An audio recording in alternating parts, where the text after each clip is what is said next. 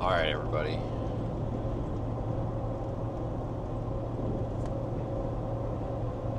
Should be good to go now, I think. All right, everybody. Yeah, we're good.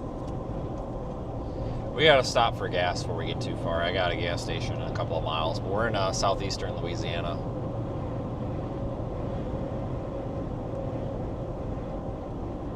We're gonna head down toward Port Sulphur, Grand Isle, somewhere down there. This mess of a tropical storm / hurricane thing is going to be coming in, and we should actually get tropical storm conditions down there for the first time in 2 years. It's basically been 2 years now since we've had tropical storm or hurricane, so we'll be down there shortly, another hour or so, but I have got to stop for gas. I got no option. I'm out of gas, basically. Like, if we don't stop for gas, we're just going to stop. Period. So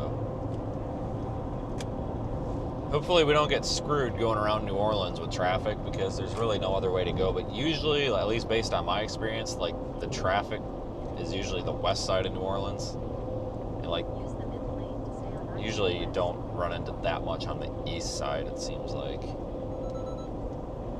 I mean, you can, but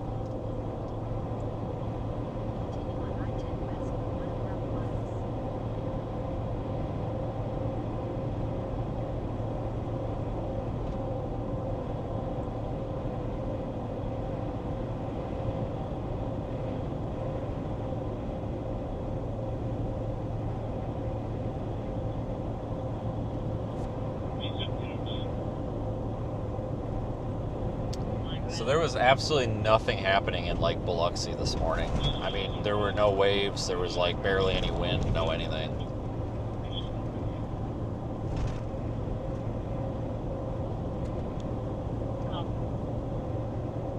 Kind of to be expected.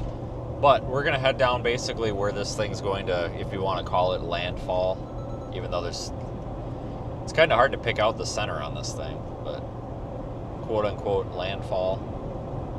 Should be around Port Sulphur at, I think that's what, 1 p.m.? Yep. It's about 1 p.m. I mean, we'll be right there, so.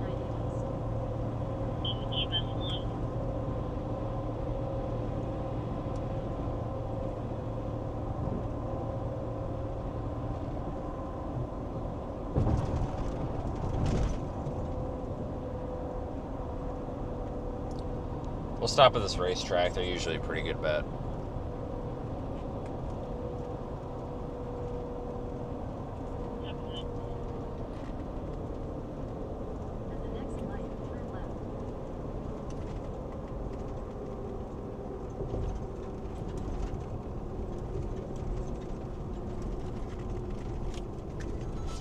Oh, look at TA. That place is an absolute crap hole, too. That is like one of the worst ones. I put this TA right up there with the one in Gary. I think I really should have turned left there. Google wants me to turn left, but I swear there was I thought there was a racetrack on both sides, but apparently not. I thought there was one on both sides, but I must have this one confused. Oh, no, there is. It's right here. It's just easier to turn right than to turn left. It's right here. I don't know if I can get in from this street, though. Yeah, I can. Okay, we made it. Alright, I thought I'd... Oh, there's a stop... Whatever. I don't know if there's... Whatever. There's no way that's my stop sign. No, it's for the other people. I knew I had this one. This looked familiar. And I knew there was one over here, and there is, so...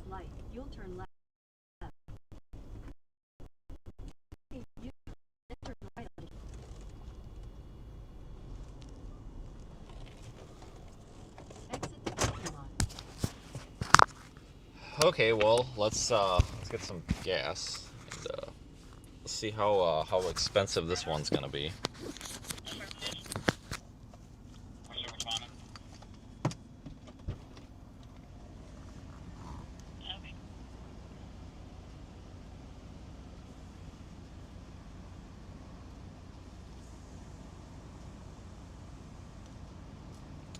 It is $3.69, which is a little ridiculous, but it's because we're in a populated area. I probably won't fill it, honestly, because I know it's going to be cheaper down the road, like significantly cheaper. Are you a rewards member? No. Get out of here. No, give me gas. Jesus Christ. God, I hate these pumps. Like 35 questions. Are you a rewards member? Do you want a car wash? What's your phone number? Hey, God dang, I hate that.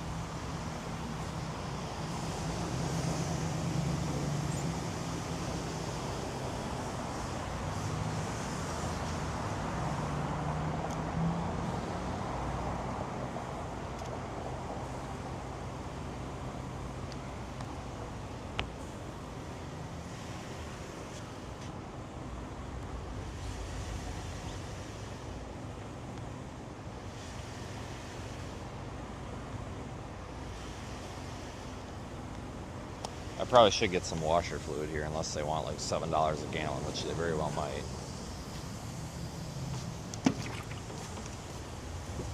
Okay, let me run in real quick.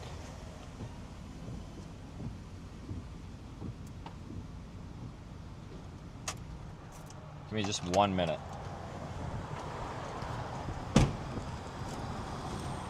Alright, that's 13 gallons. That's plenty, because I know we're going to get it for 50 cents cheaper down the road.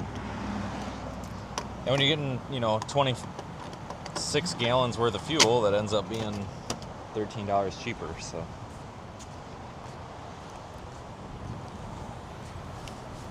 And if you do that twice, that's 26 bucks you save, and it adds up when you're getting gas 20 times a day.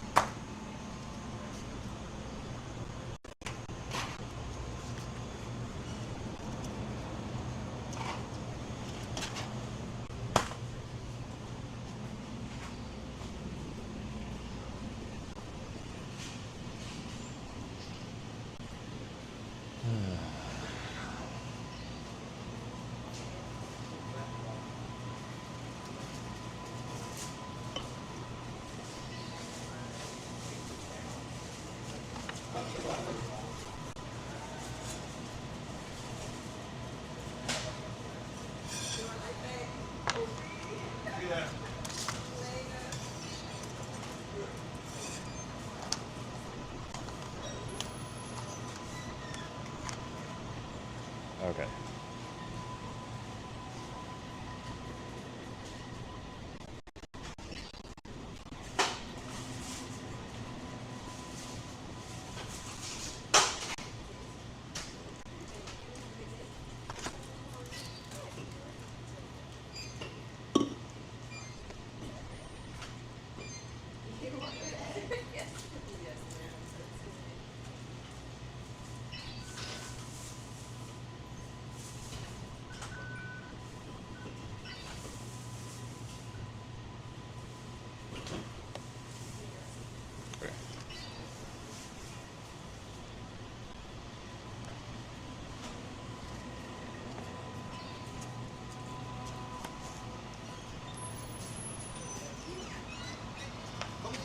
Oh, you're fine, man.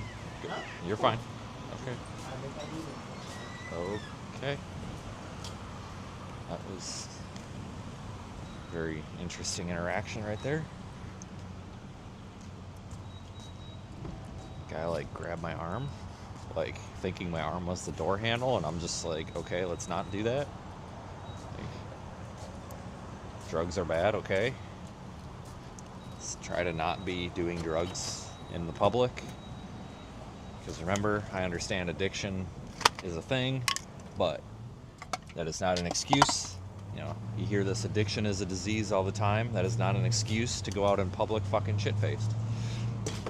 That is a reason to get help. That is not an excuse to go out into public tweaking the fuck out, so fucking screwed out of your mind that you think my goddamn arm is the fucking door handle. Like, that's your sign that something's a little bit screwed up here. Jesus Christ.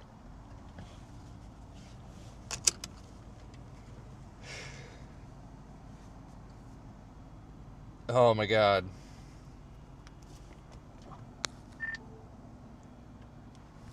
Well, I just met a tweaker.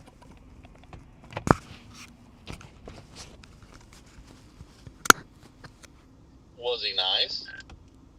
Well, I mean, yeah, but he grabbed my arm and thought it was the door handle. It starts pulling. And I was just like, and he's like, oh, and I'm like, you're fine, dude. What's Just the nearest get out of my cross way. street to y'all location? Is it Nursery Road or Lizzie Cole, maybe? 10-4, we're going to probably be approximately a mile and a half. I was trying to open the door, and he literally grabbed my arm as if it was the pull to open handle, and starts like pulling it like he's opening a door. 1995 Green Oak Road. Exit the parking lot. Oh my God, I just want a day of what normal people. I'm ready for 4. I'm out of some updated coordinates for you.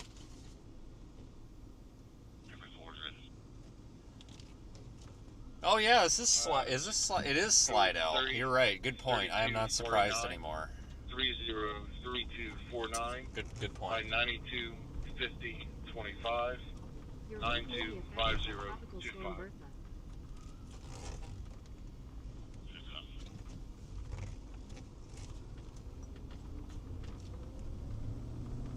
No U-turn.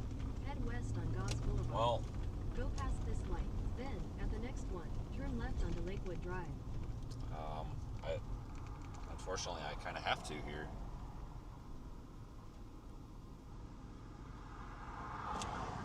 The U-turn sign appears to have been shot a few times. Whoa, buddy, are you gonna stop? Jesus Christ. This guy behind me is coming up at 300,000 miles an hour. Hopefully it's not that tweaker.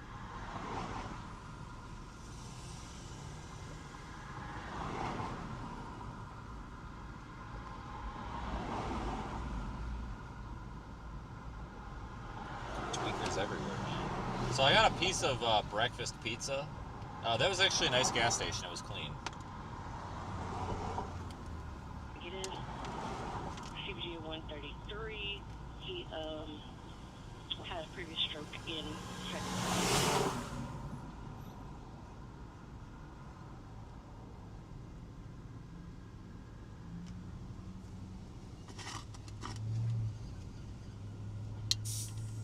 Alright, I see why they have the no U-turn sign here. There's no way you can make that U-turn. It's too tight. I can't make it. I'll just use the parking lot.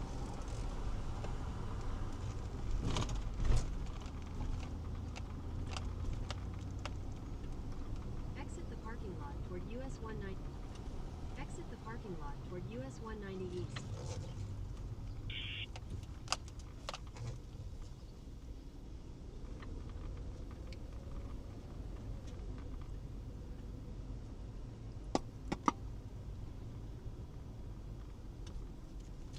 This guy's 100% following me.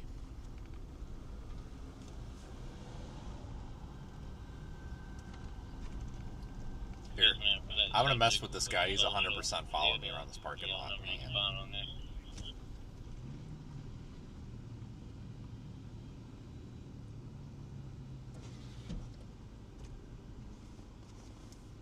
I have COVID. I'm contagious.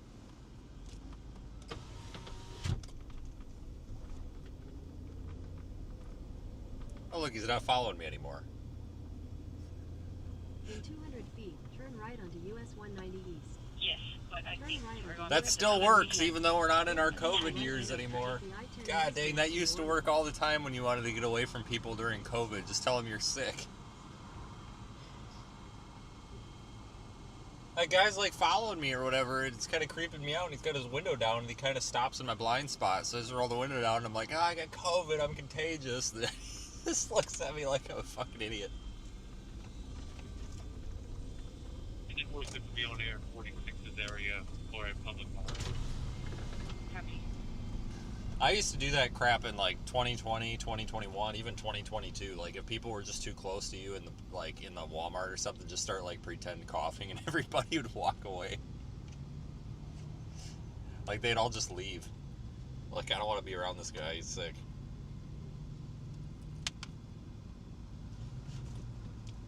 Engine 24, Rescue 7. High life hazard fire alarm. 2800 Sugar Street. But T-Mobile looks like it used to be a freaking Pizza Hut. 600 Homer Plessy Way, and 600 St. Ferdinand Street. Zone 3030. Engine 9, Engine 27, Ladder 11, Car 503, Engine 24, Rescue 7. High life hazard fire alarm. 2800 Charter Street. Cross Street up, 600 Homer Plessy Way, and 6...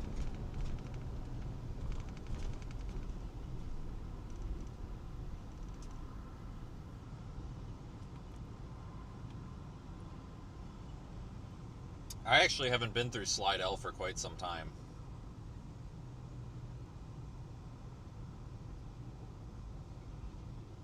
You can go. 35 on 2 for an hour and a half, got 2 hours 10 and 4 souls headed Osterman. 092, hour 30, 210 and 4, Oshner, Maine.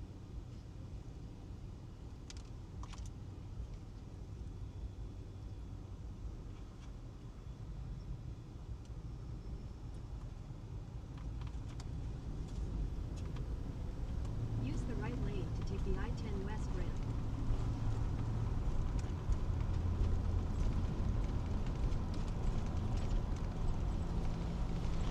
Continue on I-10 West for 11 miles.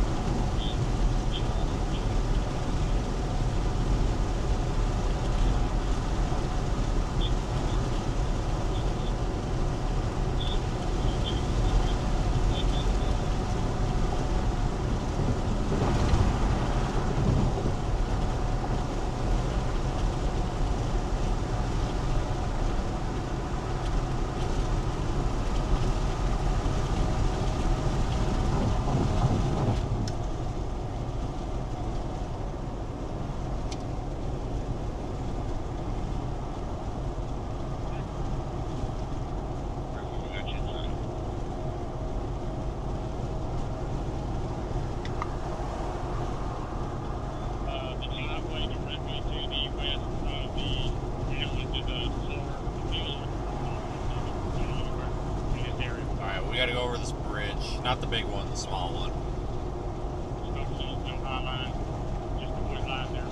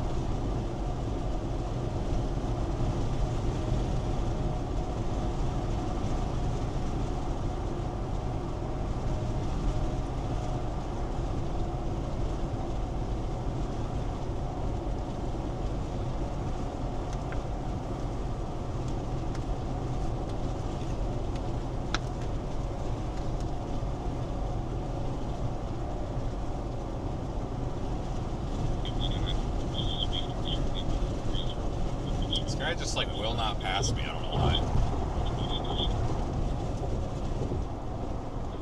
Come on, dude. Go. There you go. You're doing it. Good job. I knew you could do it.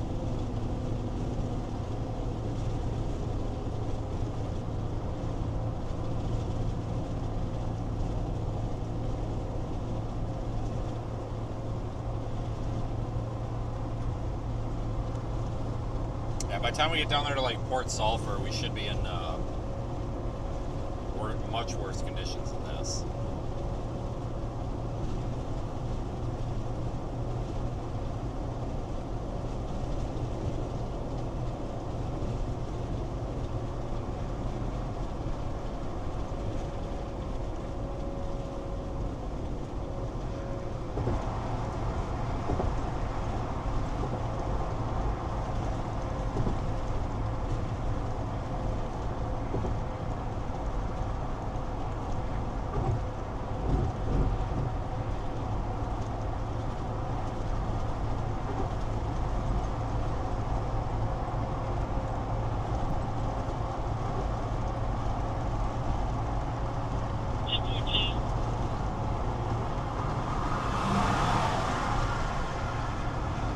What an idiot.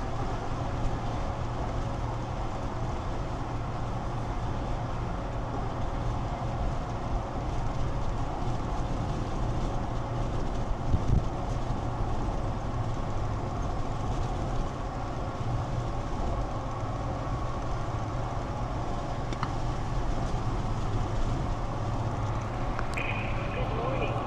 The time is 10:00 a.m.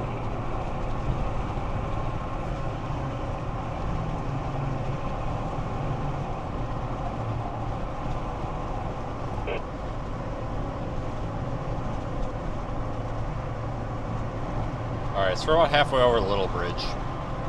And then as long as we don't get into any like traffic clogs, we should be alright.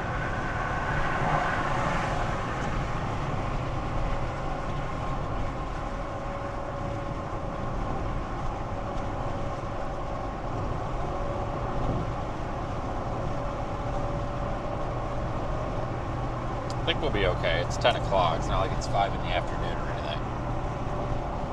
Jesus Christ, you dumb fuck. I put my blinker on and then you come out behind me. Yeah, you stupid bitch. She's on her fucking phone. She's like FaceTiming or something. She's got it so far up her damn nose it's about to come out her ass. Jesus Christ.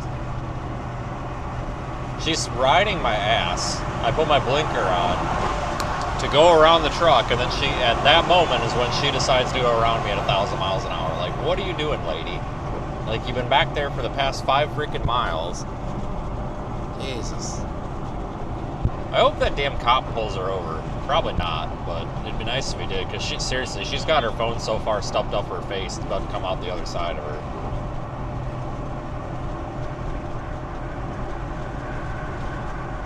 Like, they really do give anybody a driver's license these days.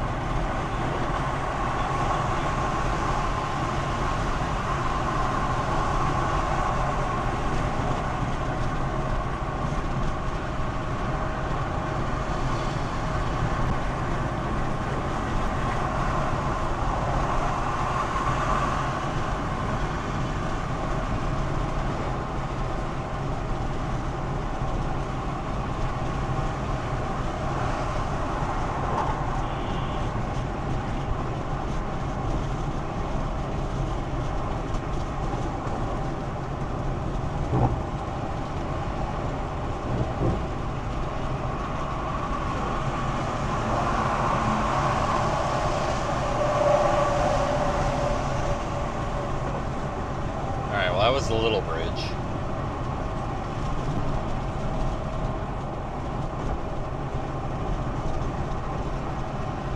So we gotta stay on 10, but we'll get off, basically get off and go toward Highway 23, and then just shoot down 23 into the swamp.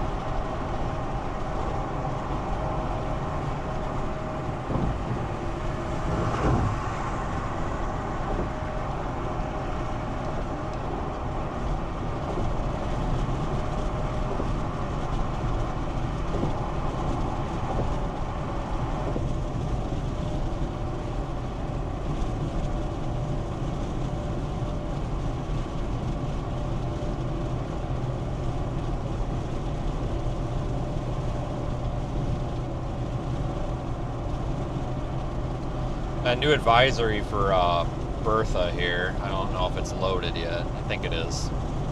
Yeah, the 10 a.m. advisory. 65 mile per hour moving west at 6. I think it came up a little bit. I just passed a dead alligator on the side of the road. Hell yeah, brother.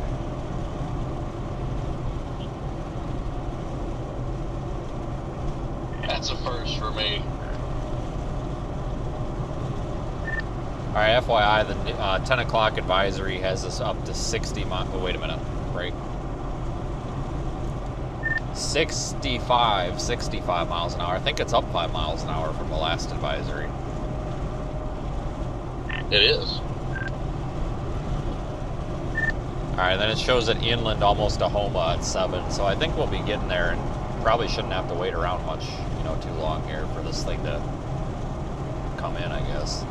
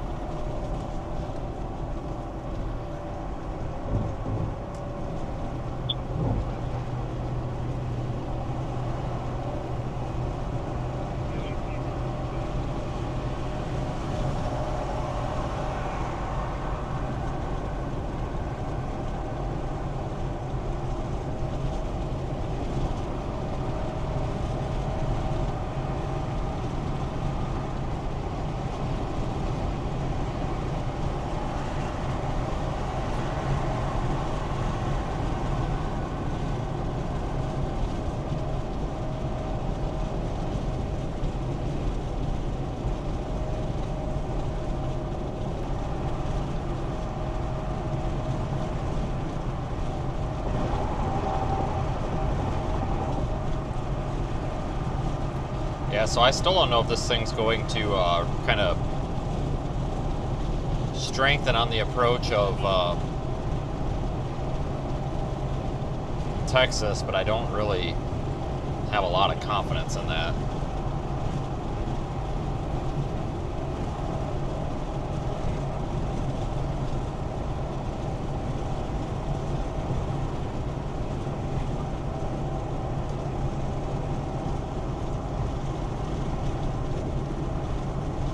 It's not really out of the realm of possibilities, though.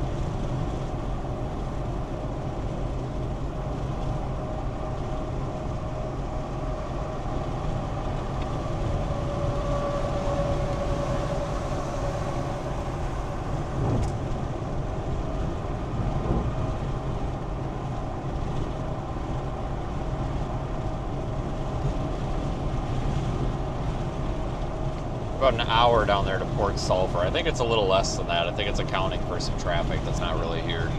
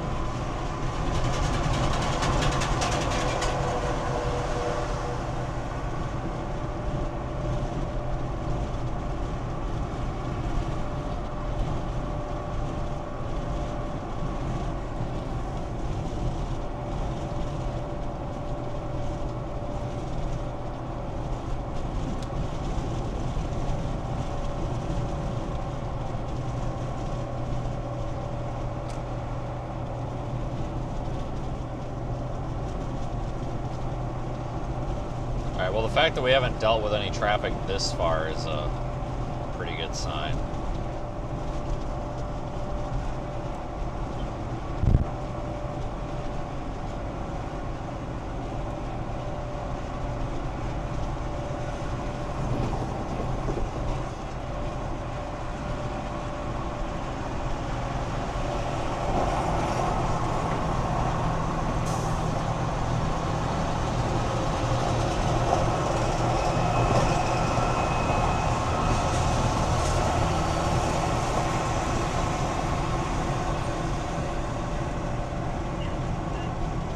I forgot to get windshield washer fluid when we were at the gas station too. It's like the 4th day in a row I forgot to get that. I've been out since before I left. Like it keeps telling me that I'm out, and somehow I still keep getting a little bit out of it here and there, but it's pretty much out.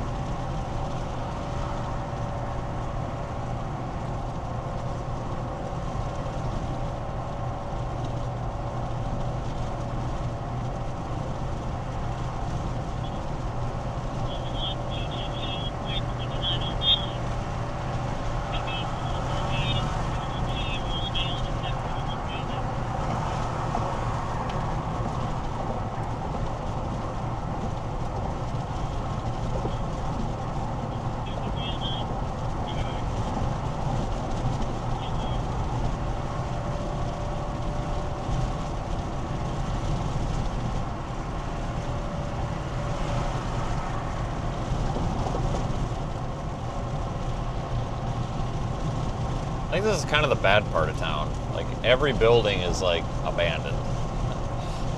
Or half burnt down. It's like Gary, but not as bad. Like, all these apartment buildings are, like, abandoned. And they look like a bomb went off inside of them or something. It's like, I don't think this is a good part of town.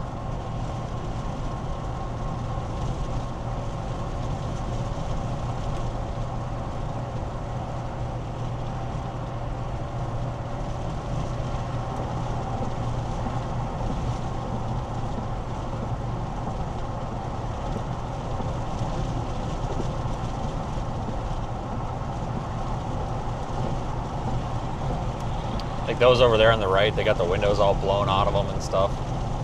Those over there on the left, yeah, they look like they were on fire too.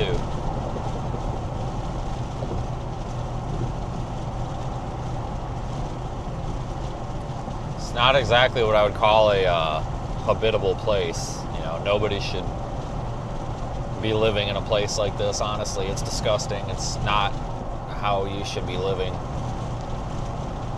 I think part of the problem with places like this is, so like where I'm from, people that don't have a lot of money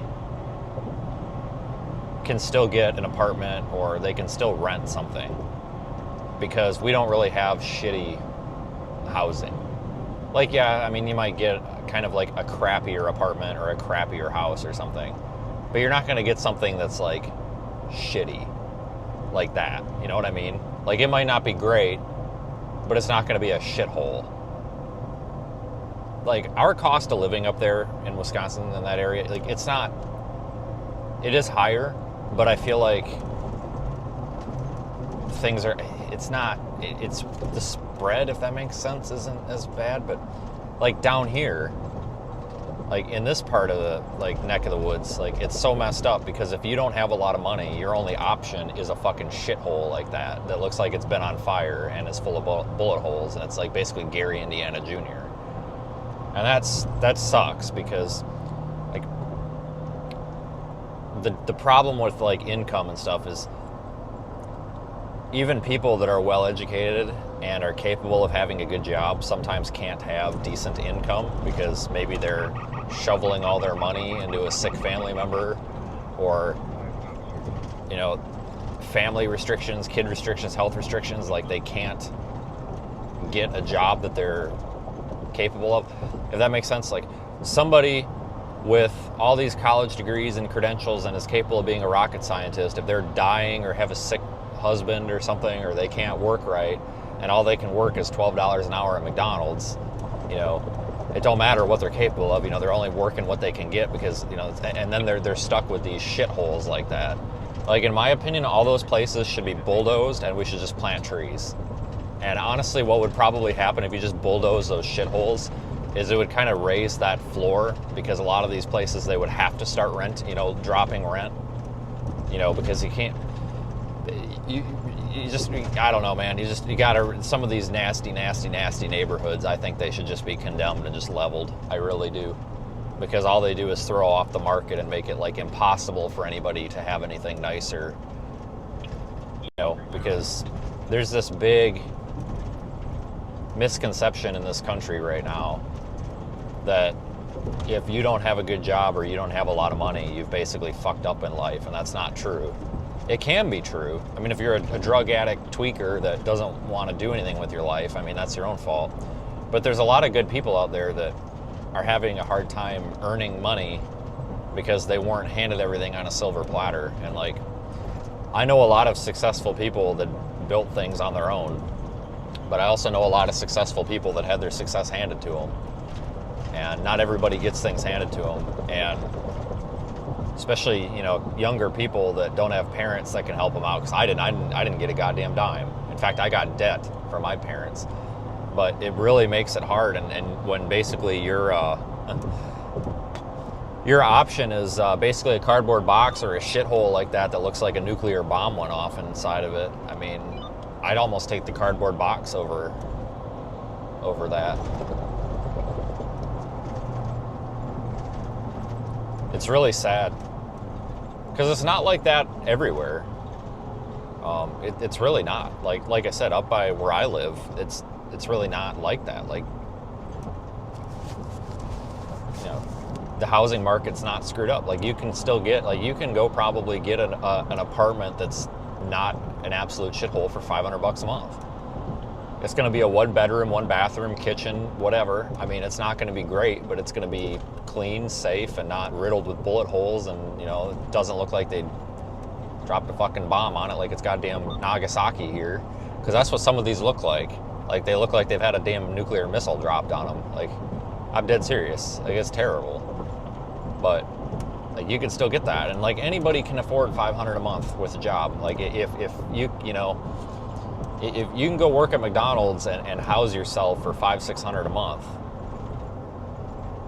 but you can't necessarily house yourself for $1,500 to $2,000 a month. And that's how some of the crap is down here. Like, unless you're going to spend $1,500, $2,000 a month, you're going to get the place that's had a bomb dropped on it, for Christ's sakes. And like, that's not how people should live. Like, it's really sad. I know a lot of people make fun of it down here, but it's actually a really, really sad thing when you think about it, that there's actually landlords and property management companies. In my opinion, they should all be shut down, and I hope they all fucking burn in hell. But they're profiting off of this crap. Like, they're making these, they're offering $1,000 a month rent for a 1-bedroom apartment that's literally been on fire, and it has bullet holes in the outside walls. Like, and they're profiting off of that. It's disgusting. It's terrible business practices, and those people deserve nothing other than to fucking rot in hell. I'm dead serious. Like, it's disgusting. Absolutely disgusting.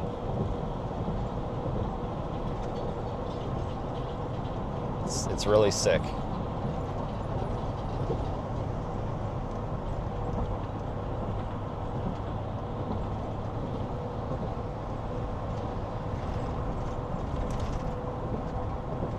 And a lot of that is greed. You know, that's not necessarily like a government problem. It's just private greed, because these people are like, oh, great business opportunity. I can make millions of dollars a year by having a shitty apartment complex that I don't maintain, and people will still pay the rent. It's like, you know what? You're right. Maybe that is a good financial model, but that doesn't make it right. You know, you have to have some ethics in business.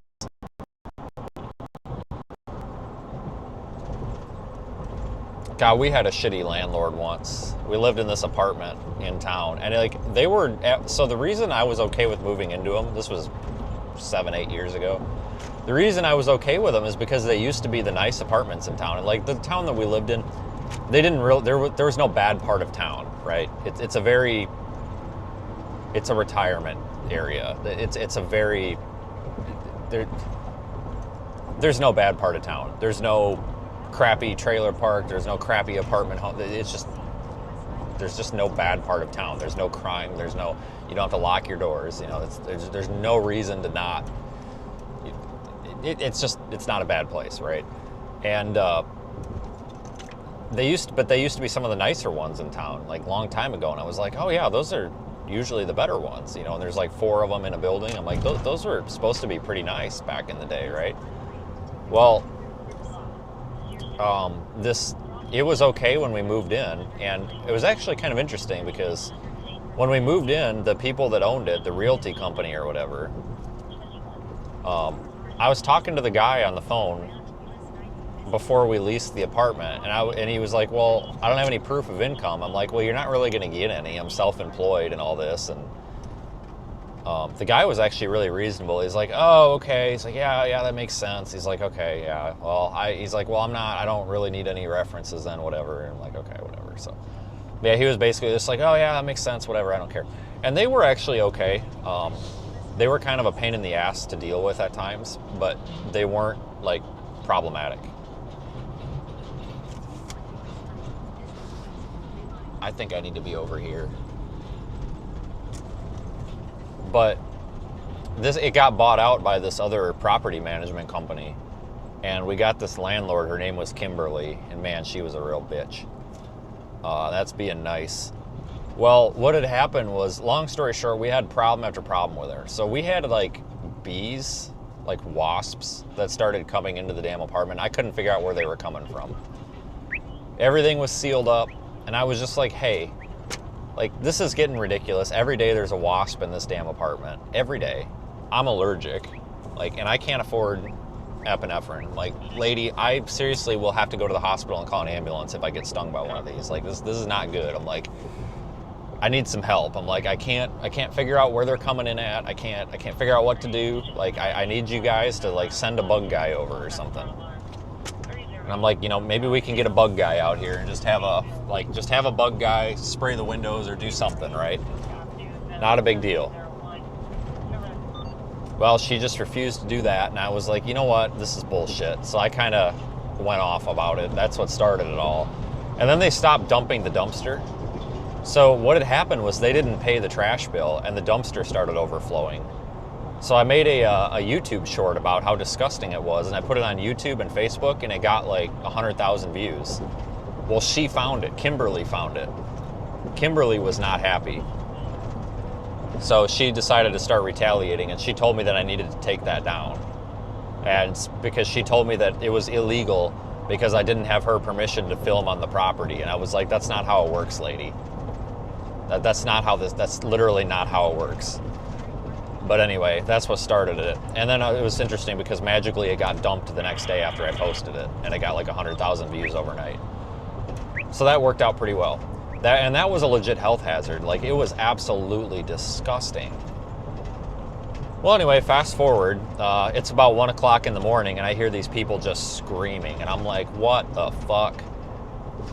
And I go to the front door, and we got the neighbor across the hallway throws this bitch into our door, about knocks me backwards. So I grab my gun, I grab a knife, you know, because you can't just go to the door with a knife or a gun. You got to go with both, right?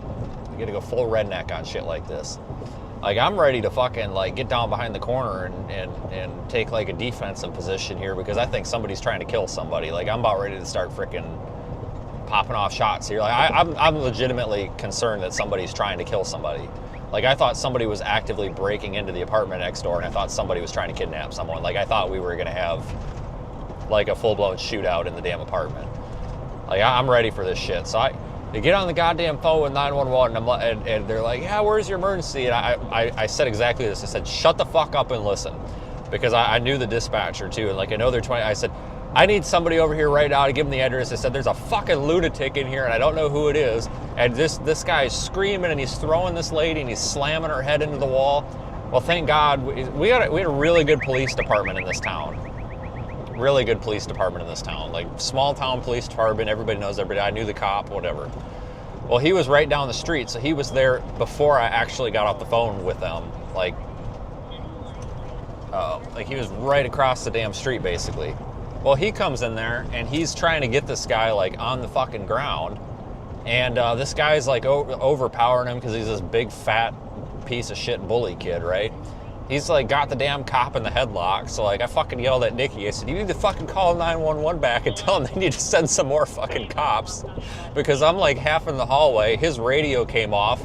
Like, his fucking taser's laying on the fucking ground down the steps. His fucking radio's down there, too. And I'm just like, Jesus Christ. I'm like, you better call them back and tell them they need some more fucking cops over here. And so, like, I'm out there, and I'm like, do you need some help with this guy? And he's like, yes. And I'm just like, Jesus Christ. So I didn't know what the fuck to do. So I, like, got behind the guy, and I kicked him as hard as I could square in the back. I'm just like, I don't know what to do here, right? Like, I'm not sure what to do because I don't want to put this cop in a situation where, like, if he goes to shoot this guy, I don't want to be his backstop, right? And so I'm just like, well, what the fuck am I going to do? I got steel-toed boots on, so I just kicked this asshole square in the back as hard as I could. And I'm surprised I didn't break his spine. But I'm like, what the hell am I supposed to do, right? Like, I don't want to get down on the fucking ground and start, like, getting the shit beat out of me, but we're not going to let the cop here get the shit beat out of him, right? So I just kicked the guy as hard as I can, square in the back, and his fucking big old blimp of a mom comes out. Oh, what are you doing? Oh my God, that's my son. Oh, no, no, no, no. And it's like, shut up, lady. So she's just like, no, don't hurt him. And it's like, don't hurt him. He just slammed his girlfriend's head into the door. Like, multiple times. There was blood all over the wall. Well, anyway, they arrest this piece of shit, right? Well, he's on, like, probation or whatever, okay? And he's got a firearm restriction. Well, they go search the apartment, and he's got, like, a bunch of guns and shit in there. which I'm all for owning guns and, you know, your rights and everything. But, you know, when you're a criminal, you should have those taken away, right? That makes sense, doesn't it? You know, you should be removed of your rights when you're a criminal, violent criminal that apparently beats the shit out of people. So they got him for that. And, well, I called the damn Kimberly, the damn bitch of a landlord, at 2 o'clock in the morning. She wouldn't answer. I called and called and called and called and called. She finally answered. And I said, listen, I said, I've got the police over here. There's blood on the wall. I said, I just got into a physical altercation with one of your tenants who was trying to hurt somebody, trying to slam her head through my wall. I said, I need you to get your fucking ass over here. She hangs up on me. So I keep calling and keep calling and keep calling. Well, I'm petty, right? So I filled out a statement for the cops. And, well, on the way back, it's just like 2:30 in the morning now. On the way back, because she lived in the apartment complex that she managed down the street. So I stopped, and she lives in apartment 6, right? So I go, and I'm banging on the fucking door at like now it's 2:45 in the morning. And I'm just banging on the door, like, not like a, you know, hello, I'm here to deliver your pizza. Like, no, I'm pissed. Like, I'm causing a disturbance, kind of, like I'm intentionally causing a disturbance at this point, right? So I'm like both fists, I'm like beating on her door. She never answers the door, but I sat there and like beat it on the door for like a solid 2 or 3 minutes. And then I left. Like, I'm not sleeping, lady, you're not sleeping. So she calls me the next day. You will never talk to me like that again. I am your landlord. And I was like, cool, and I'm your tenant. And if you want to get your rent paid, you're going to get these people out of this building because I'm not dealing with that shit. Well, she told me it wasn't her problem, whatever. So I go back to the cops. And, you know, I know them all from being on the ambulance. They're all really decent cops. And I was like, hey, like, what can we do here? Like, I said, even if it's under the table, like, what can I do here? And they were like, well, the problem that we're having is this guy is, like, considered special needs. And our judge is a pussy, which is true. She is. For the county. He's like, she keeps just letting him go because he's special needs. He's like, we've arrested this kid probably 15 times in the past 5 years. He's like, he's gone to bars and had fights. He's gotten into fights at work and like physical fights. He goes, we're not sure what to do. He goes, because we keep arresting him and she keeps letting him off. He's like, you probably need to talk to the district attorney. And I'm like, that's actually a good idea because our district attorney's not a Sally. Like, our judge, she's one of those woke people. I'm sorry. She's awful. She's absolutely awful. You know, like, you could rob a bank and she'll be like, oh, people need second chances. Like, no, they don't. Throw them in jail. But so I ended up talking to the damn district attorney, and he's like, I don't know what to tell you. He's like, we have tried so hard and hard and hard and hard.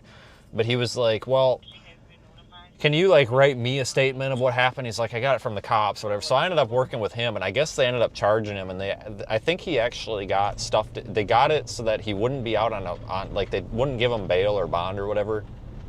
So like, he had to sit in jail for like a couple of weeks, and it kept him out of the damn apartment, which was great. And then he got they were able to get it so that he had like bond conditions, so that he couldn't come back to the property, period, for as long as I lived there.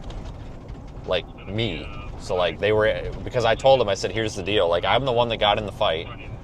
And the district attorney was like, I'll be honest with you. He's like, it's possible the cops actually could have charged him with, like, battery and assault on you, too. He's like, honestly, he goes, you're kind of a victim in this situation now, because you did step in to help. He's like, so, because you're kind of a victim now, it's like, I can do something. So, like, basically, as long as we lived there, he couldn't return.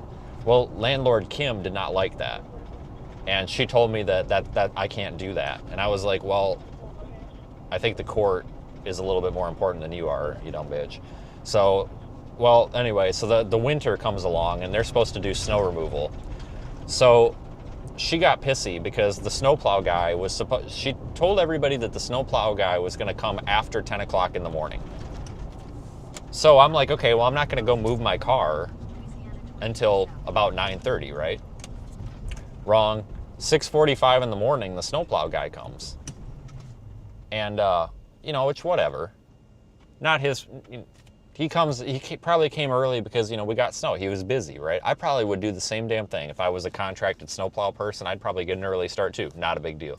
So I didn't move the car because I didn't know he was even out there. So he plowed around it, and he did a nice job plowing around it. You know, he got almost all the snow. There was like nothing left. A little bit of snow around the car, no big deal. So I go out there at about 9:30, and I'm like, oh shit, the guy was here already, no big deal. So I moved the car onto the street, and I go and grab a shovel, and I start just shoveling the snow from around, you know, what he didn't plow. Like, it's not a big deal. I'm like, okay, no big deal, whatever. Well, she comes up, and she just starts screaming and cussing at me. She's like, you fucking incompetent, and she's screaming, and she goes, you don't even fucking work, you don't even have a fucking job. And I got back in her face, and I really don't play the money and the arrogance thing, but she was one of those people that needed it, and I totally inflated the numbers and lied through my teeth because I do not make $350,000 a year. But I got up in her, she was in my face. I said, really? Because you make like $30,000 a year managing a fucking bullshit property thing. I said, I got 4.2 million subscribers on YouTube, and I make $350,000 a year, and the only reason I live in this shithole is because it's a tax write-off. And like, I just pulled all this crap out of my ass to like just go off on her, and she totally bought all of it. It was great. But I just went off on her, and I'm like, you are just a terrible person. And I'm going off. She's like, you're causing so many problems in this apartment. And I'm like, I'm causing problems because I told you needed to send somebody to clean the blood off the walls. I wasn't doing it. Because that was the other part of this, was she got mad at me because I said she needed to send somebody to clean the blood off the wall, because I'm not doing it. And but she was pissed, and I'm like, what is the problem, lady? You didn't move your car, and now there's snow in the parking lot. I said, yeah, that I'm shoveling off. I said, what's the problem? I'm like, you seriously like have a mental disorder. Like, you are the nastiest person I've ever met. Like, you have this mental problem where like you just have to constantly like be belittling your tenants. And like, I was just like mind fucking this lady. And well, March was when our lease was up, and guess what came February 1st, a notice of we're not renewing your lease. And I'm just like, perfect. Because I wasn't going to renew our lease. And, well, we took our sweet-ass time getting out of there. Let's just put it this way. April 1st, or no, April 1st. Yeah, April 1st came around, which was the last month. We were supposed to be out, you know, March 31st, right? Well, April 1st comes around, and she's calling me, you're not out of the apartment yet. You're not out of the apartment. Do you guys remember what happened on March 31st, 2023? There was a big-ass tornado in Iowa, and I was supposed to be moving that day, but instead we were driving into that tornado in Iowa, so it delayed my move by a day. And oh my God, you would have thought that it was the crime of the century, because like mostly everything was out, but I just had a couple of boxes there. And she's like, you have to get out. She goes, I'm going to file eviction. And I'm just like, lady, you can't file eviction. I'm moving out. This is the move-out day. Well, it was yesterday, but like, this is not eviction. Like, you would evict me if I was refusing to leave. Like, I don't think you understand how this works. Like, I was like, you're correct. I am 12 hours late moving out. And I told her, I said, the reason I'm 12 hours late moving out is because I don't give a shit about you. I said, you are a nasty person. You are a nasty lady. Your business is nasty. I don't want anything to do with you. I said, so I don't care about being 12 hours late. She's like, well, I'm going to sue you and we're going to take you to court. And I'm like, for what? Like, what are you going to do? Well, she ended up not wanting to give the security deposit back and all that. It was a freaking, she was just a bitch. She was just a nasty person. Like, when you think of a Karen, and I apologize to anybody whose name is Karen, but when you think of a Karen, it's this woman. And do you know why people get like this, folks? I'm not a psychologist, but let me go out on a limb because I deal with so many people all over the country. The reason people get like that is because they're very miserable in life and they live inside of a glass box. They live inside of a 10-foot by 10-foot glass box, and they see all these things outside, all these things that they want to do and wish they could do, but they can't do it because they won't work to do it. All she'll ever be is a shitty property manager for a shitty apartment complex because she can't put in the work and the effort to go do anything better with her life. She wants to, but she can't do it. So she's going to take it out on everybody else. And I guarantee you that most of the nasty, nasty, nasty, miserable people you guys find in your lives live inside of a glass box and they want to do something so much better, but they won't put the work in. Because the truth is, anybody can go get any job they want within reason, go do anything they want. For some people, it's going to be a lot harder than others. But anybody can do it if they put the right amount of work in, if it's something that they want to do. but a lot of people will just flat out refuse. And those turn into be the most miserable, toxic, horrible people you will ever encounter. It's just terrible. It's crazy because, like, I had never really had a bad landlord until, well, we had the crazy lady in our first place. That lady was nuts. Mardell, the landlord. And if anybody's like, man, this guy's got a lot of bad landlord stories, maybe he's the problem, back up and listen to this. So, Mardell ended up in jail because she assaulted a tenant. So I'm just going to leave it at that. But anyway, she punched a tenant. So she ended up in jail. So it's not me. But anyway, like the landlord I had before that, I had a pretty damn nice, like the inside was fully remodeled, like 2-bedroom, bathroom, like new kitchen, all that apartment thing. And the landlords were like a construction company, a small construction company, and they bought some of these smaller, like 2 or 4 unit apartment buildings all over as like investment things because they're a construction company, which makes sense because they can make them nice, cheaper, and then they got a good investment. It's a pretty smart idea. But they took such good care of the place. Like, I could send them an email and they would fix it the next day. Like, my back door, the weather stripping wasn't sealing right. And I came home and there were some ants crawling under it. So I just went and I put an ant trap there and they went away. But I emailed them. I was like, hey, the weather stripping's not sealing at all. I'm like, can you just replace the weather stripping when you get time? Like, it's not a big deal because I was honestly just going to go to Walmart and buy a thing of weather stripping and just put it on. It's really, like, why bother waiting, right? And she's like, okay, yeah, we can send somebody over at 3 o'clock tomorrow. I'm like, oh, okay. I'm like, well, I'll be at work, but just do what you got to do. I came home and they had an entirely new door. Like, they literally put a brand new door in. Like, because I came home and they were still working on it, and I'm like, what the hell? And, like, they had 2 sawhorses out front, and I'm just like, what the fuck are they doing? Like, why do you need a sawhorse to put on weather stripping? Well, no, it's because they framed up I guess they want to replace the weather stripping, and they didn't like the door sill or the threshold plate. So they went to take the threshold plate or whatever off on the bottom, and they didn't like something under there, or something was starting to rot or something, so they went to replace it, and then they decided they might as well just go get a brand new door at Menards, so they put a whole new door in. I'm like, okay.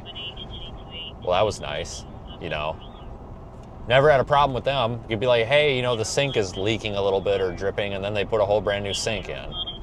Just never had to deal with anything with them, but then you get some of these crazy people, and it's like, okay.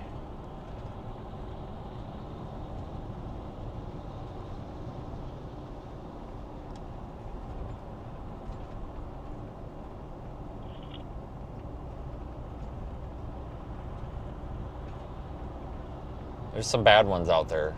There really are.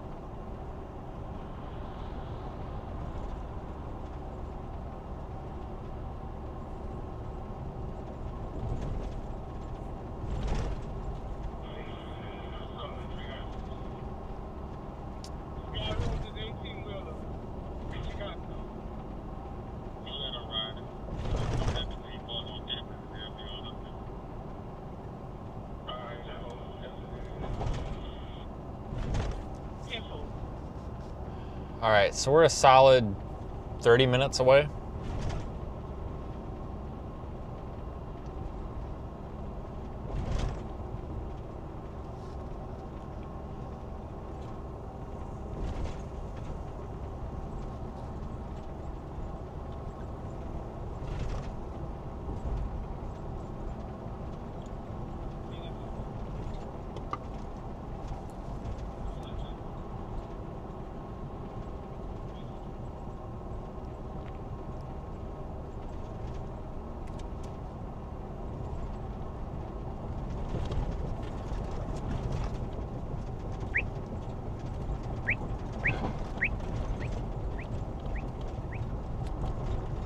Yeah, we really kind of got to go down into the swamp here.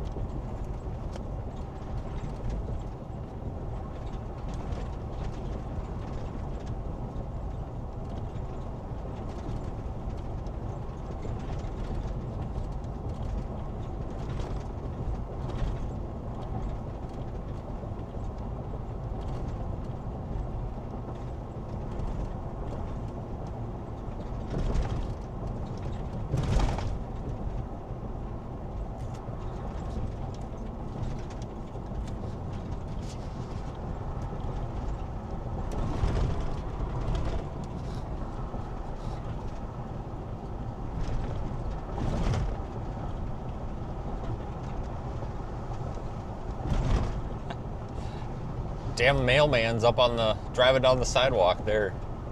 Whatever, I guess.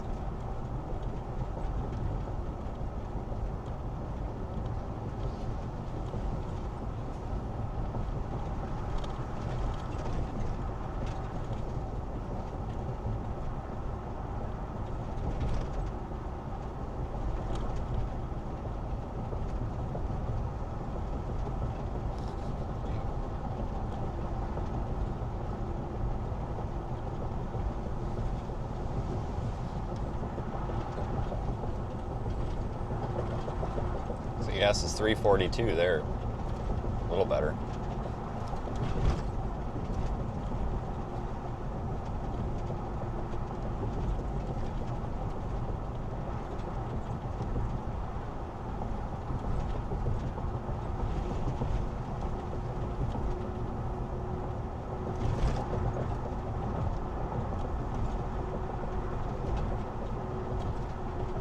Man, this road's rough. I'm not even doing the speed limit because I'm afraid a part of the truck's gonna fall off. A lot of factories and stuff down here. This part of the state's very industrial.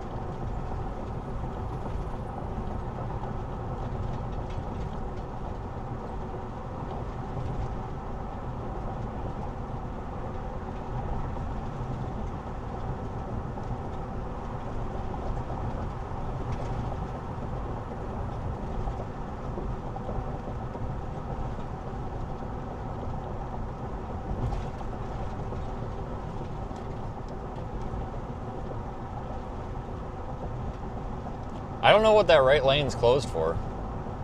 Maybe they just wanted to put the cones out for the hell of it. I don't know.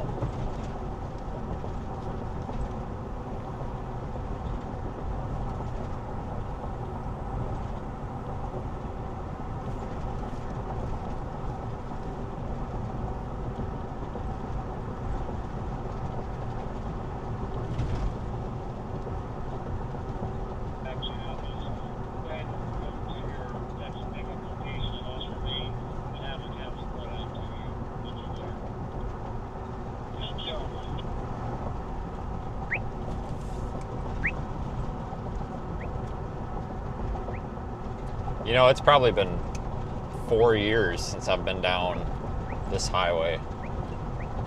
Just never really have a reason to go down here. think last time I was anywhere remotely down here was, do you guys remember, like, was it Tropical Storm Florence or Hurricane Florence or Francine or something like that, or Francisco or whatever? Was that 2 years ago? But we were farther west. That was over, where was that?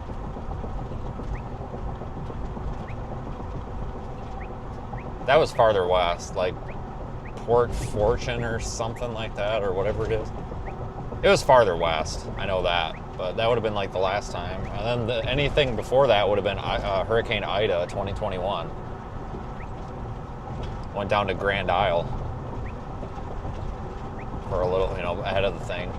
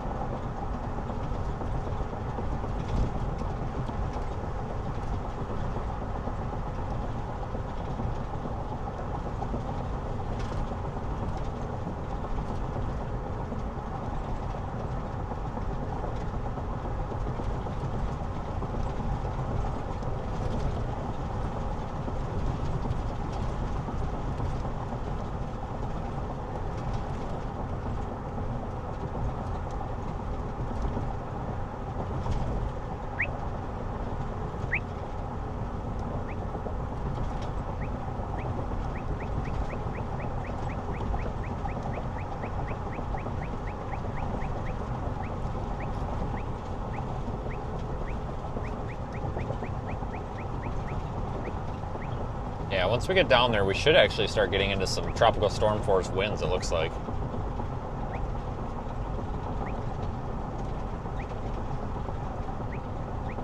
Probably on the lower end of them, but I mean, still something.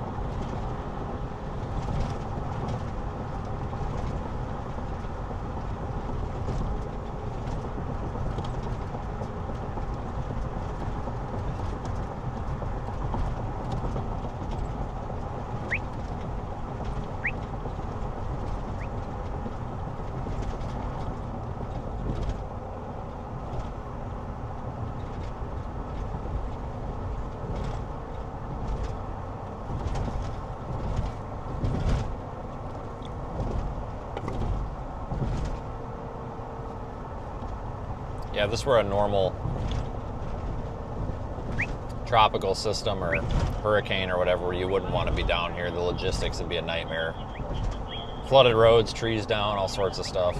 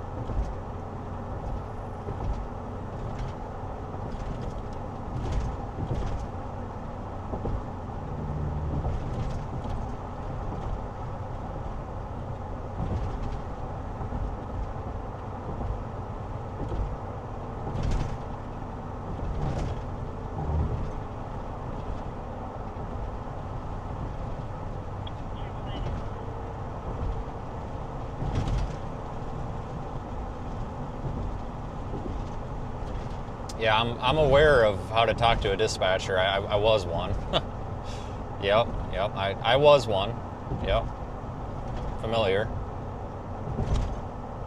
Many years in public safety, for sure.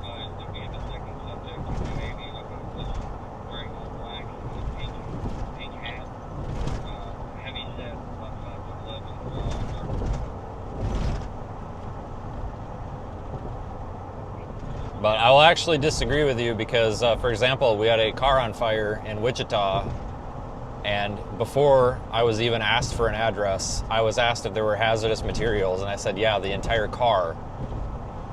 And the dispatcher said specifically, what about the car is hazardous? I said, sir, the fucking gasoline, the fucking tires, the whole car is hazardous.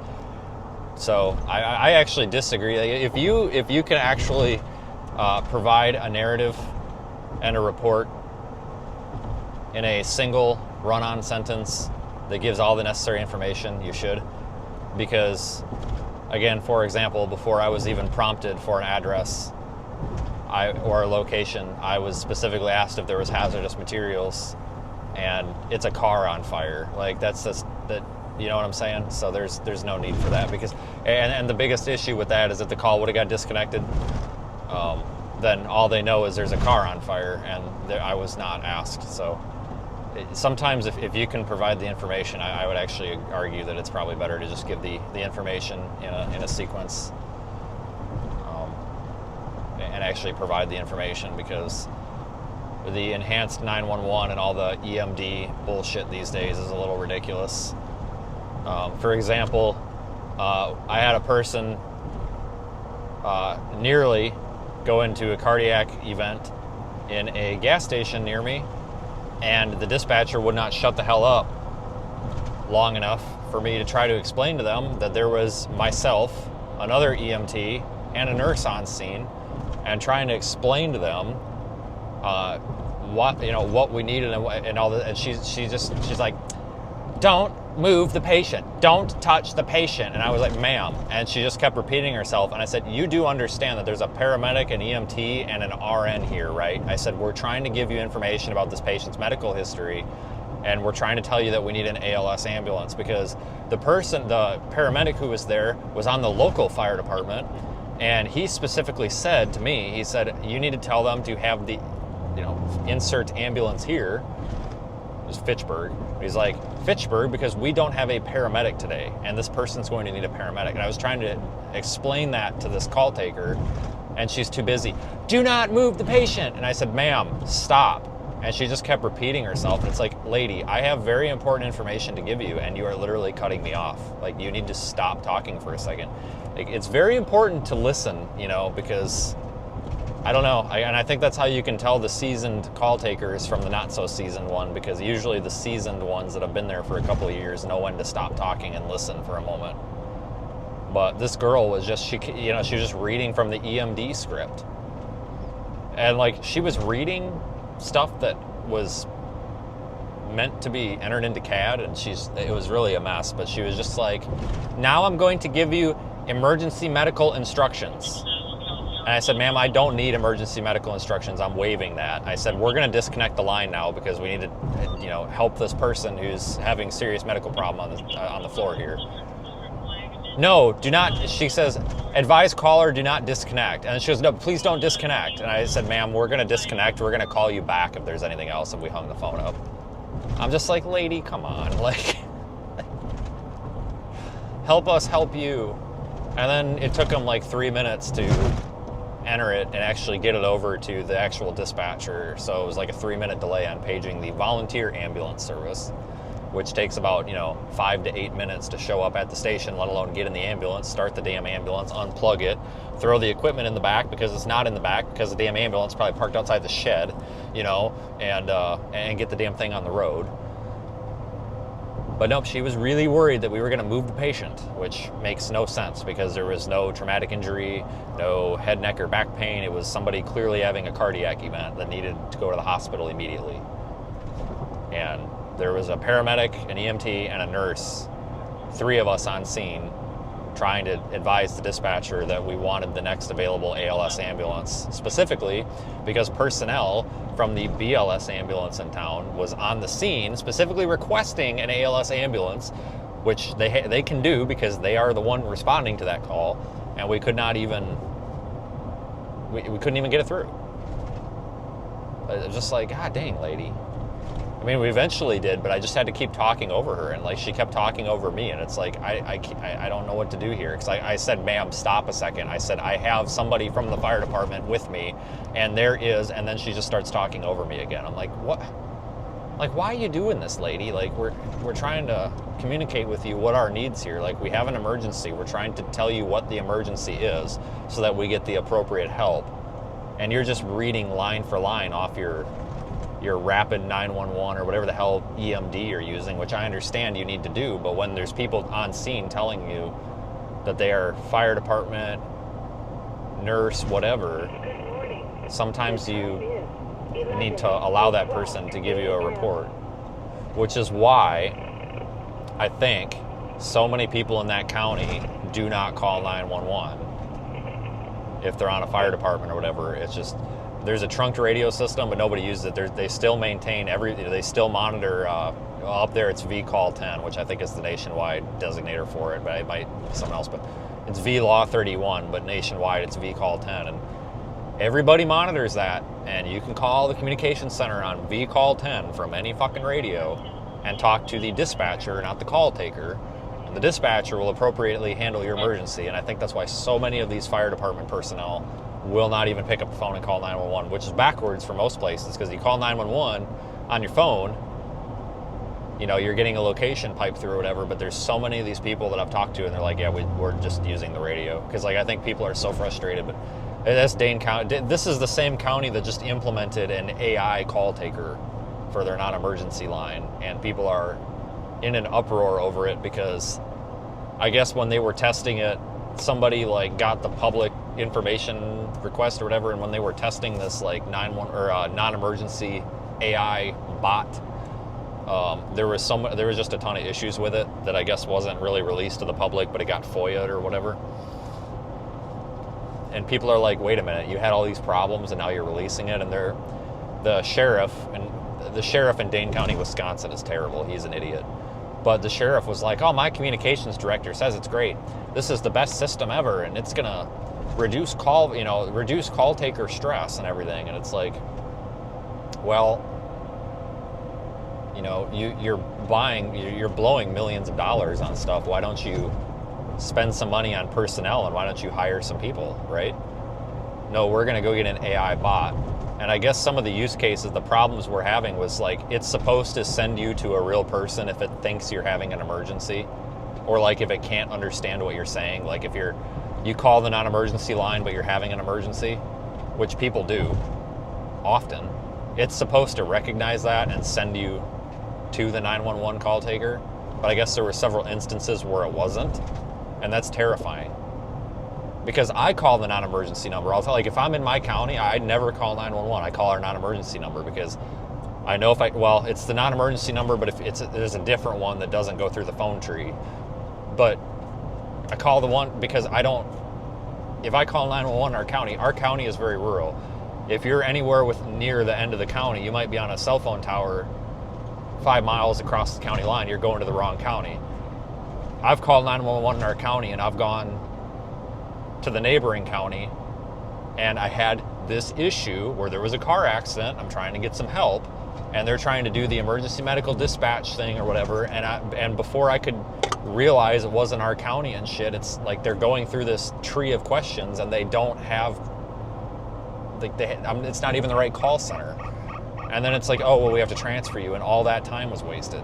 So it's just easier to just call the non-emergency line and say, I'm having an emergency. You know, it's the same person answering the phone. And I do that in a lot of places because sometimes I don't know what county I'm in, or I don't know. For example, great example, I needed somebody else. A couple of storm chasers in Florida 2 years ago came across a horrible car accident. I was 5 minutes behind them, and they needed help. And they couldn't call 911 because they tried calling 911 and 911 literally didn't do anything. It didn't ring, it did nothing. This was in a hurricane. Well, I had to get on the radio and have somebody else who's not in the area get help for us. The only way to do that is to call the non-emergency line, because if somebody in Texas, and I'm in Florida, if somebody from Texas calls 911, they're going to go to 911 in Texas. So they have to look up the non-emergency line and call the non-emergency line and explicitly say, I have somebody having an emergency in your area. Well, I guess there were some test cases like this with this like call-taking non-emergency AI bot where it didn't pick up on that and it just continued to ask questions about like where to send the call, but it did not send them to the 911 dispatcher like in a reasonable amount of time. Like it asked too many questions before finally sending them to a dispatcher, and like that's not good. That's scary, honestly. It's not good.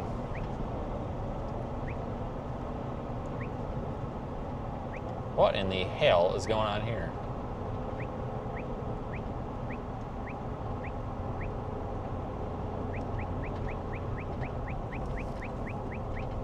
Oh, you know what? Don't they have like a horrible traffic problem through here or something when all these people get off of work or something, and like they have to have like, I don't know, maybe that's what that is, but something's going on there. But I remember we were down to that like Port Fortune or Fouche, whatever the hell it is, and like some of the factories lent out or whatever, or the fishing ports or whatever, and at the end of the day, in Jesus Christ, I'd never seen so many cars on a highway before in my life, ever. So I wonder if we're going to run into that here.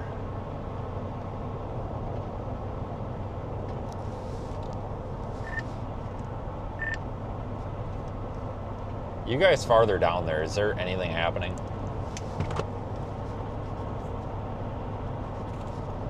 Wide as a mouse here.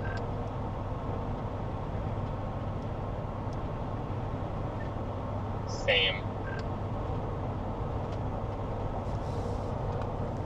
Oh, they just had a bunch of cops sitting back up there. I didn't know if like someone was flooding down here and they were about to like try to flush people out or what the hell was going on. I didn't know if maybe they knew something we didn't or what.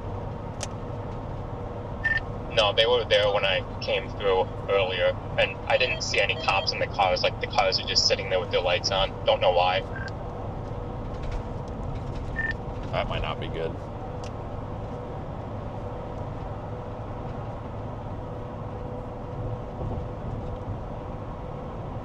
It definitely piqued my interest when I drove through there. Holy crap. There is a single wide trailer down here that's 30 feet in the air on cinder blocks. Well, I'm driving by all these, I guess, abandoned houses now, and they're all just like, you can see straight through them. Like, I didn't realize, like, they're all abandoned. I didn't realize that, because I haven't been down this road. The last time I was down this road it was pitch black. Like, I don't know if I've ever actually driven down here in the daytime. Like, these are all just abandoned, with like trees growing through them.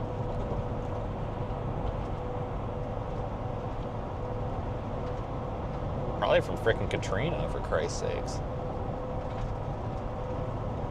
Yeah, like, it is amazing the fact that you will find these. Well, sometimes you'll find the double wide trailers too, but they'll be like 30 feet in the air on pilings, and it's like, how in the hell did you get the damn trailer in the air? Like, they have to lift them up on a crane. Like, it's the only thing I can think of.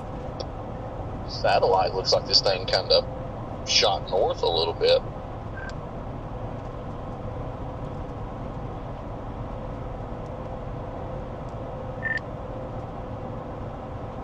Dude, this thing is just crapped. Like, look at that massive center of convection west of us. It's just, like, this thing is like just in like two pieces.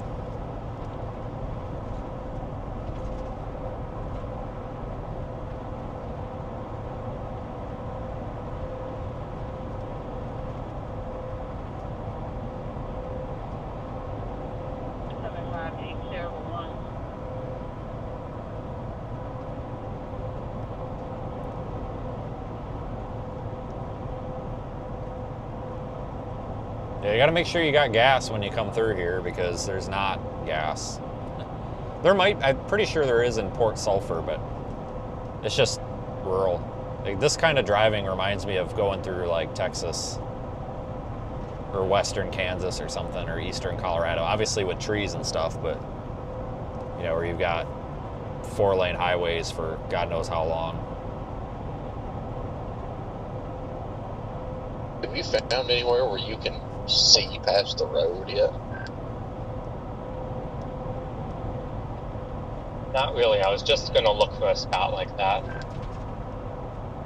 Yeah, I was gonna try to get down towards Fort Jackson and see if I can see anything at all. I mean, it's all swamp. I mean, it's about this the whole way, all the way down into that little like nature area.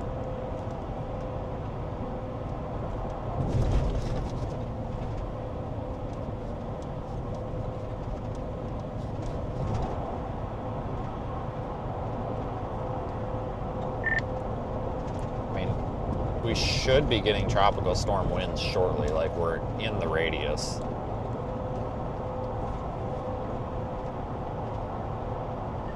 You would think.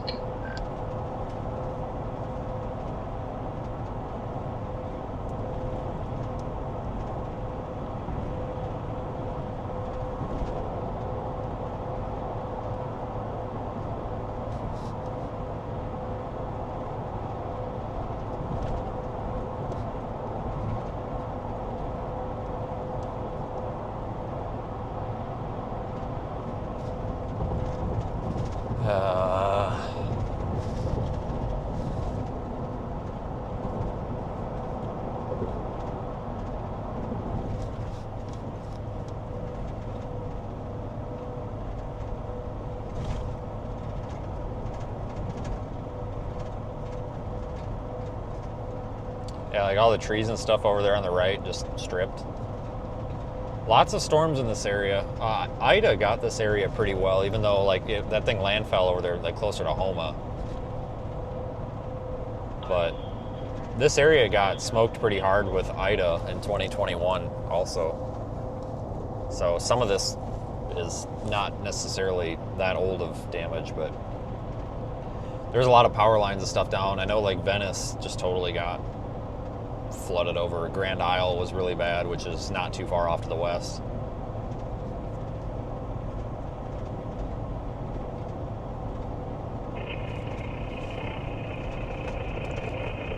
But these areas have been really, they just get raked over by these hurricanes and tropical storms every time they come through. I mean, it's flat, it's open, it's pretty much unprotected. And it's all swamp. I mean, it's just, you might as well be sitting in the Gulf of Mexico or America or whatever the hell it is today or tomorrow. So I really don't care what we call it. But cops that are just scattered out everywhere. Some with boats, some in regular patrol cars. I don't know. It's kind of weird. But they're all just like sitting in their cars, not paying attention to anything. Anchor in Judah or South Judah. I imagine it's probably because there's like one road in this parish, and like I don't know if there's really anything to do.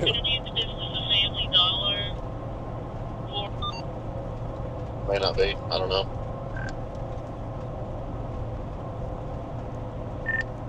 I don't know, but anytime I've been down this far south, like anytime I've talked to them, like that's basically what they say is like there's just nothing to do.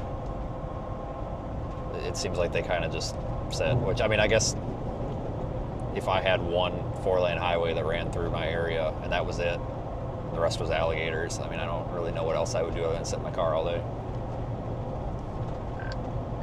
Zach, you should fly by him at like 120 and give him something to do. Yeah, good. I found a place where I can see water at least. I drove up on top of this big ass levee. No, he only does 40 over in a pass or a no passing zone in a construction area.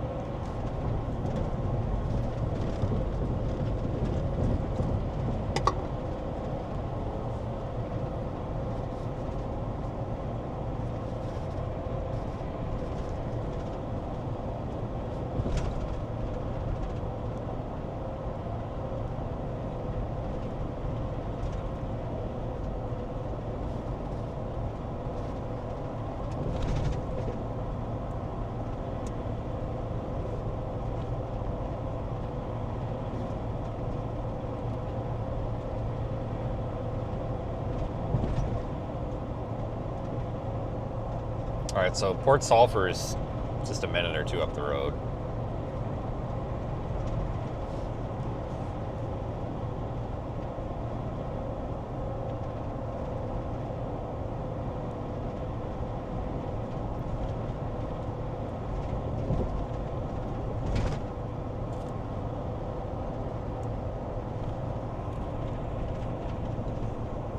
A feeling that one of them will come over here shortly and wonder what the hell I'm doing up here.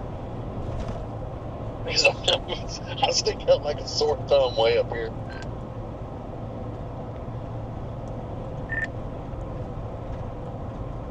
Yeah, kind of. Remember the crazy lady in the white Suburban? Maybe she'll appear and tell us to get off her road. Honestly, where I'm at, that's highly likely. I'm on a road that's not even on the map.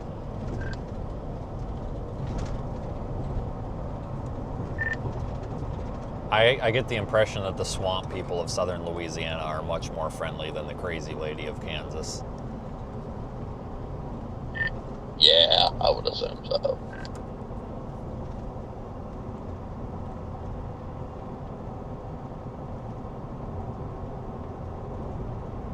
Some of you guys might remember the crazy lady of Kansas during the fire.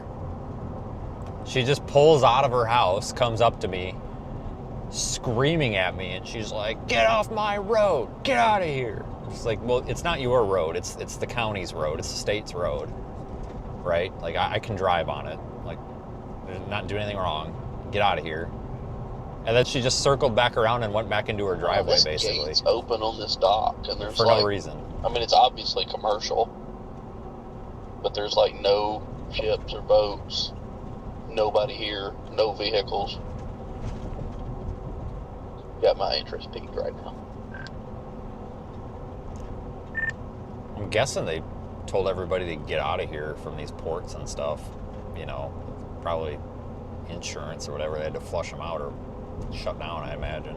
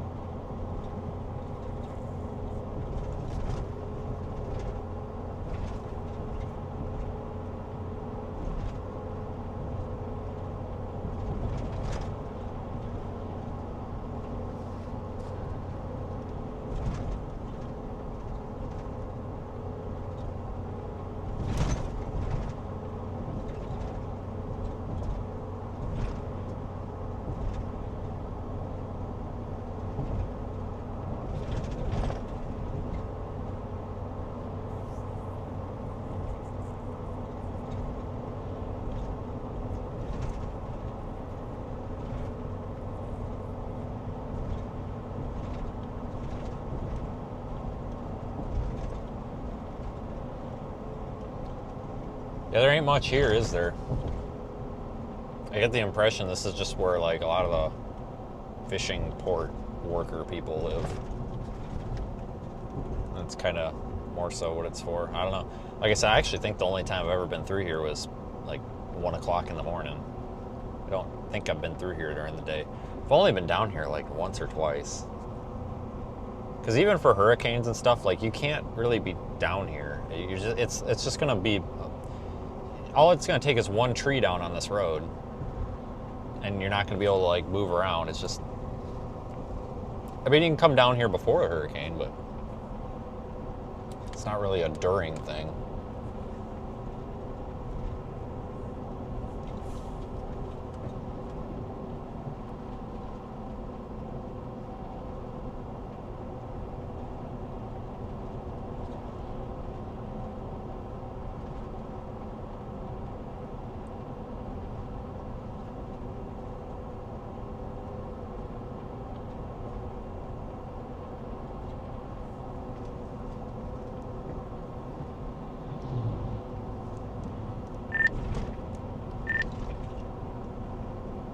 Going off NHC, the center of this is basically going to pass north of us.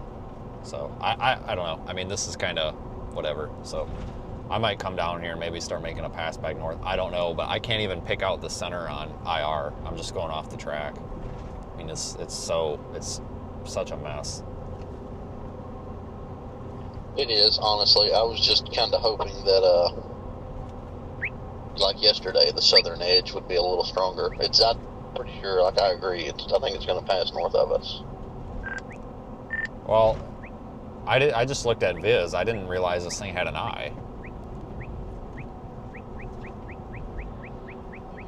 If you want to call it that, yeah. I mean, it does look like it on satellite. That's why I was like, man, I think this thing is, further north than what the track is showing. When I said that earlier, it almost looks like it's going to go straight into New Orleans. Yeah, we probably need to get out of here, honestly, and do some of that. So I didn't know. I got to get somebody monitoring this or something. I had no idea that was there. I just can only, we can only monitor so much crap in the car. Because that's the most structured it's looked on Viz all week. Turn left onto Port Sulphur River Road. Then you will arrive at your destination. Head toward Freeport Drive. In a quarter mile, turn right.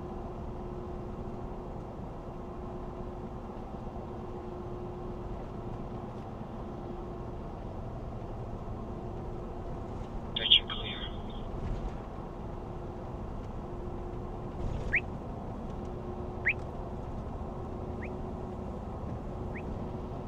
Turn right.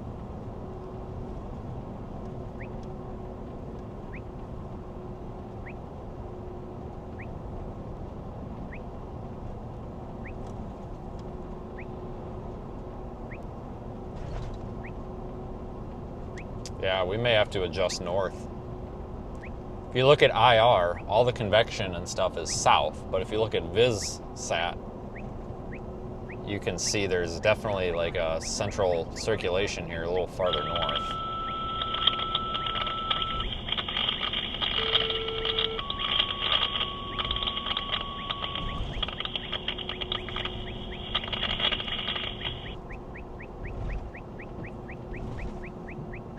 Let's kind of prepare to do that. Let's pull over for a second and take a peek.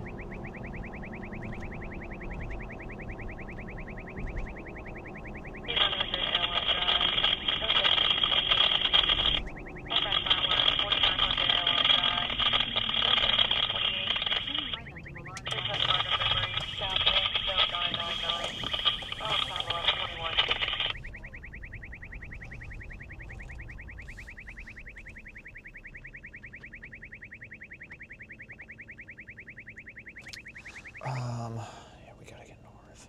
God damn it. Head toward Milan Drive, then turn right onto Milan Drive. Oh, here comes another car. God dang it.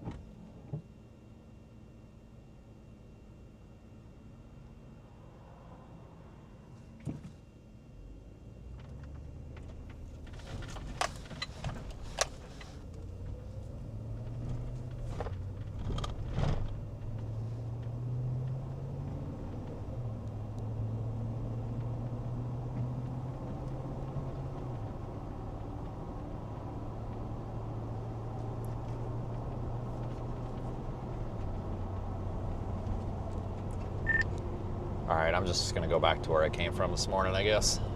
I'm gonna get out of this swamp area as I'm on the wrong side of this now.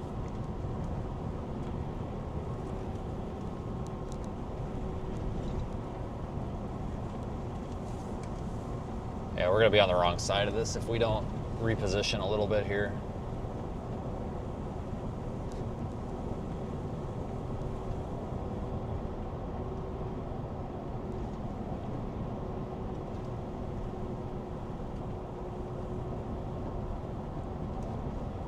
Take your next right onto Port Sulphur River Road. Oh, this damn thing's still trying to take me somewhere.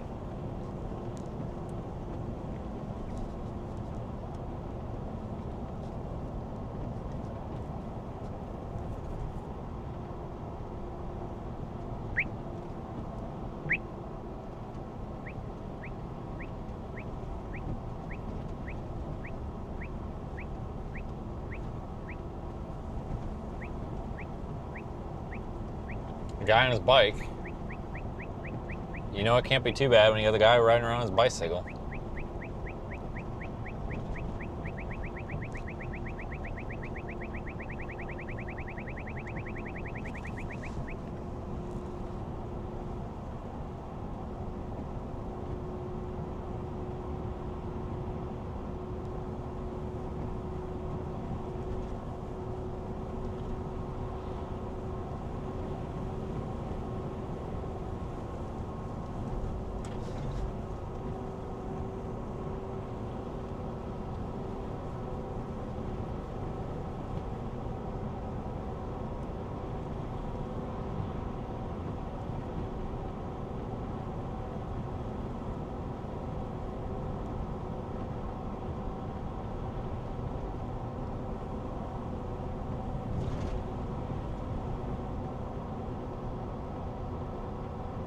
This is probably the best it's looked on VizSat for quite some time.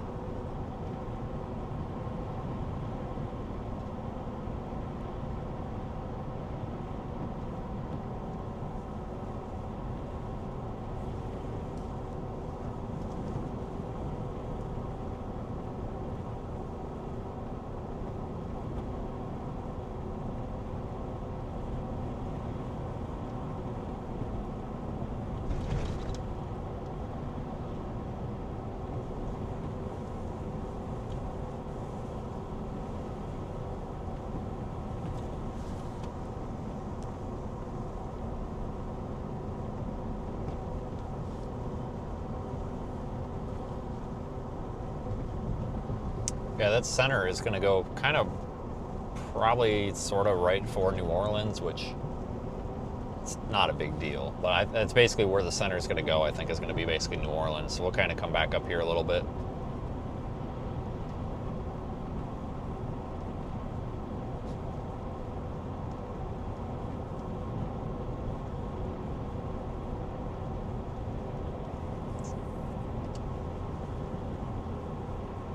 This system is such a mess. Like, you just kind of have to bounce around.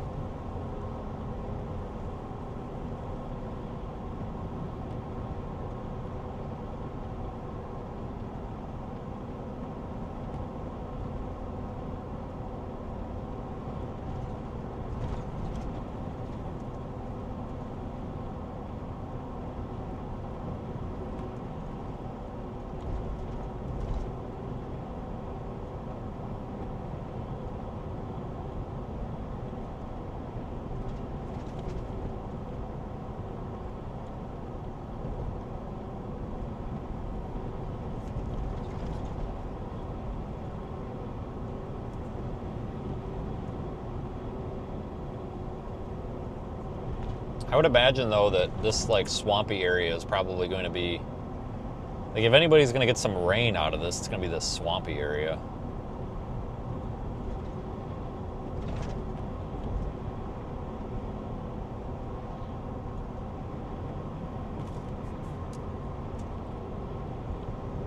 I mean, it's crazy, though. We're talking about this tropical system, and we're talking about, you know, who might get some rain. Just shows what a mess this thing is. Good morning at hospital time, please.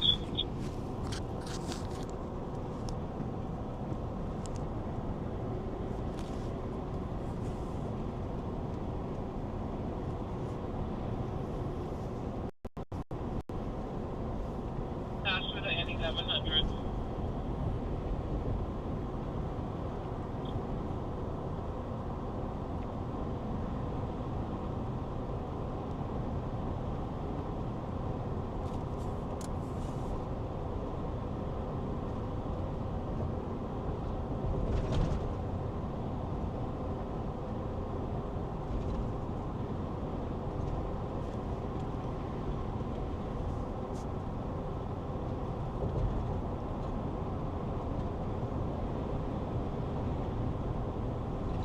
Yeah, this thing looks halfway okay, I guess.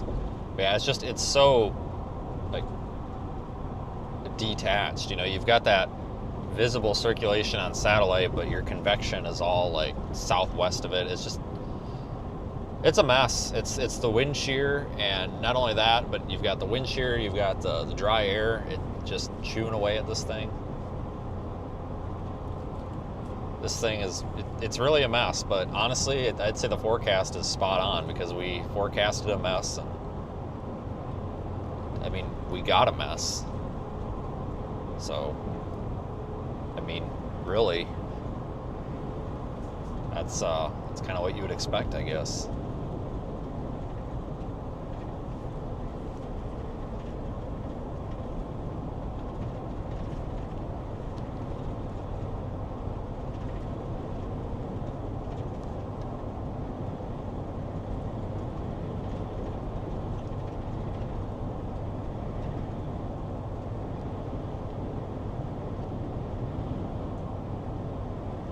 I guess that's good though that the forecast is like verifying. It means we got it right.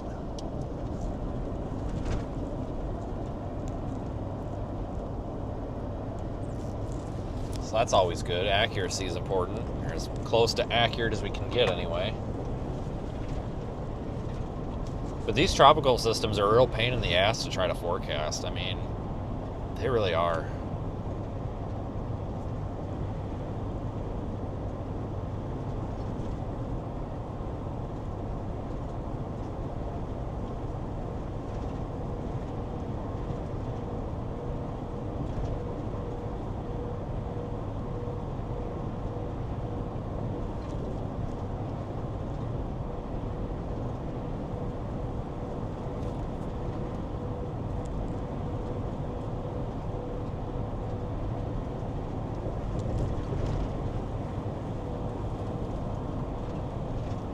Starting to get into some rain now. Now it's starting to feel more like a tropical system.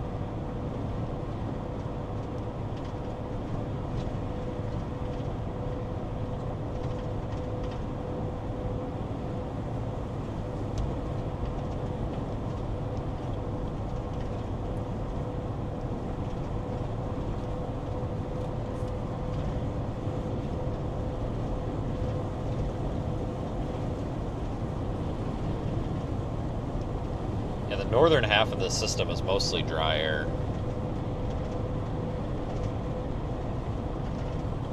Mostly.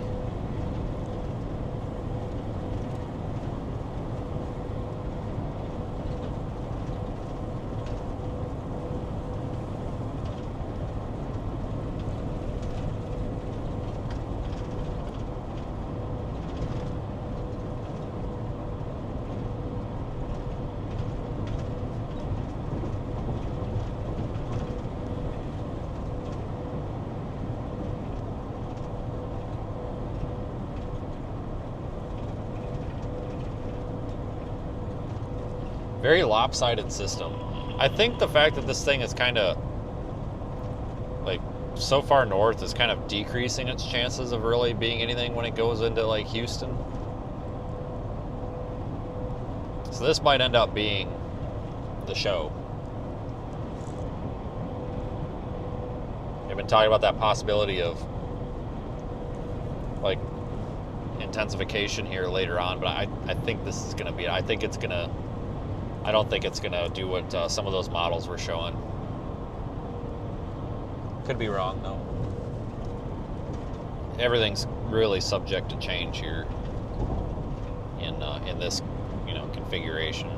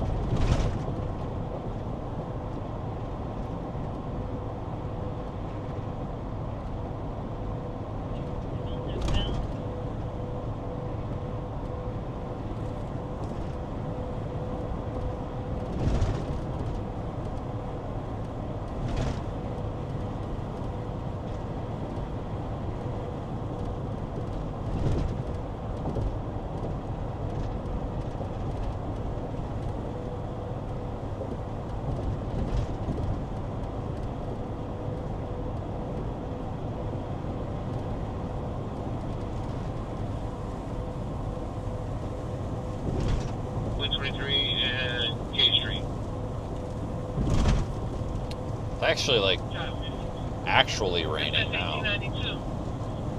Not just little sprinkles. A lot of servers right now. I say 893. Copy. Please be advised to have a call for you at 455 FL and A-Bear Boulevard. That's the animal shelter. For a male subject that passed out. Call that by subject just fell. And he was jerking. En route from Woodland and Highway 33. Copy.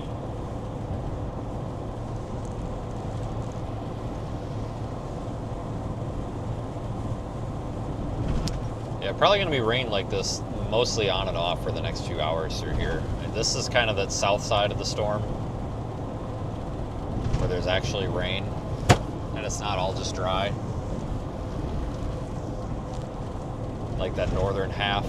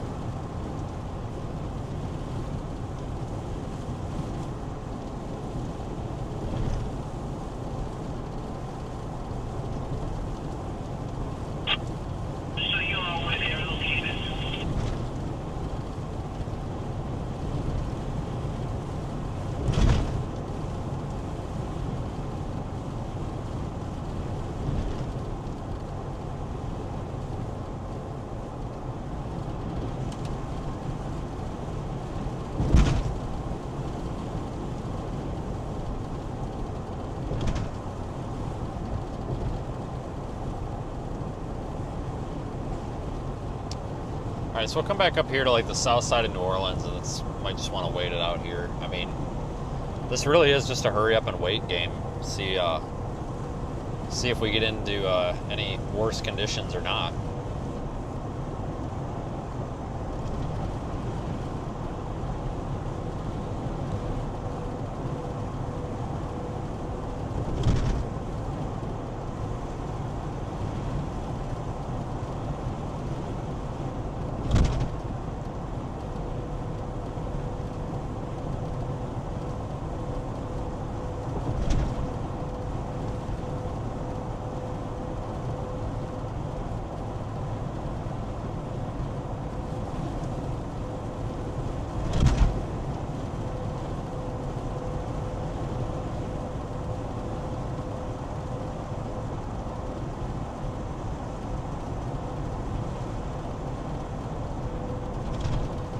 I don't know, it's just weird to have that big area of storms and convection and everything completely disassociated with like the low-level center of circulation here.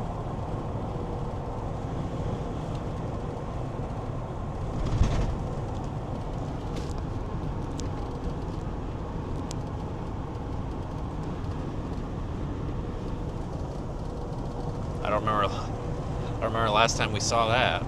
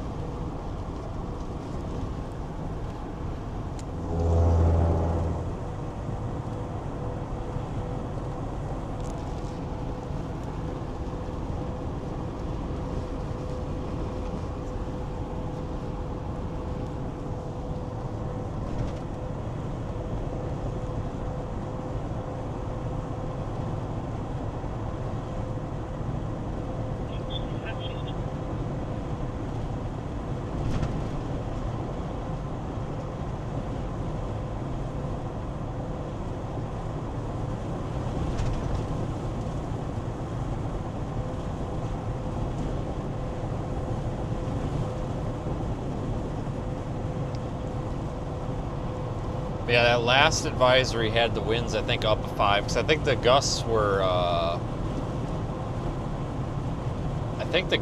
like 60, maybe 55, but they're up to 65 on that last advisory. Most of that's going to be offshore, though.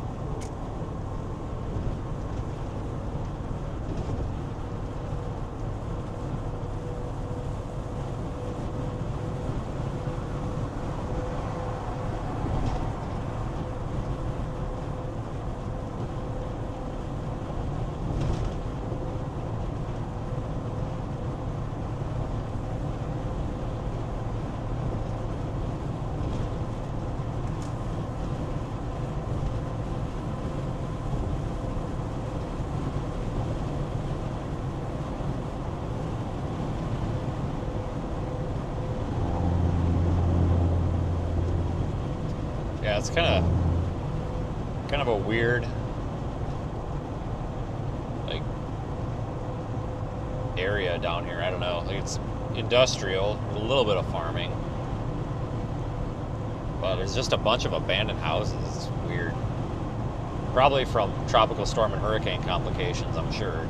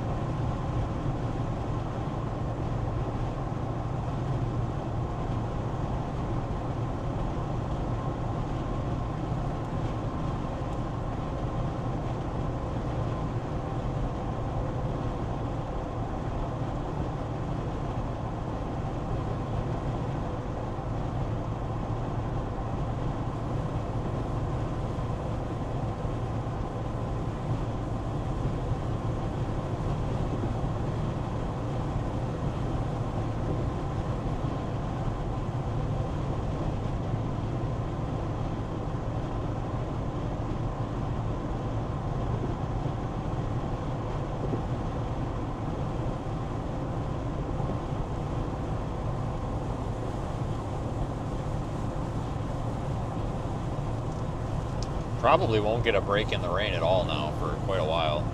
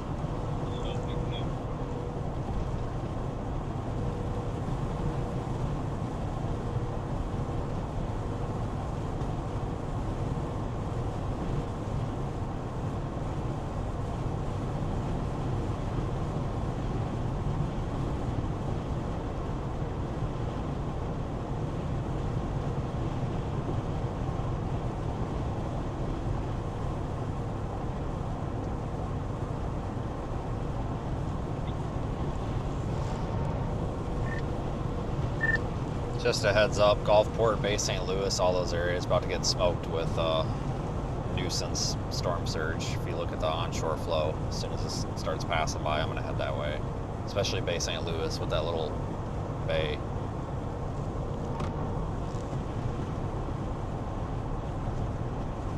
So what you're saying is we should have stayed put this morning. Yeah, it's really important to watch that VizSat because that shows you, you know, I can only monitor so much at once. Is what it turns into. All the convection is south, but I think the impacts are going to be north. Yeah, that's honestly, I've had it on VizSat all day because you can't even really see this thing on reflectivity.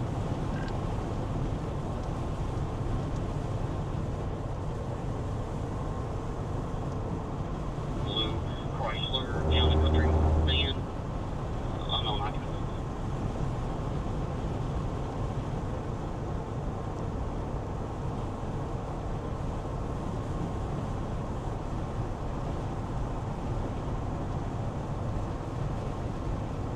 I'm watching that Bay St. Louis area is potentially getting some storm surge problems here.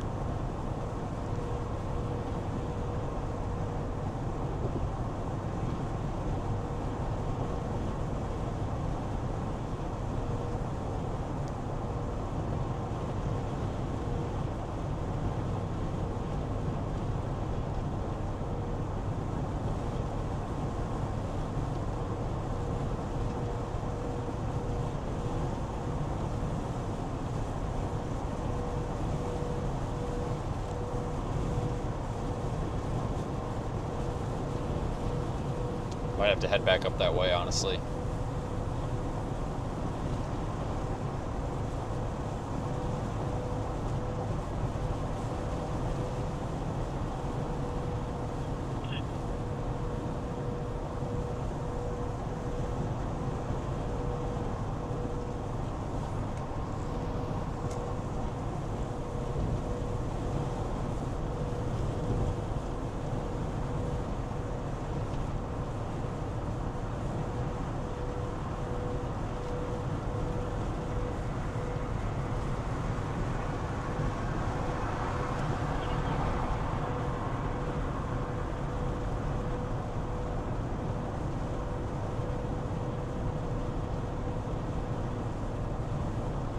Probably stop for gas up here before too long too and actually fill it up. So it is a lot cheaper down here.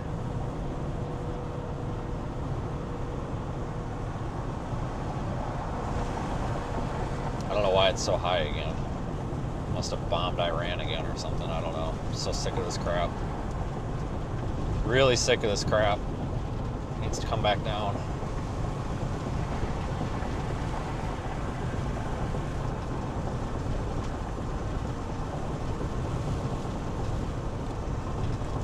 It did come down there for a while and it went way the hell back up.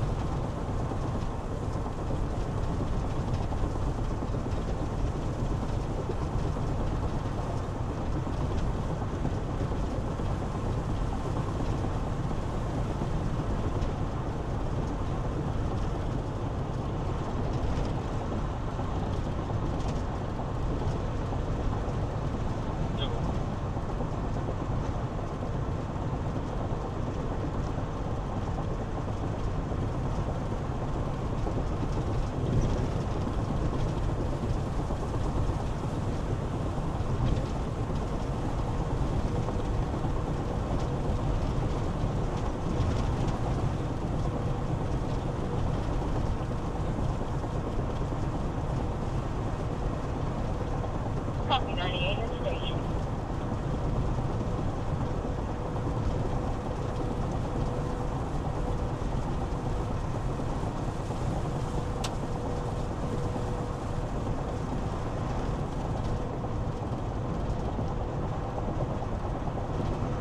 I'm really watching for any of that onshore flow there going into Bay St. Louis.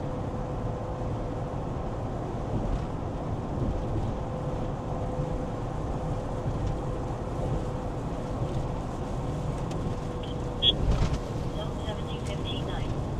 Engine 2. Wires outside. 1471 Sear Street.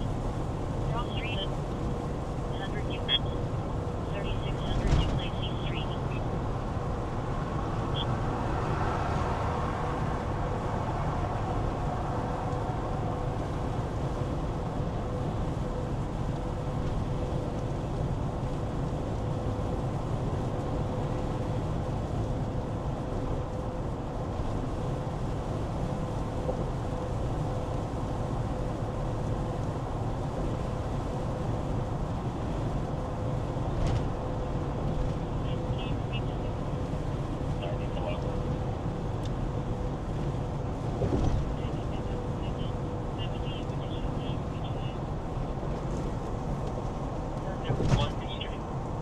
Is this guy seriously gonna try to pull out in front of us? You've got to be kidding me. Nope. Okay. I thought he was. So you got to be kidding me. No, but this guy sure is.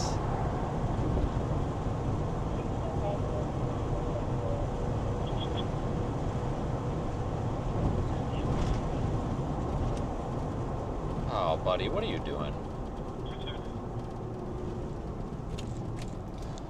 Oh, Jesus Christ. Now you're... Thank you.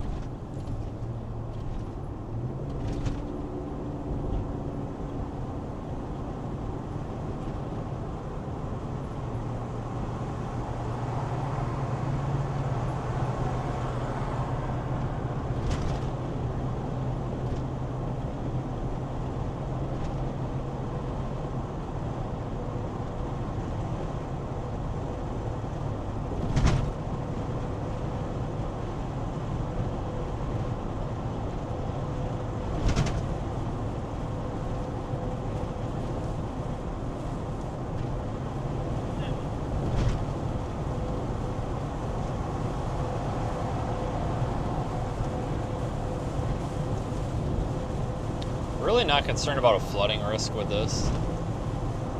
There's just not going to be enough rain.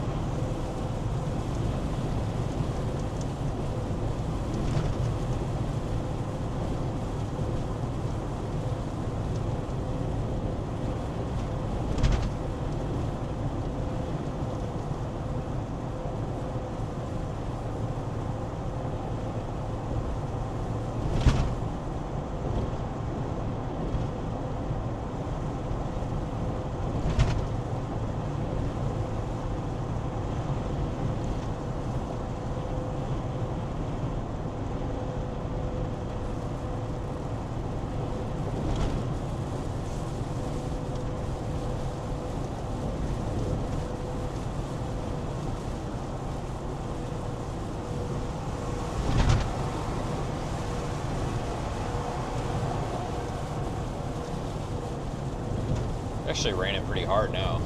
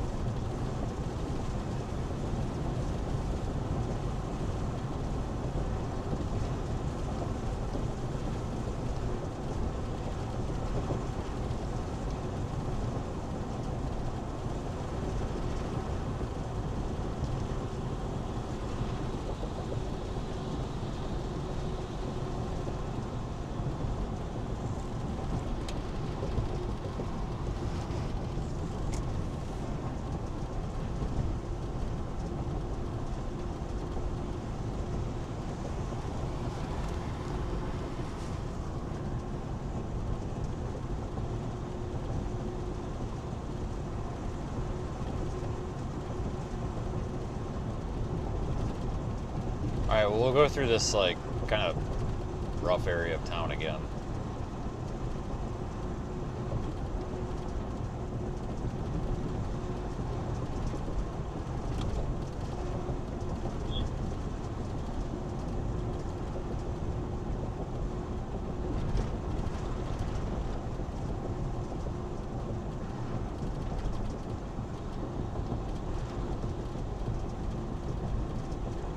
I just want to jump back to I-10, honestly. I'm really thinking that this north side of this is going to have some decent onshore flow.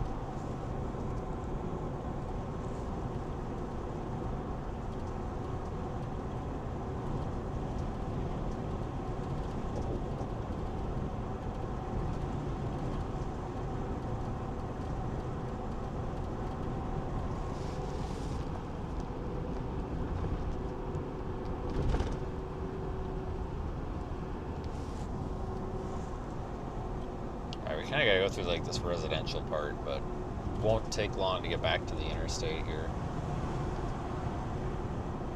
Based on what I'm seeing down there in the swamp, I don't think there's going to be a whole lot to look at. I really thought we were going to get into some tropical storm conditions down there, but it's basically just another Wednesday down there.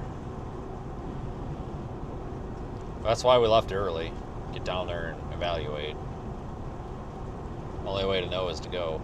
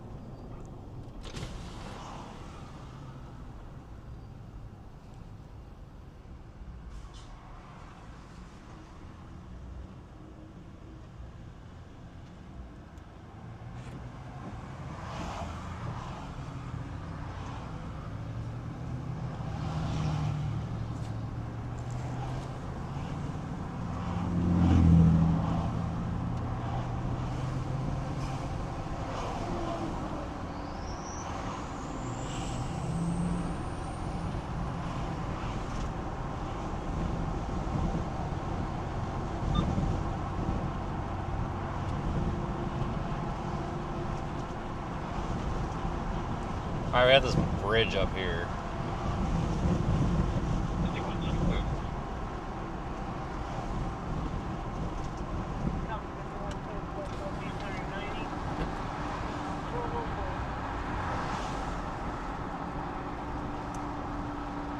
Everybody gets excited about the bridges. I don't know why, but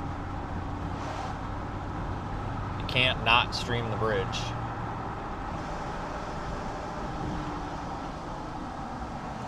Oh, why? Why? God, just don't turn, dude, because now I got somebody about to hit me. Jesus fuck. That guy nearly smoked us. Yeah, when the turn lane's backed up like that, just let it go. Just let it go. God dang.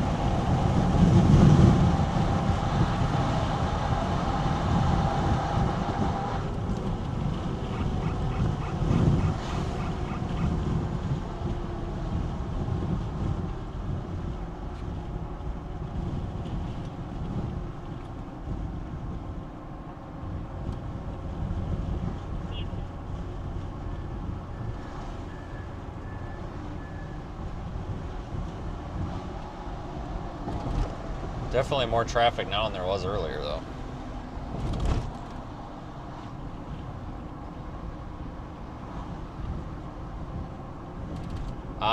Let's pull into this racetrack. I feel like now is the time to do it because we can actually make a left turn into here. You know, I mean, sort of. After the light, but without having to go through 5 different interstate interchanges.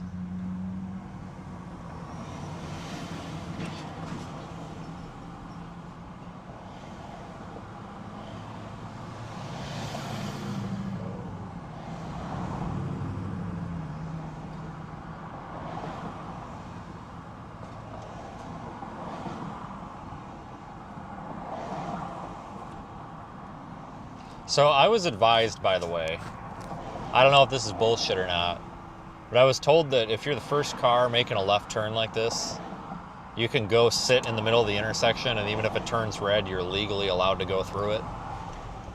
Apparently, that I was told what an idiot I was for not knowing that. Apparently, they taught it in driver's education. I didn't know that, so I'm gonna definitely take advantage of that. And if it is illegal, well, tough shit. I'm gonna start doing that now.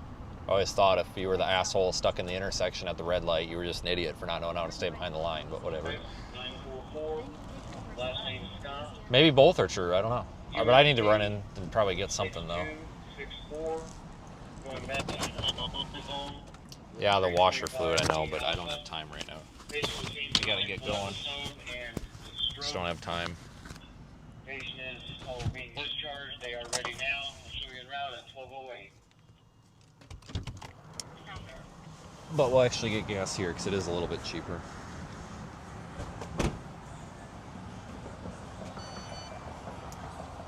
After I answer 20 questions.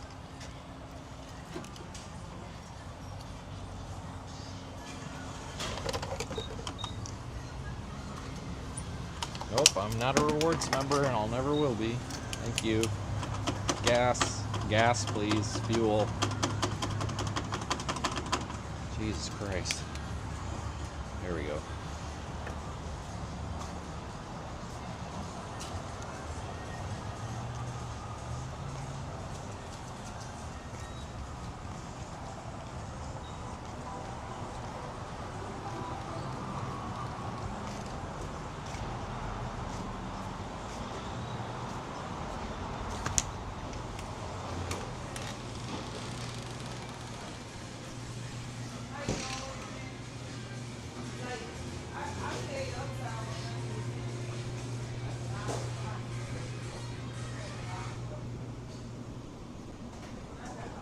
That's a no for me.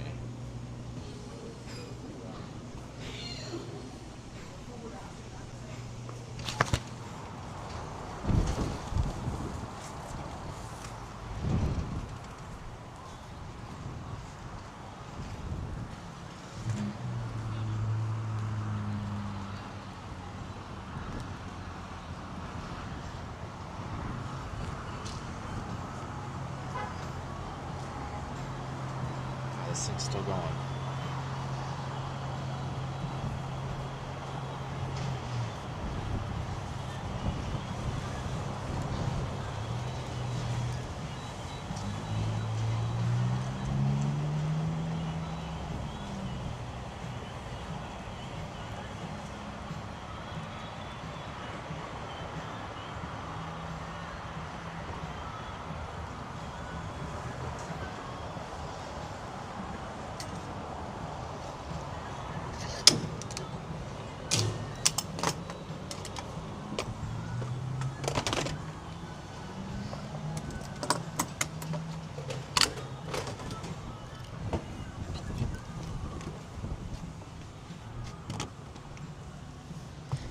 Okay, well that was a big no from me. They had a nice like spot to get ice cream in there, but they were like, I don't know, cleaning or something, and they didn't have crap for food out, so whatever.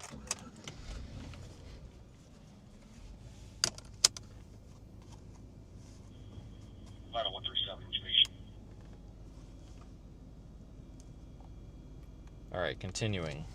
I figure the easiest way to get out of here. I don't know if it's the way we came in. I don't think it is. Yeah, I guess it probably is.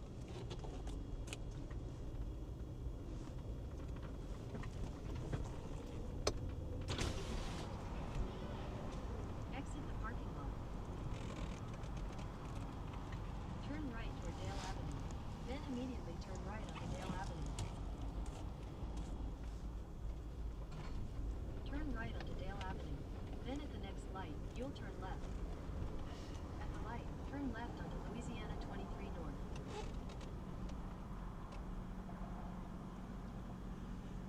Your route may be affected by Tropical Storm Bertha.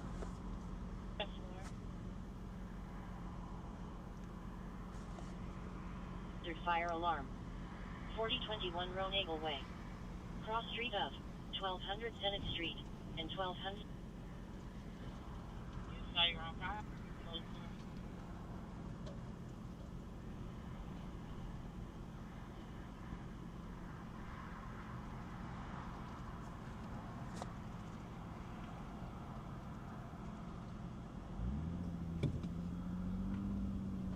Well, we sat there not nearly as long as I thought we would.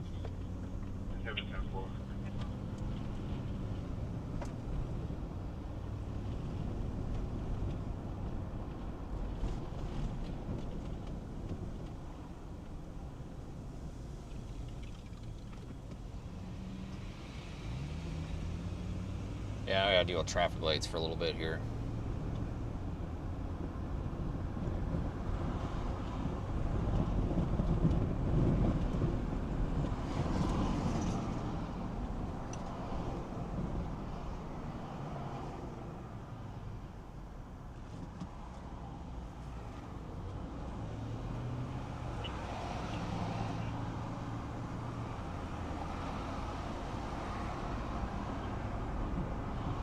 Unit raised. 1715. Go ahead. Clear.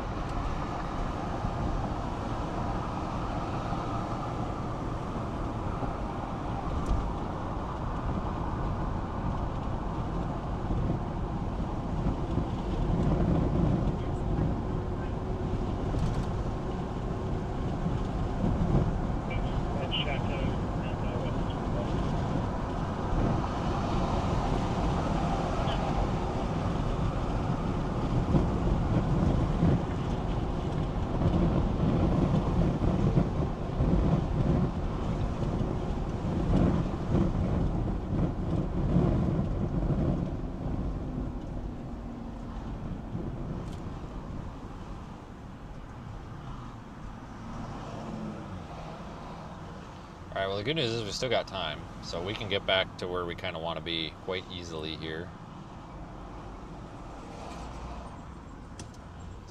You just...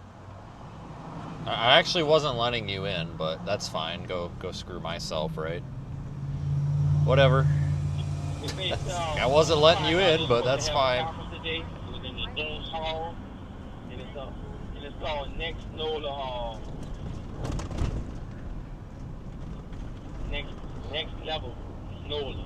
They're supposed to be in Jones Hall, and it started at 12:45 today. If they still have it, if they count it, I know the Universal is closed. And bed-wise, Cap, Jones is still offline. It's out of it. There's no gas. Yeah, the Universal is still open.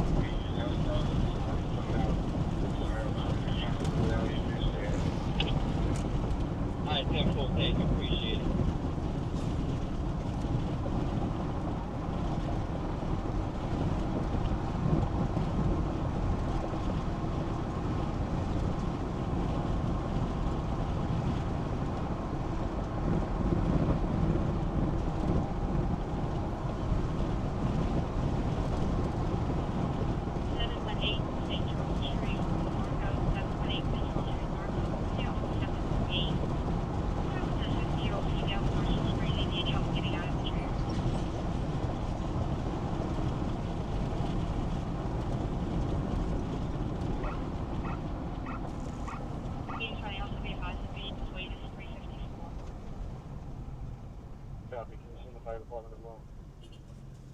Yeah, it would be nice to go, wouldn't it?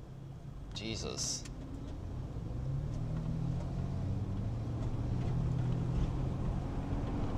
Yes, the green light means stop. Must be a new thing down here.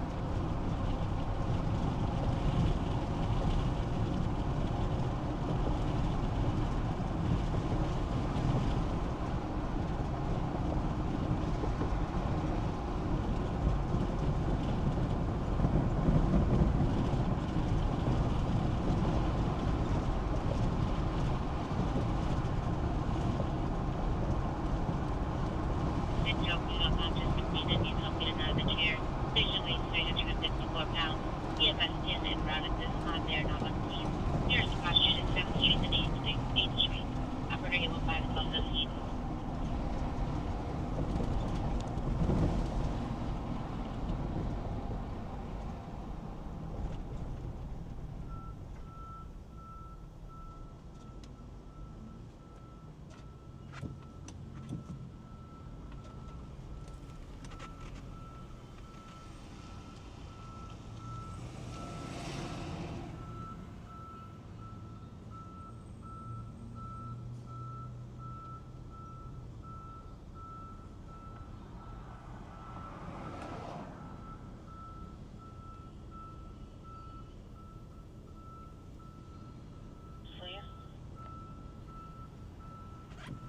1601, we're clear.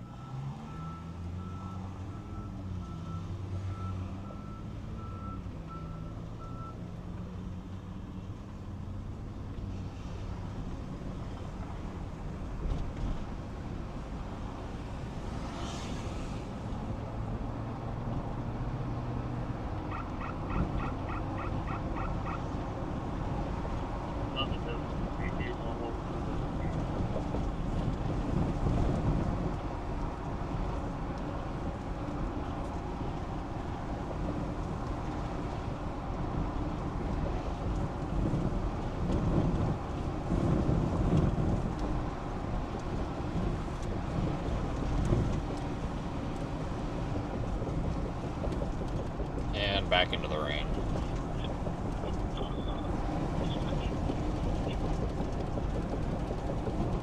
We're going to be around the west coast of the VA. 10-4.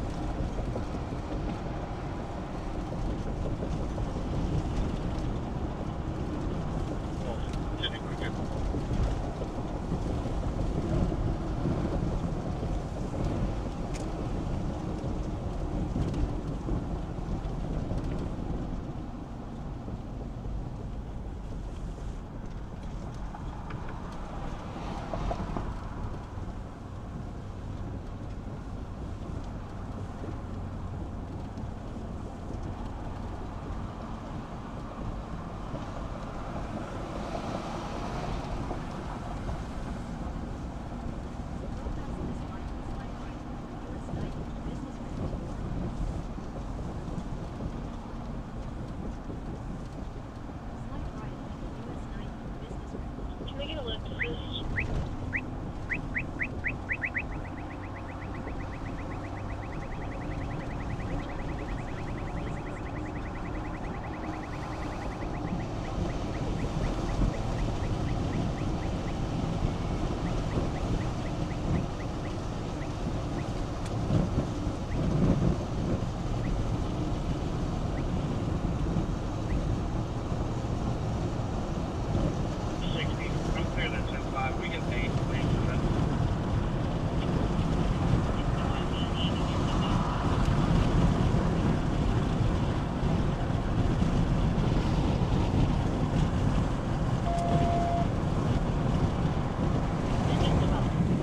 Wires outside. Frankfurt Street and East Street.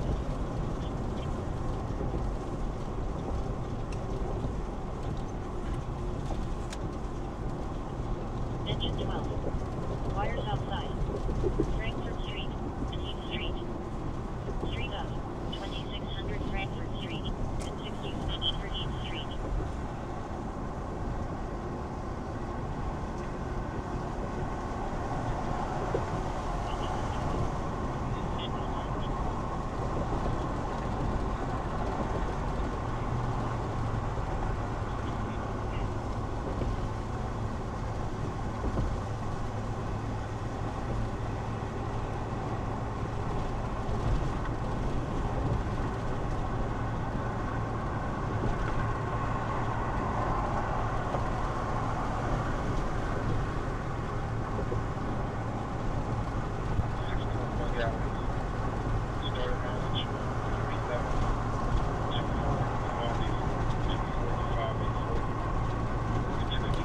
Alright, we'll get over the bridge, like 2-3 minutes here to the interstate. And we're gonna probably want to get up there by like Bay St. Louis.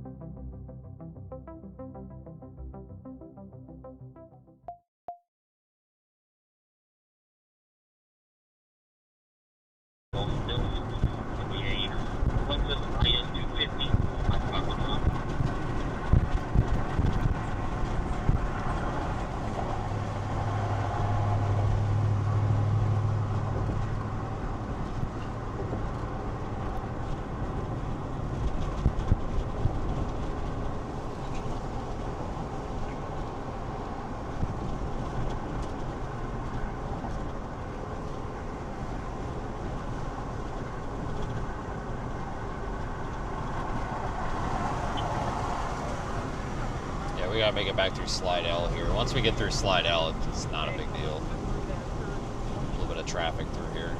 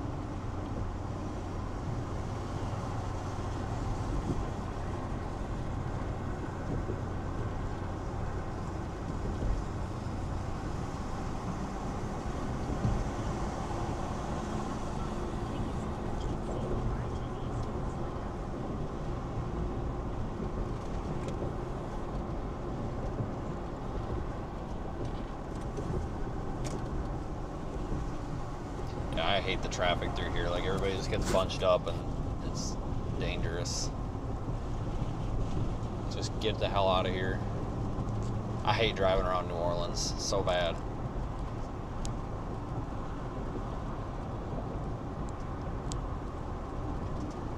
PM1 destination 1225.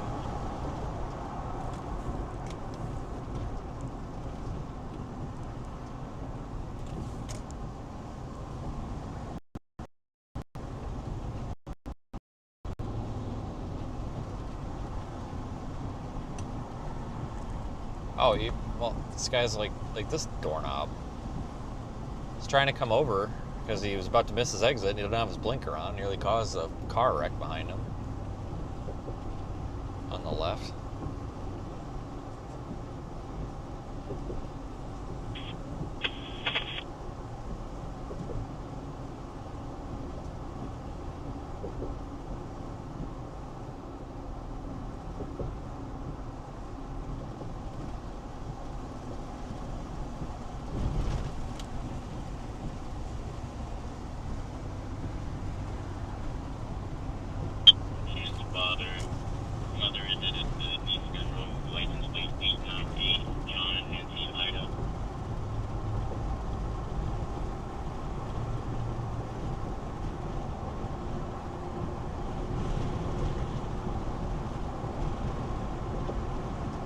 Alright, it'll get, traffic will get better and better here as we go east.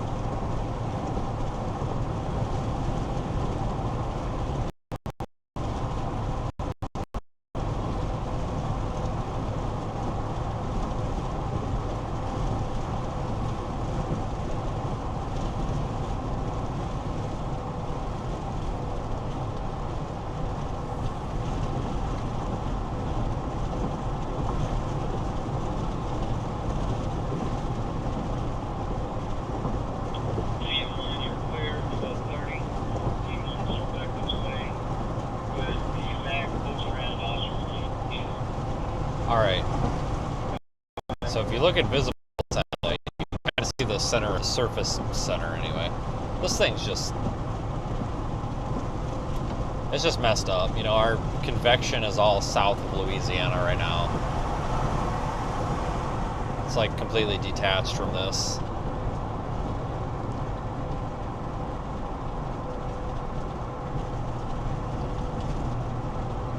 See if we can go focus on storm surge, onshore flow.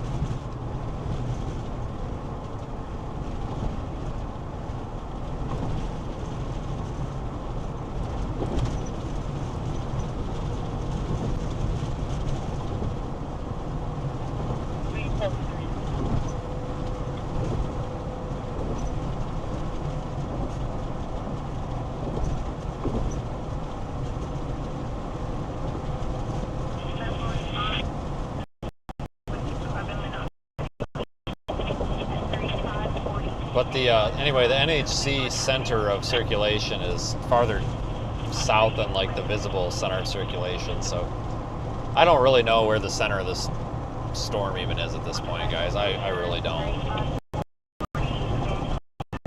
I guess.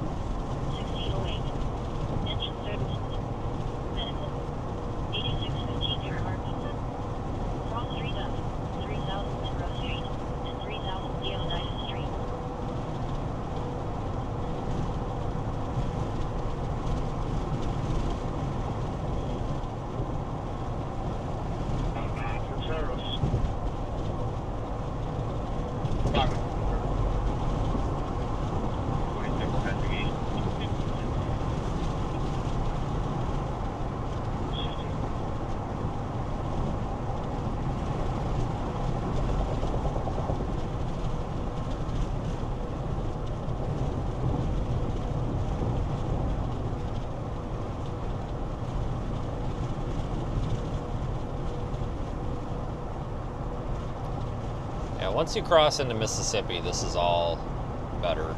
It's just this Louisiana side traffic's just ridiculous.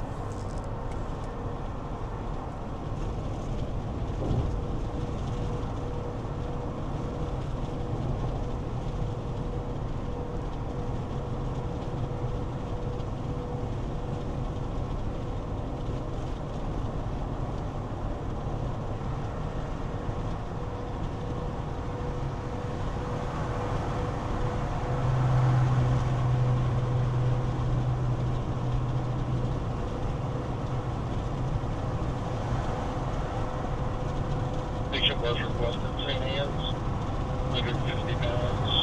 If you only get the right figure on it.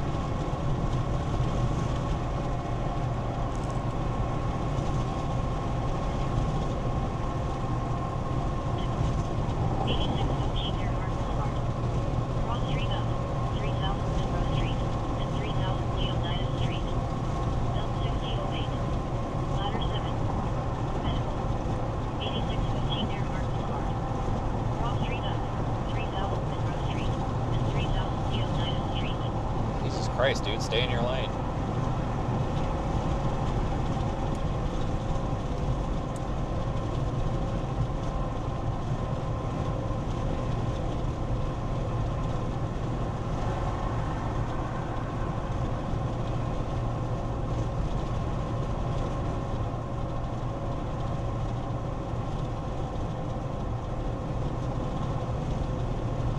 We do have tropical storm warnings still, all the way back to Pensacola.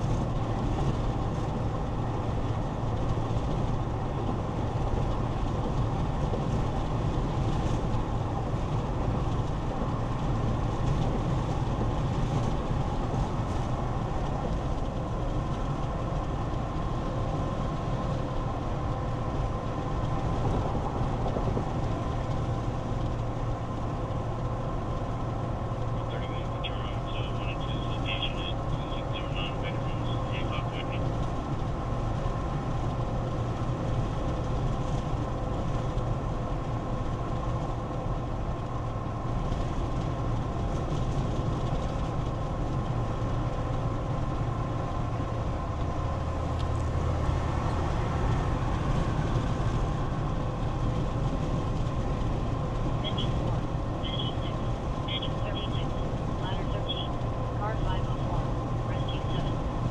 Highlight hazard fire alarm. 6905 Chef Tour Highway.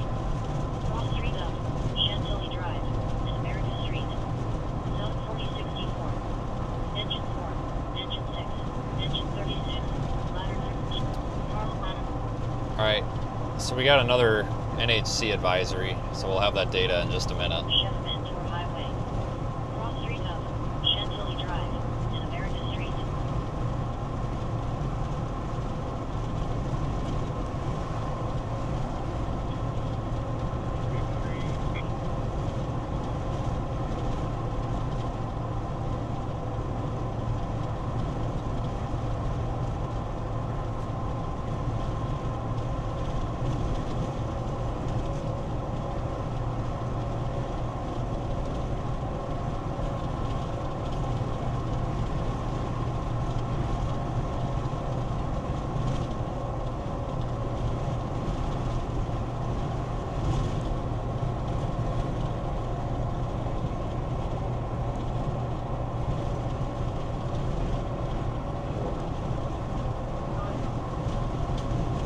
You cancel your response to 224 DNR. Yeah, the visible satellite loop really looks like it's gonna start piling water up on like Bay St. Louis and Gulfport pretty soon. A couple feet of storm surge, definitely not out of the question here.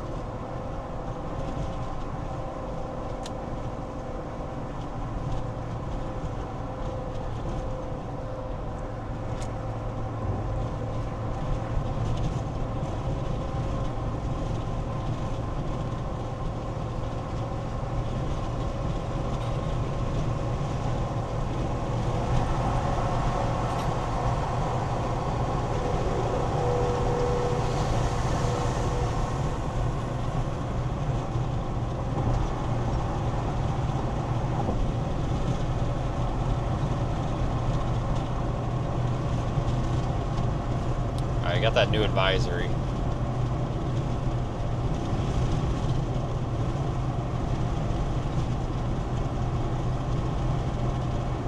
They do keep it a tropical storm going into Texas, believe it or not.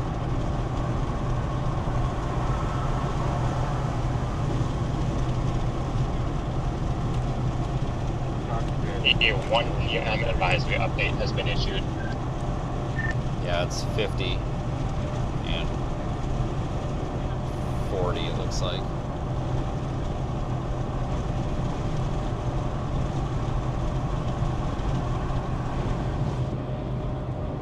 Should be clear for JBCC or TF. I'll be today.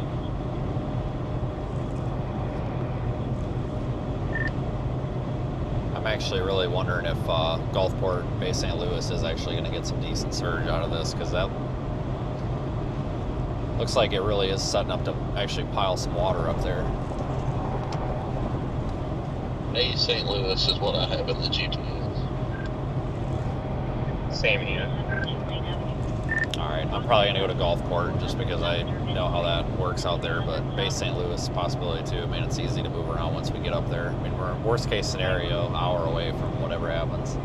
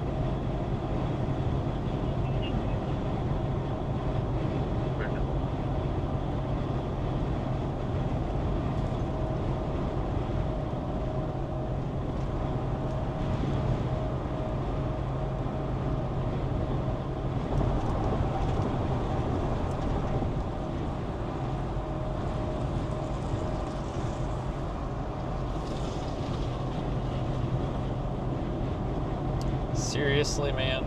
Really? 400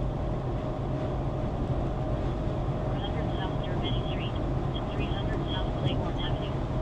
South 2023. Engine 14. Fire alarms business. 1700 Tulane Avenue. Cross Street up. 400 South Germany Street and 300 South Claiborne Avenue. That's what I thought.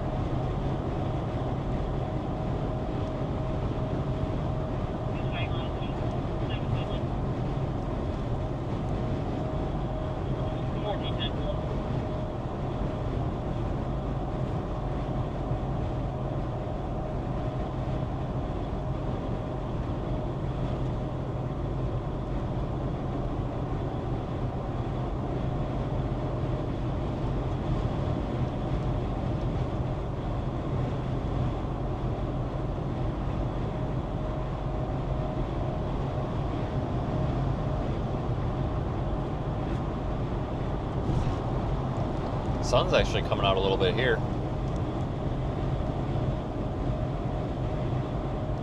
We won't have any rain or precip up here. I mean, we might. A little bit here and there, but mostly wind. It's very unusual to have the entire northern side be dry like this, but it obviously shows that it happens.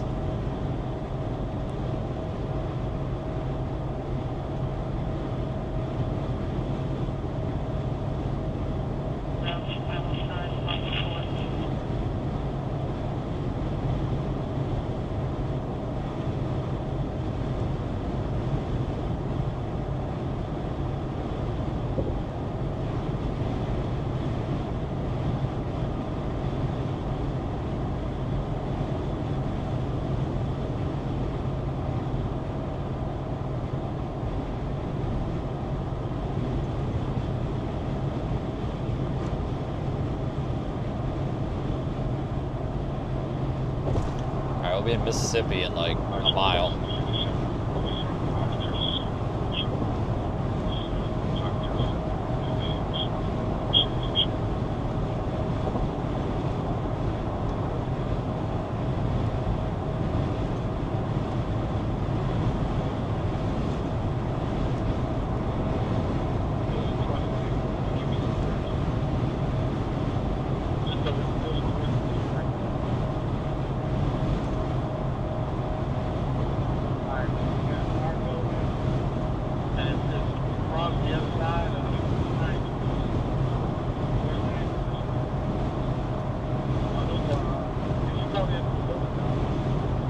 Windy as all hell up here, Jesus.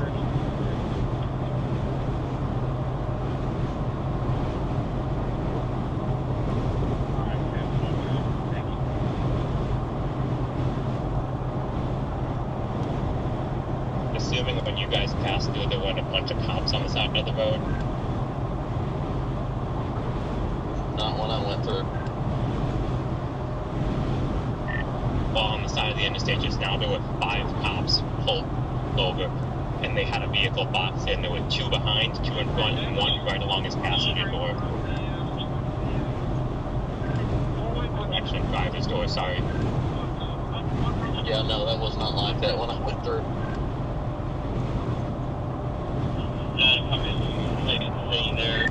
I'm gonna get blown off this bridge. Grounded in there about 6 minutes. I'm not even really noticing it. I mean, I can hear it a little bit, but I don't feel it yet. Once you get to the other side of the bridge, I know you're a little behind me, like the water is abnormally calm. It's kind of weird. Dude, there's every bit of 40-mile-an-hour gusts up here, I bet. This is nuts. Oh, I don't even have enough wind to blow the raindrops off the windshield down here without running the wipers. Yeah, there's every bit of 40-mile-an-hour gusts up here, guys. This is nuts.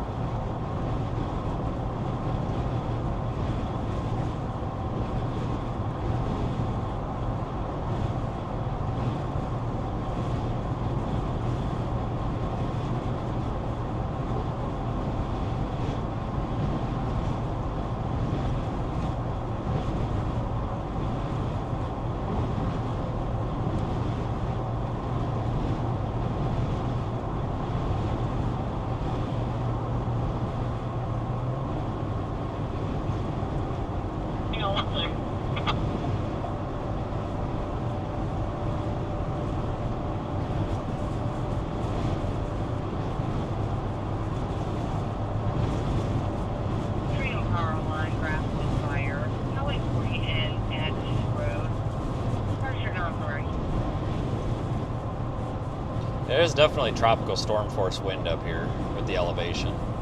I mean, low-end tropical storm, but still.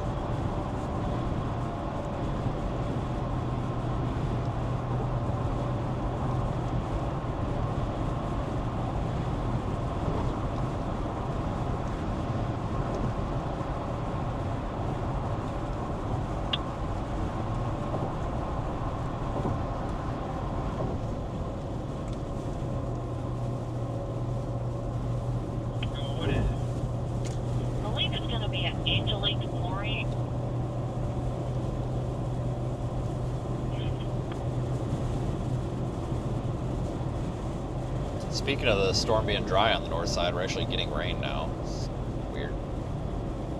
You just look at these little rain bands, but for the most part, I mean, when you look at visible satellite and you see that nice center of circulation like that, you would expect there to be a freaking hurricane ongoing or something, and that's certainly not the case.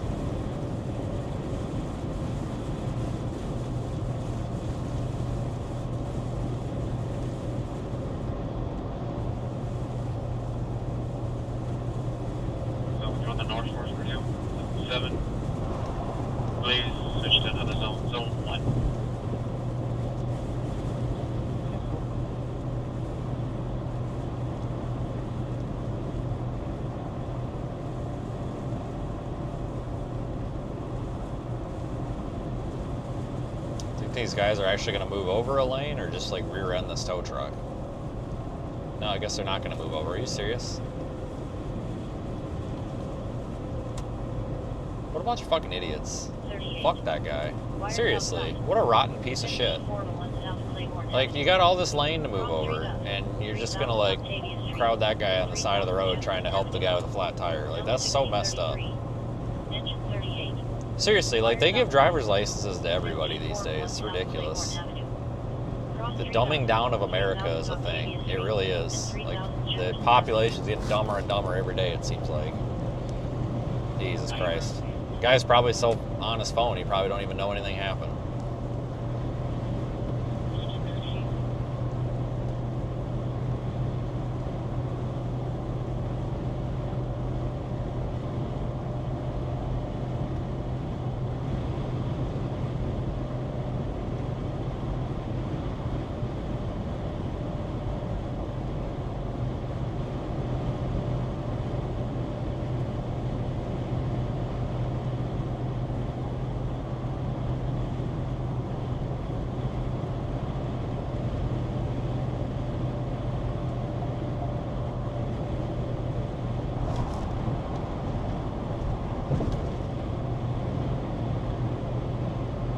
We're just about in that onshore flow.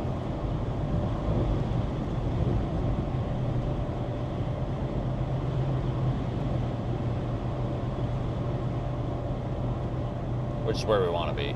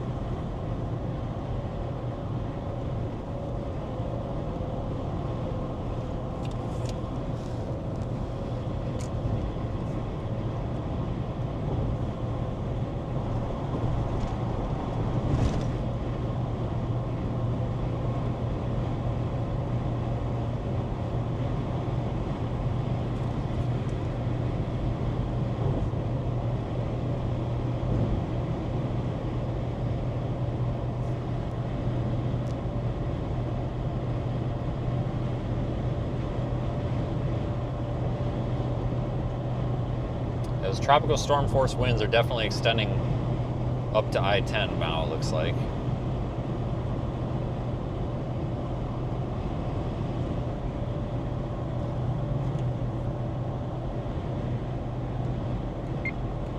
Volume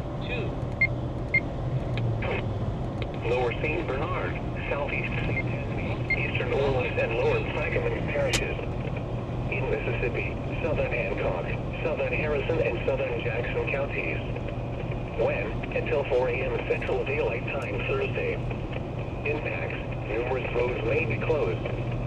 Low-lying property, including homes, businesses, and some critical infrastructure will be inundated. Some shoreline erosion will occur. Take the necessary actions to protect flood-prone property. If travel is required, do not drive around barricades or through water of unknown depth. Extreme heat warning remains in effect until 8 p.m. Central Daylight Time this evening. Required. 115 expected. Take the necessary actions to protect flood-prone property. At 10 a.m. Central Daylight Time, or 1500 UTC, the center of tropical near latitude 29.8 north, latitude 88.6 west. Bertha is moving toward the west-northwest near 6 miles per hour, 9 kilometers per hour. Coastal temperatures in a matter of minutes. Coastal flood advisory remains in effect until 4 a.m. Central Daylight Time Thursday. What? Minor coastal flooding. Ah, fuck, I gotta be over there. To 1 to 3 feet of inundation at high tide. Where? St. John the Baptist. You sack of shit. Southwestern St. Tammany. Oh, that guy was doing the same thing I was doing, and he blocked me from it. The guy behind me. What a dick. St. Charles parishes. About made the same mistake I did. Central Daylight Time Thursday. Impacts, flooding of lots, parks, and roads with only isolated road closures expected. If travel is required, allow extra time as some roads may be closed. Do not drive around barricades or through water of unknown depth. Take the necessary actions to protect flood-prone property. At 10 a.m. Central Daylight Time, or 1500 UTC, the center of Tropical Storm Bertha was located near latitude 29.8. Bertha is moving towards the west-northwest near 6 miles per hour, 9 kilometers per hour. A westward motion with an increase in forward speed is expected to resume later today and continue through Friday. On the forecast track, the center of Bertha will move near or along the Louisiana and Upper Texas Thursday, then move farther inland into Texas on Friday. Maximum sustained winds are near 50 miles per hour, 85 kilometers per hour with higher gusts. Weakening is forecast during the next couple of days, but Bertha could maintain tropical storm intensity through late Thursday. Tropical storm force winds extend outward up to 135 Makes that right, that little on-ramp exit type thing. You know, right now you're just passing it. Stay in the fast lane, 20 under. A tropical storm watch remains in effect for the following parishes in Louisiana: St. John the Baptist, Upper Lafourche, and Upper Terrebonne, in the following counties in Mississippi: Northern Hancock, Northern Harrison, and Northern Jackson. Tropical storm watch remains in effect. What? Southwest winds 10 to 20 knots with gusts up to 30 knots. Where? Lake Maurepas. When? Tropical storm force winds possible until Wednesday night. Impacts: tropical storm force winds at hazardous seas could capsize or damage vessels and reduce visibility. Mariners should consider altering plans to avoid possible hazardous conditions. Remain in port. Seek safe harbor. In flash or secure severe. Tropical storm watch remains. What? Southwest winds 25 to 50 knots. Where? Gulf of America.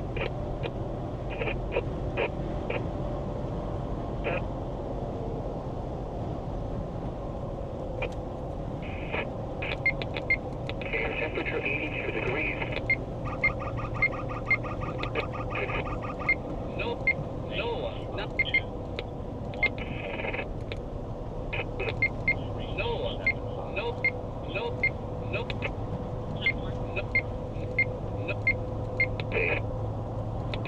Tropical storm warning. Tropical storm conditions possible. Showers and thunderstorms likely. Near steady temperatures.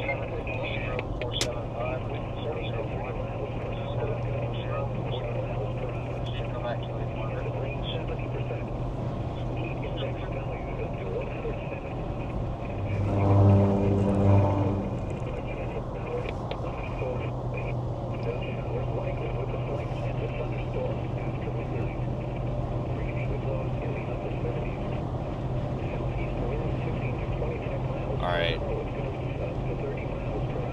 Yeah, one more bridge.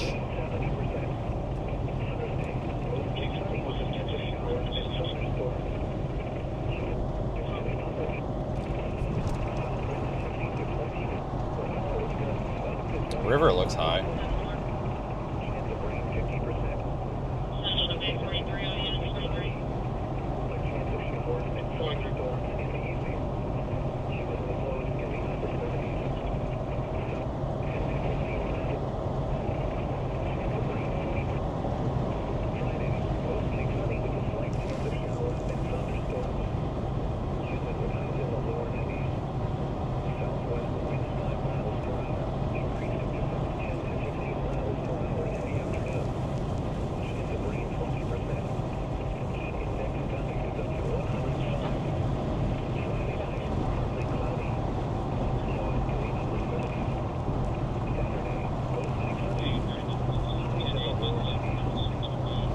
I remember being down here during that winter storm last year. That was weird.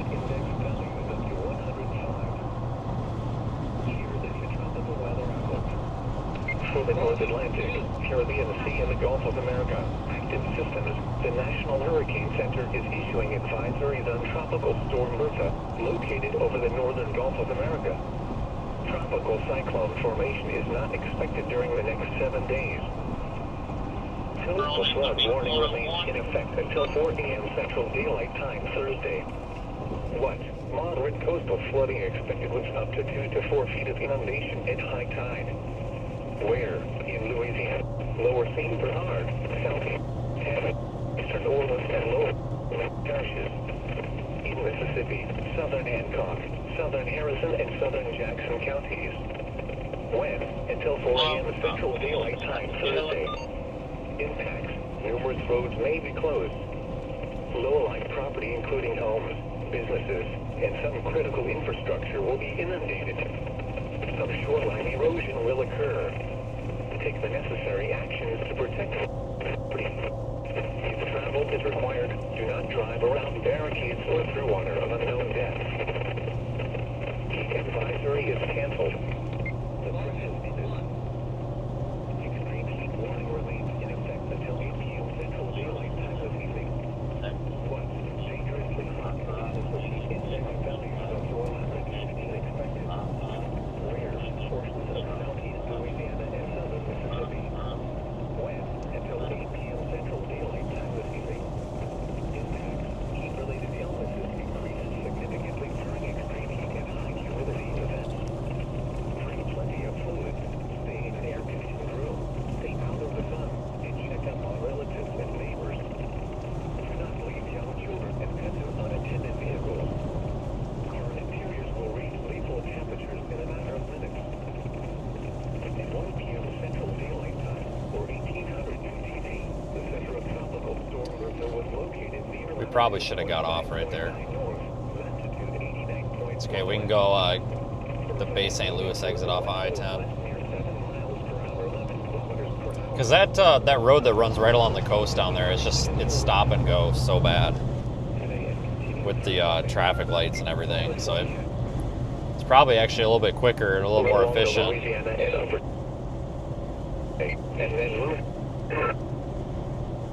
17. It's probably just more efficient and quicker to just go up here a little ways, get a little ground covered on I-10, and then drop south into the coast.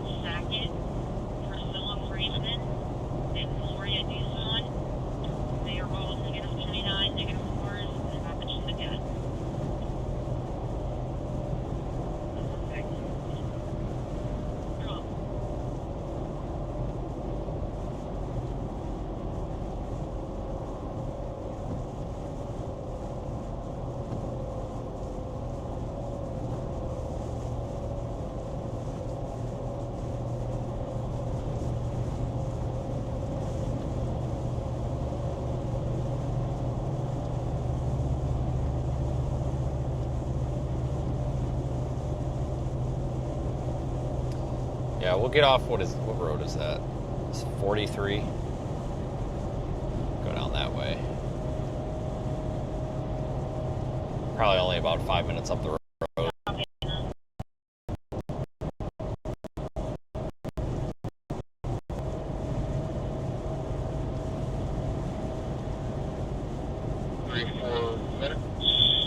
Thinking we'll probably land at the church, right down there.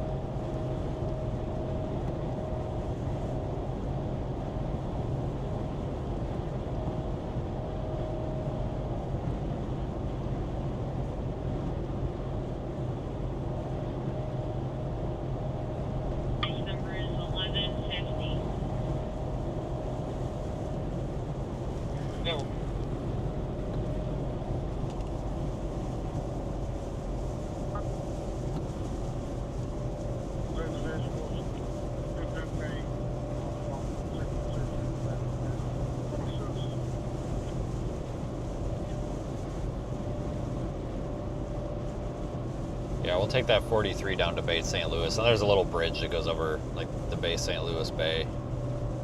So if we want to go to Gulfport or whatever, we can do that.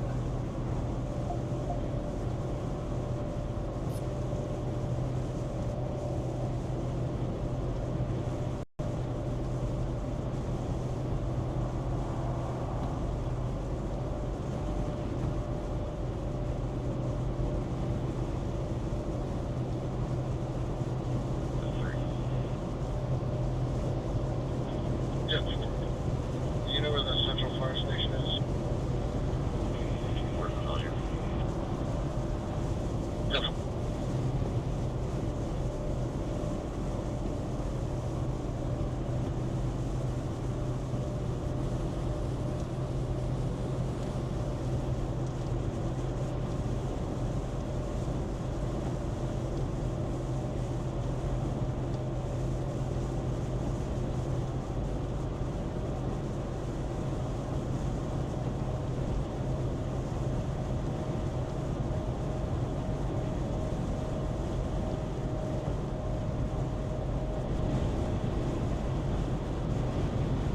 Yeah, I really don't think this is going to end up strengthening much on its way to Texas. I really don't. This low-level circulation is too far north.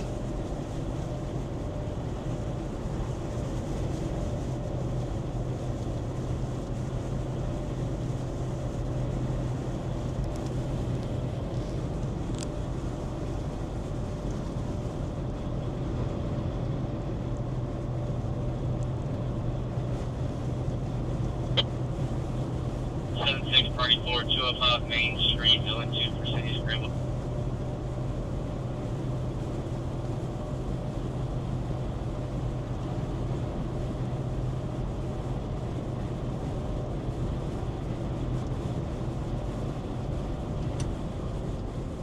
Why are we slowing down? For no reason. I think there's one semi-truck, like 7 cars up ahead, that's just holding everybody up in the left lane. Wish we could get around them, because definitely safe to go the speed limit here.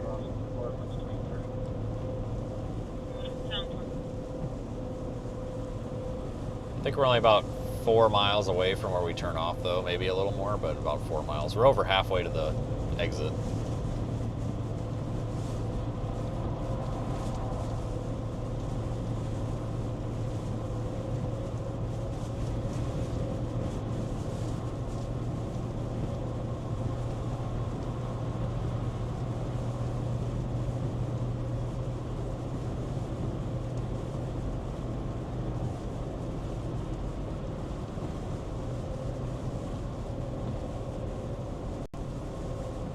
A lot of people going up in the right lane. I wonder if they are getting around whatever is slowing us up here. Maybe we should try that too.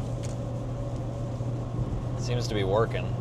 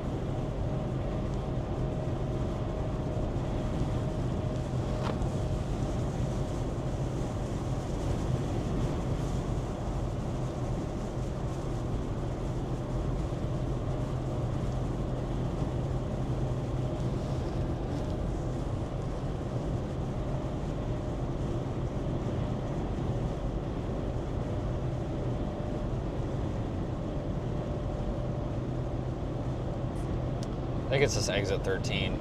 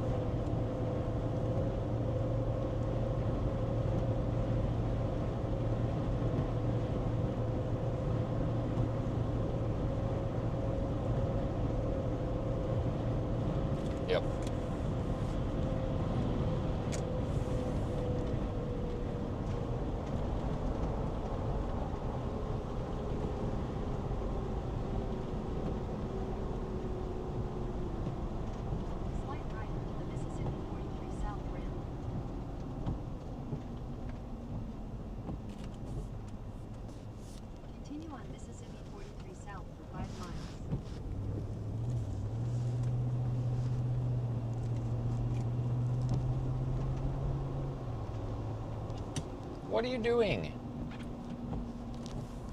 Dude, it's 55 and you're... What are you doing? Oh, you're turning. Yeah, those blinkers are helpful. Jesus Christ. I'm telling you, people, they give anybody a driver's license these days.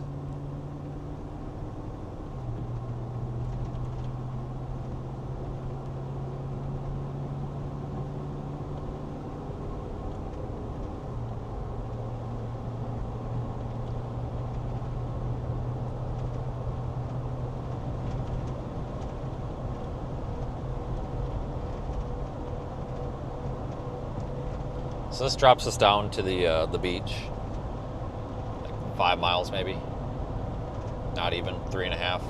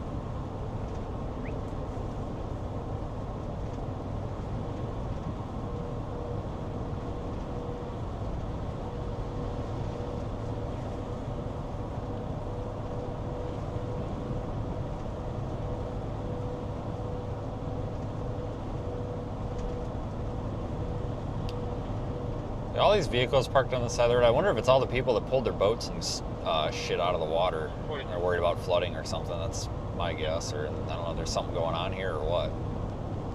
Just people that live like just kind of over there in the swamp maybe. Just want to get their stuff out of the water. Because I imagine, I mean, even just any sort of weak, even when you just get strong winds that blow off the Gulf here, you still get a little bit of surge. It don't take much. A couple inches can really screw things up.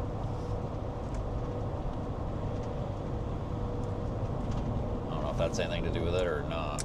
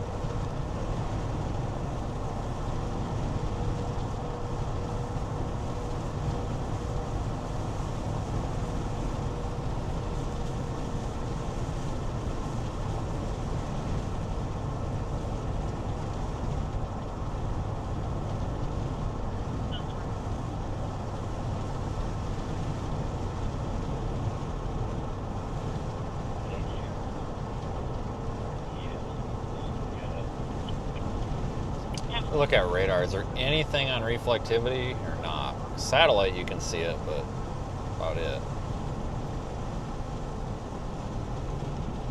Yeah, no. Not really.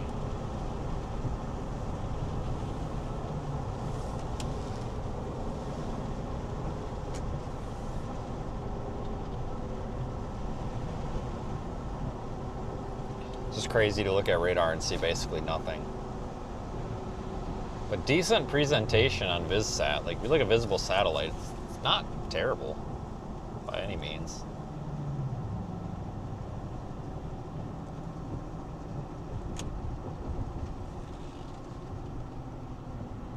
Turn left on US 90 West.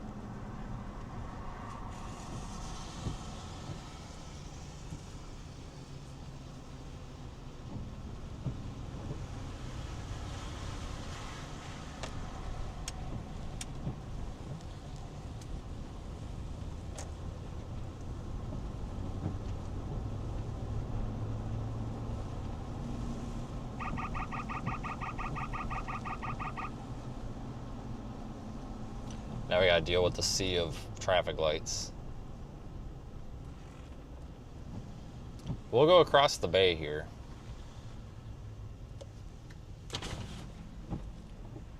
Should see some pretty good activity on the beach though, I think.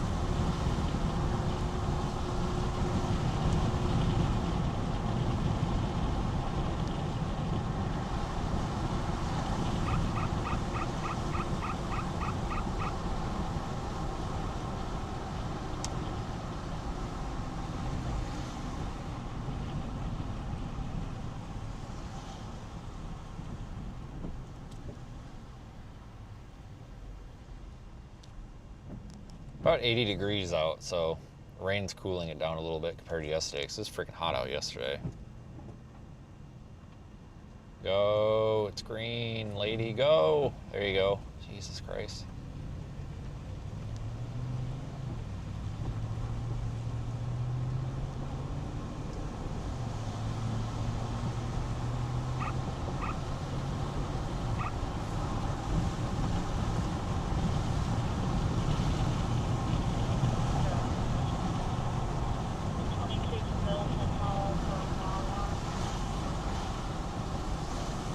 Hold on, we're all stopped at a green light again. Ah, dang, traffic's terrible here.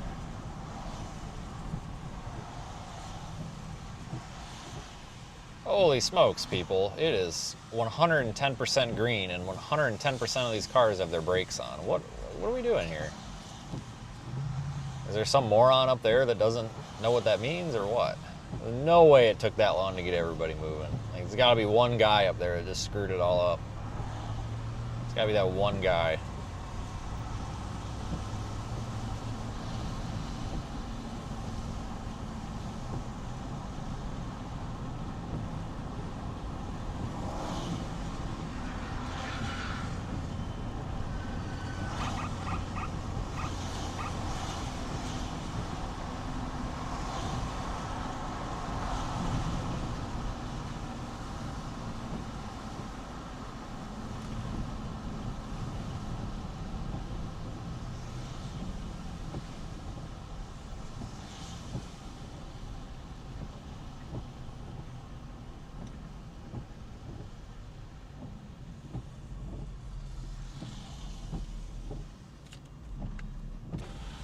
My God, relax. Jesus Christ, Richard. Like, then go somewhere else.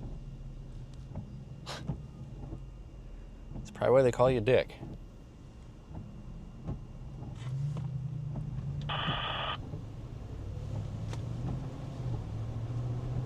This, questionable looking locksmith van here is questionable.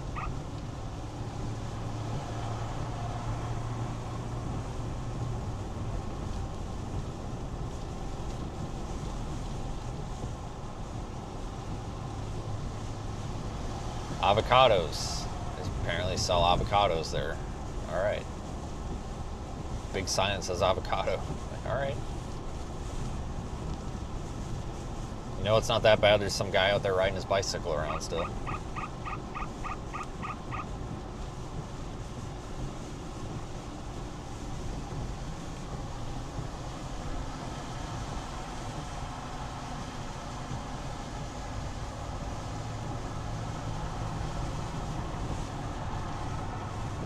So if you look at radar, there's really not much for precip here. Do you have traffic?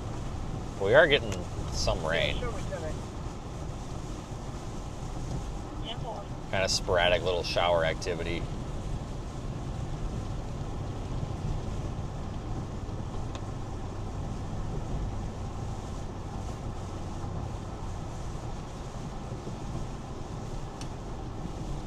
Yeah.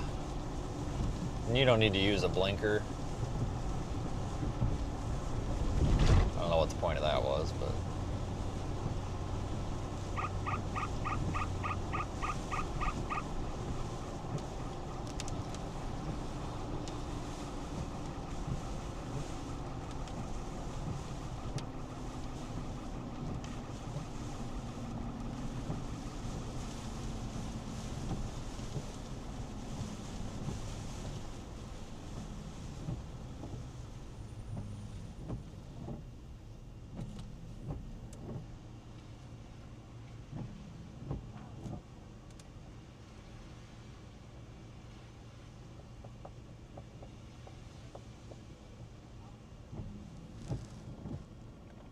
It's maybe the first time in a while I've actually wanted to turn the air conditioning off.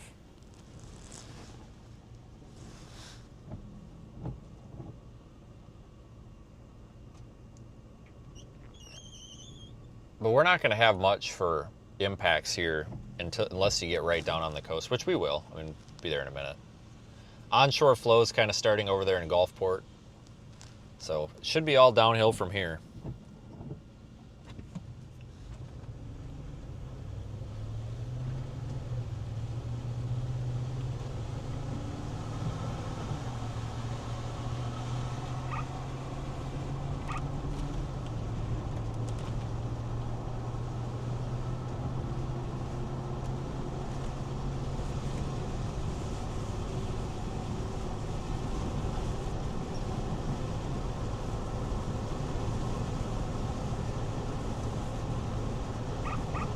Might be pretty windy up here on top of the bridge.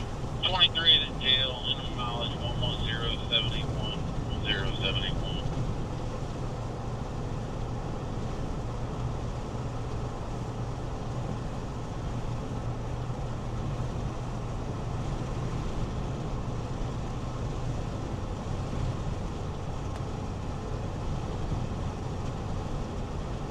As long as once you brought it, please.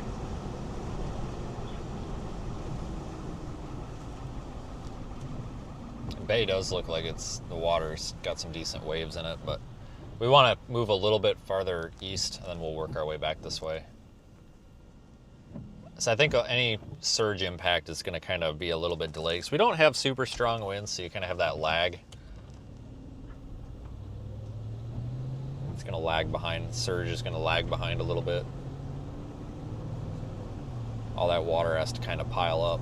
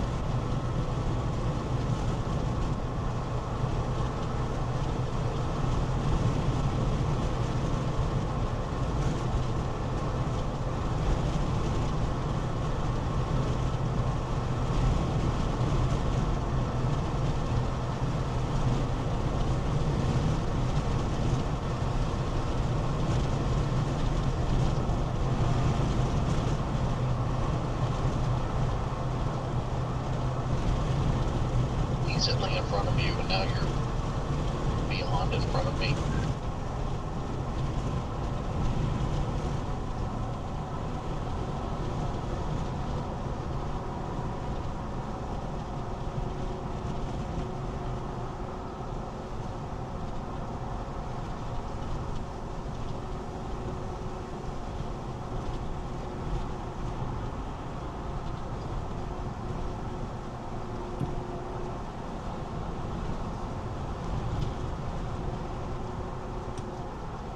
Guess we're just stopping again here. So we get into a bunch of stop and go lights down here, unfortunately. Sometimes you get lucky, but most times you don't.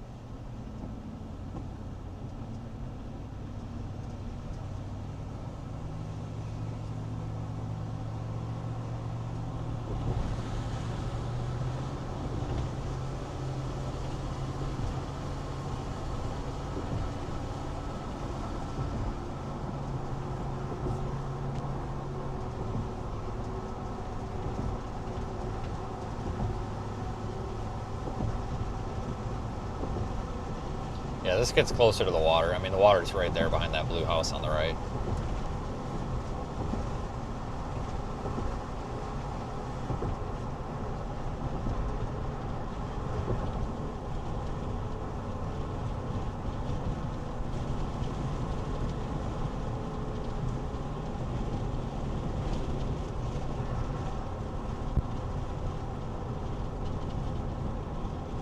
Water's definitely coming up a little bit higher than it normally is. You can tell down there on the beach. It's usually not quite that high.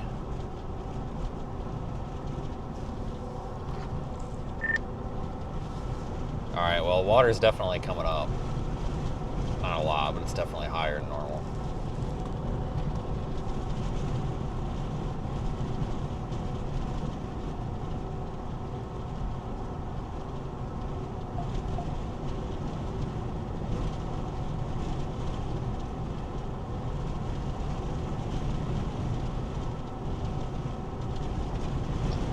Oh, you can actually see like the eye of this if you look like due south. You can see the blue skies.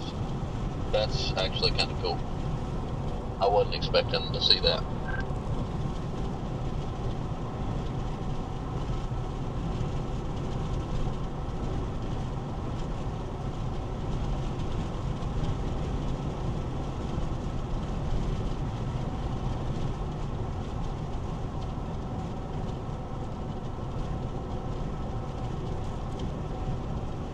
Yeah, we passed by here this morning, and the water was not nearly this high. So it's definitely pushing some water up.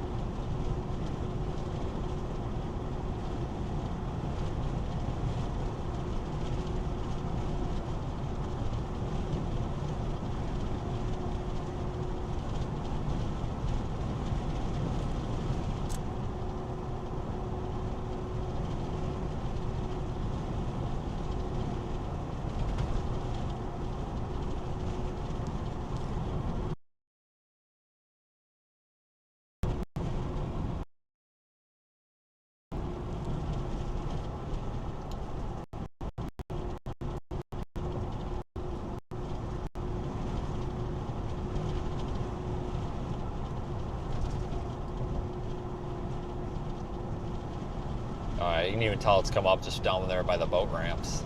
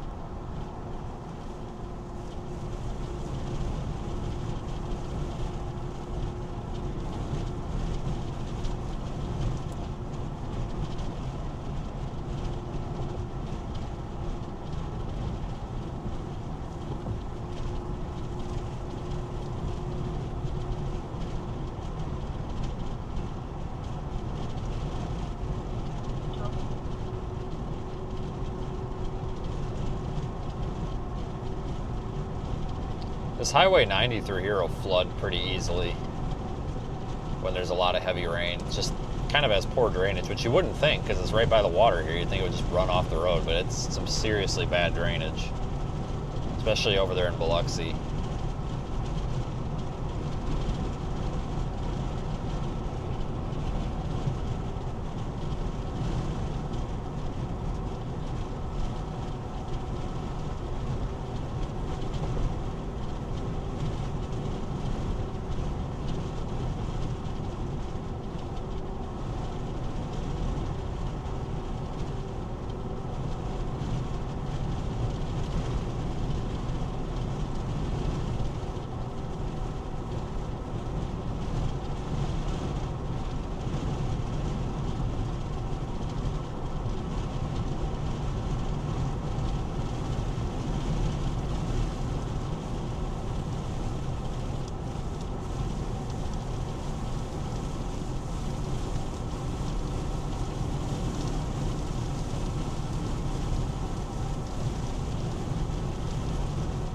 Yeah, we're starting to get that onshore wind, like we're starting to get kind of hit in the face with it now.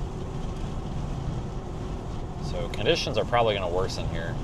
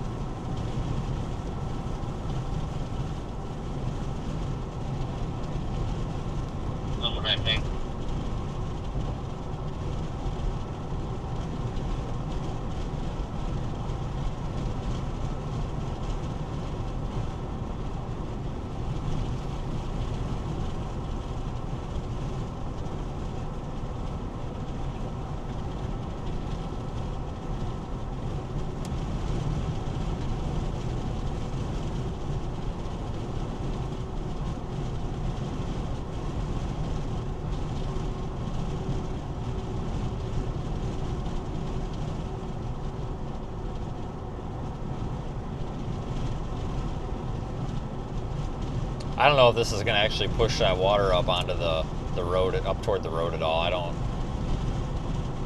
know. They're saying up to 4 feet of surge through here, but I'm not quite sure.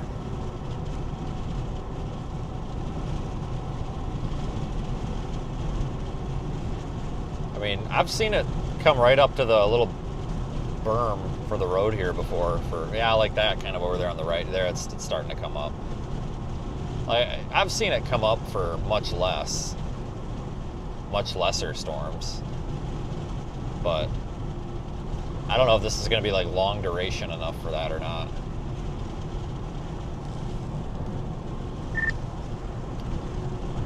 Up here by the Walmart, it's starting to come up to the road here in some spots, so maybe this will push up onto the road. I'm not sure. It's pretty isolated though.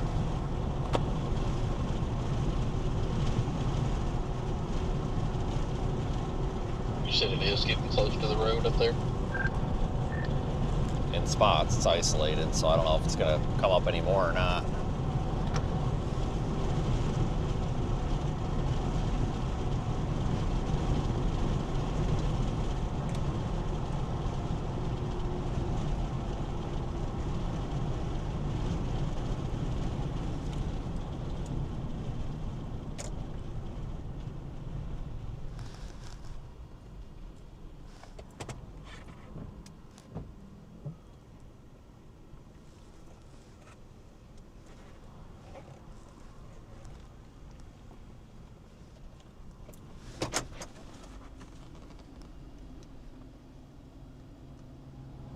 It's starting to come up.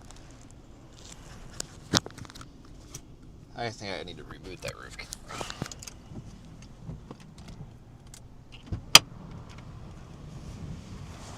Oh, it is windy.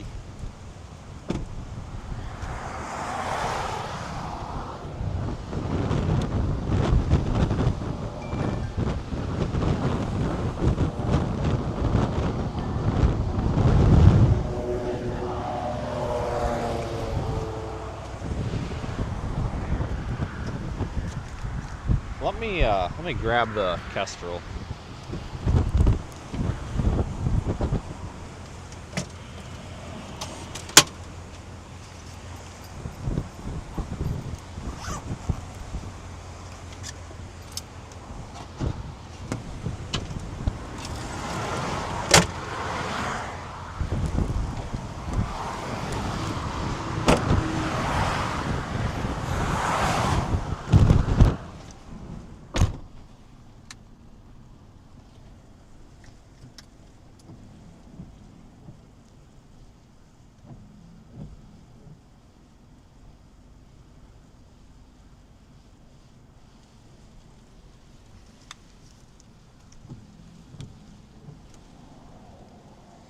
Get out, see if I can get a wind reading on this.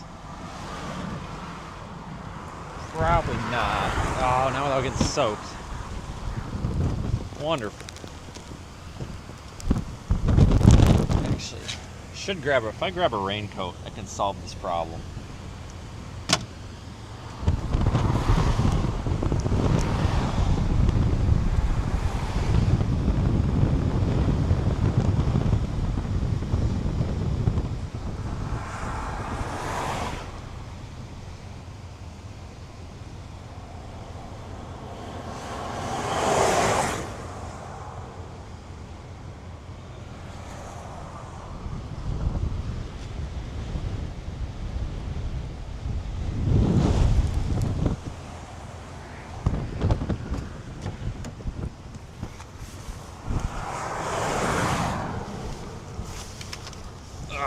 There we go.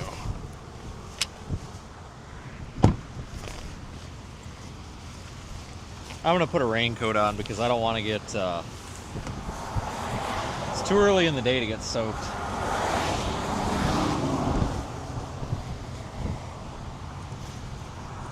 Way too early.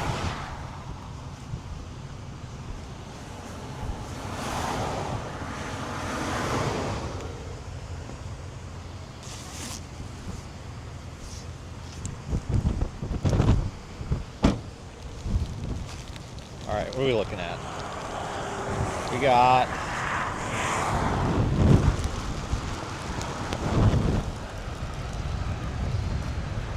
...28 mile an hour sustained, gusting higher.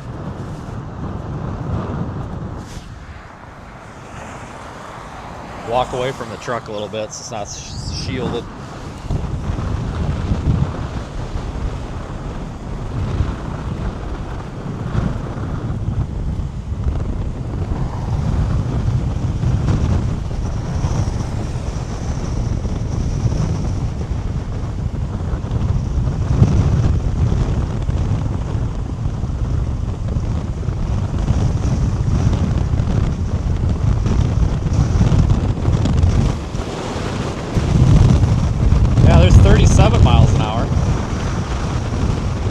Definitely up to tropical storm force, but not, barely.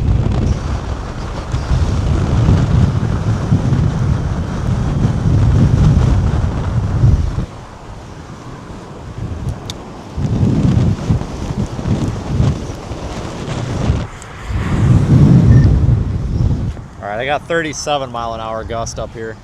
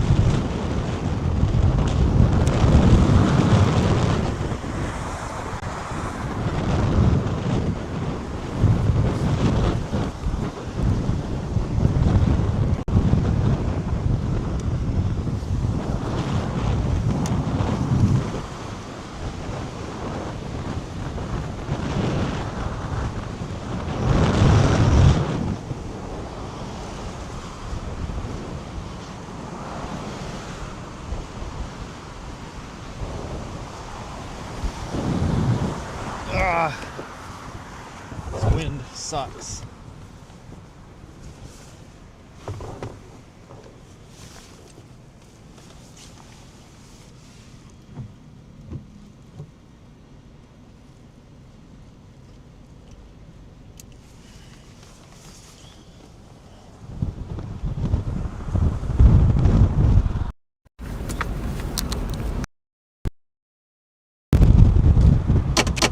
Great.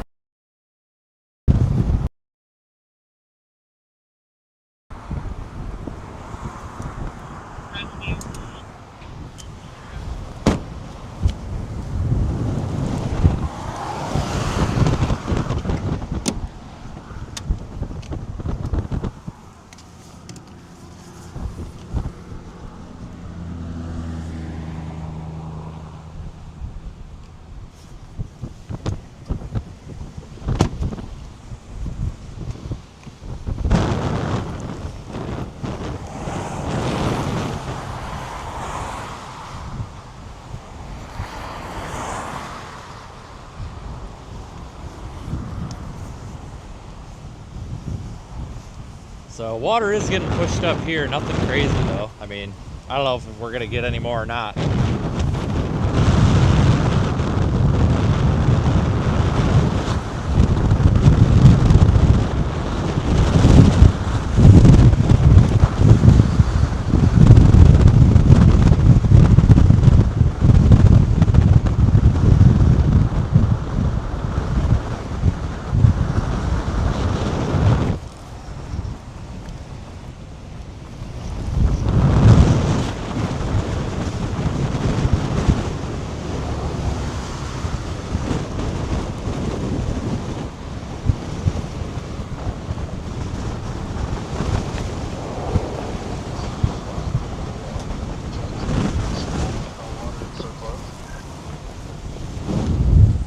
Say again? I said I found a decent little spot where the truck's like getting splashed by cold water. I'm close enough.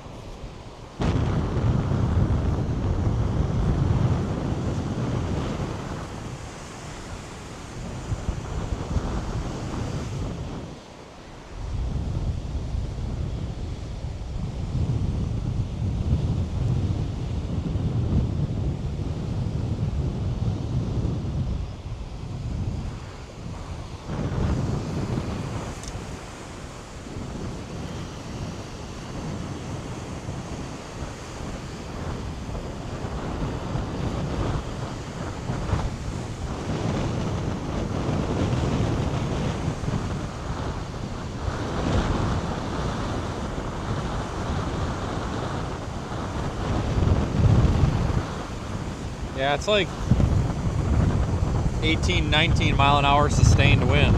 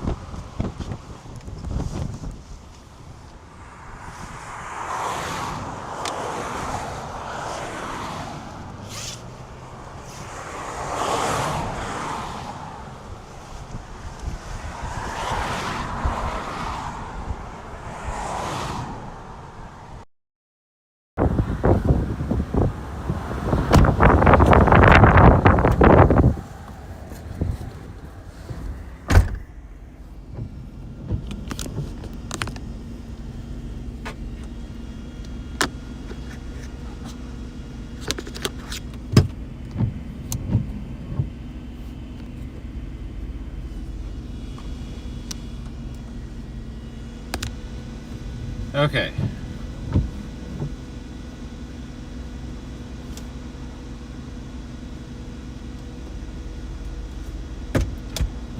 Water's coming in really hard. Let's go down a little ways.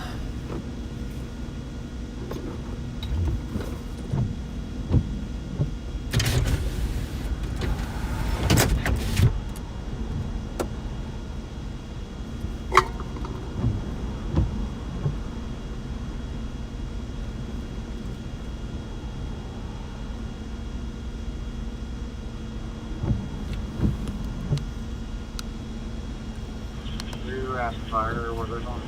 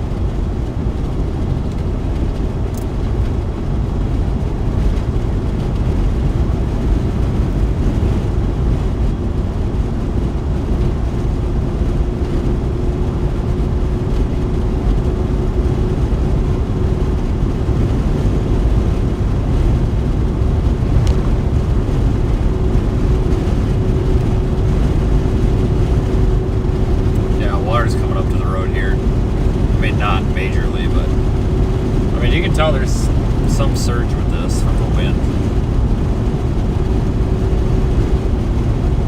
See how prolonged that is, if it can push it up any farther.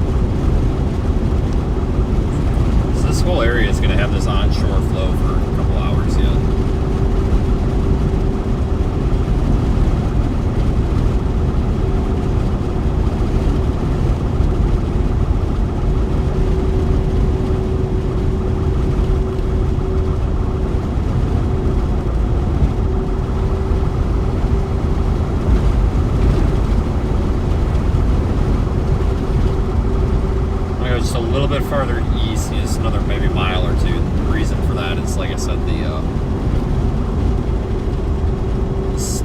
little bit of surge is going to probably lag behind. Could go over there into that like shipyard. Been over there a few times. Battalion 2. Respond to the structure fire somewhere in the area 20th Street, 31st Avenue. 20th Street, 31st Avenue. They're advising they saw a man set the building on fire. They can see flames without PD in as well.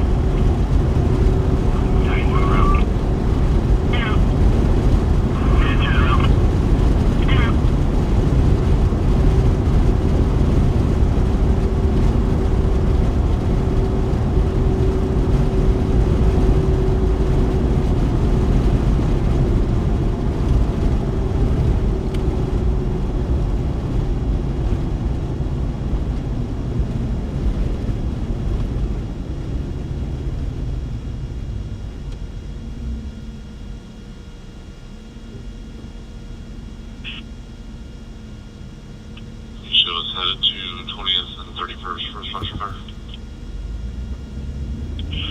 Copy, I'll drop the line unit.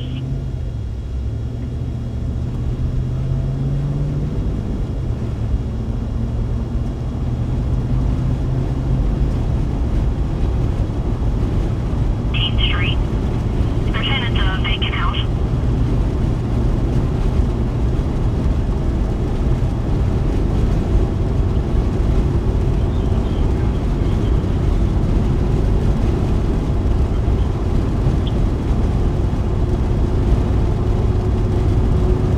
Now, I've seen this highway flood quite a bit, even with really weak stuff.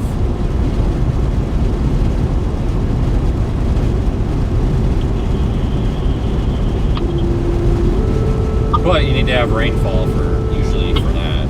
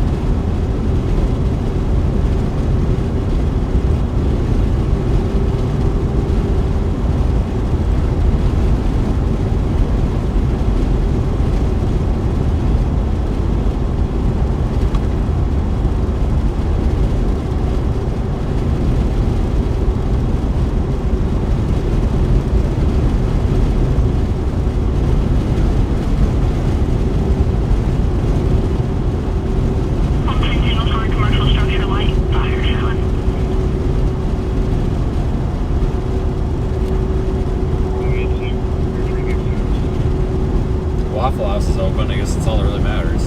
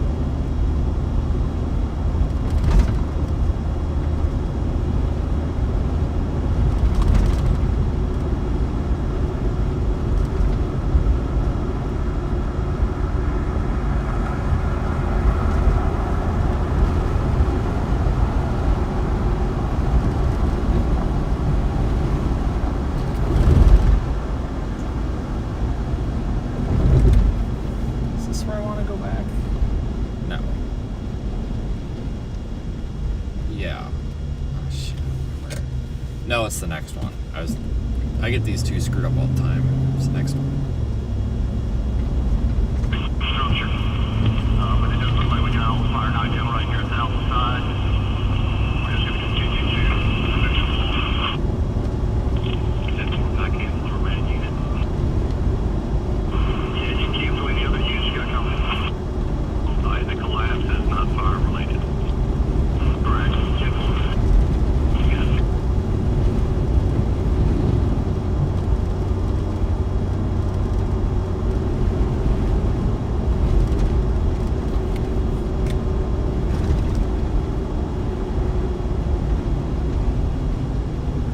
good spot. 12 Battalion 2, I'll copy cancel. The last time I was here was, or back in this spot was when we had that freaking blizzard down here. It's just crazy.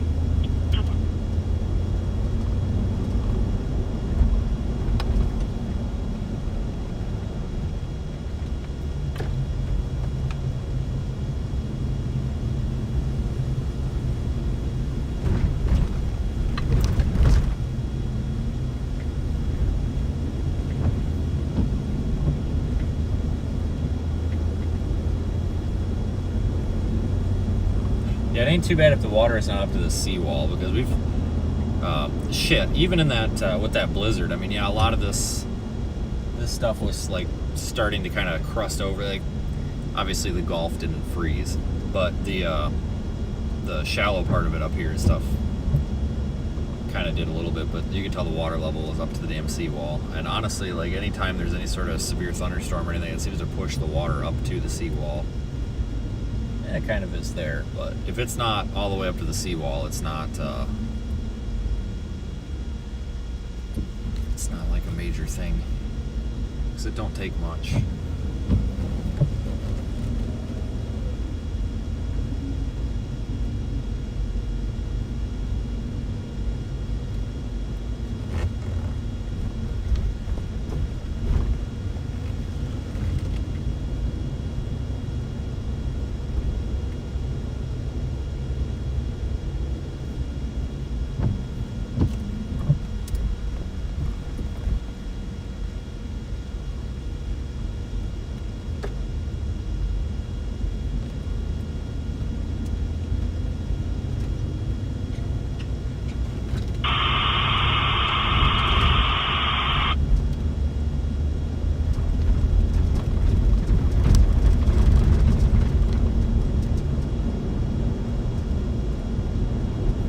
Bird.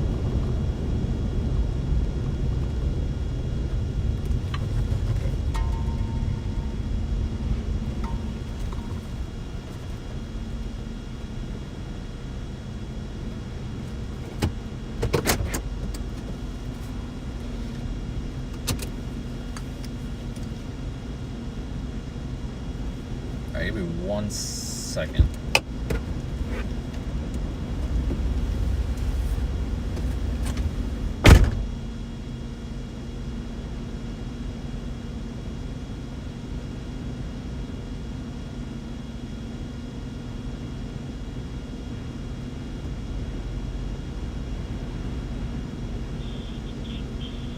Put us on scene. Our MDT hasn't caught up with the fact that we're on a call yet.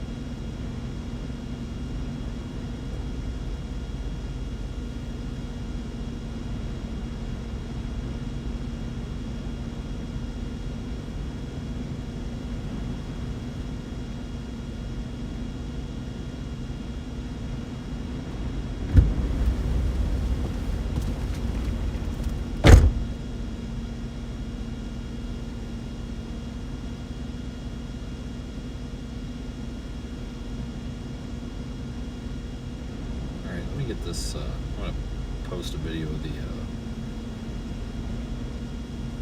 waves.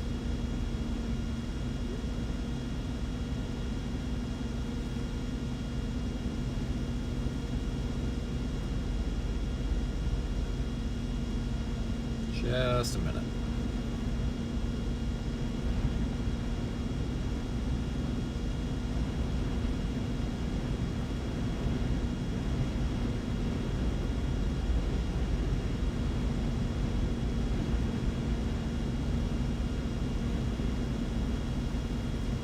What is today, the 22nd? Yeah.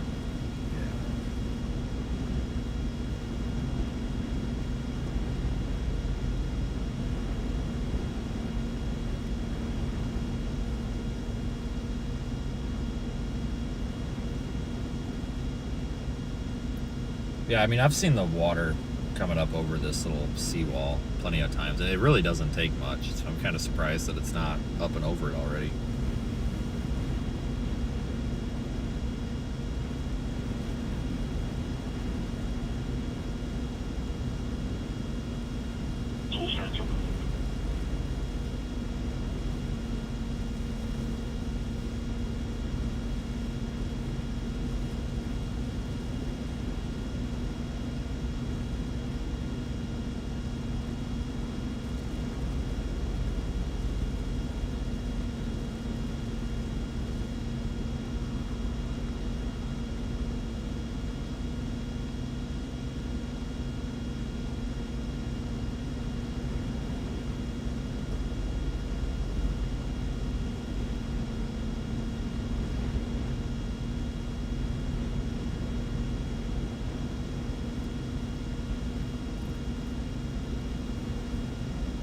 Yeah, it's not too bad out here, really. 2530th Street. 232 30th Street. It's second party. Female said she called a phone number for a taxi. The female that answered said she was stuck in bed, frozen hands and frozen feet. She's the address that we have on file. She refused to give the other female an address. We got PD in Roswell. Okay, interesting.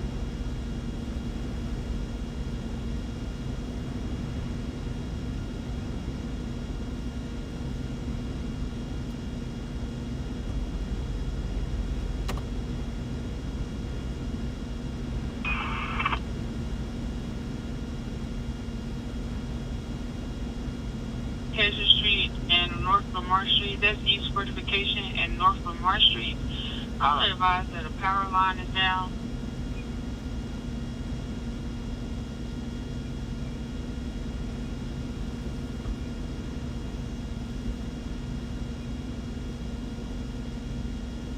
I tell you what, if this is as bad as it gets, this is going to be pretty much just another day here for these guys. I really thought we would start getting some, marginally impactful storm surge or something, but no, right?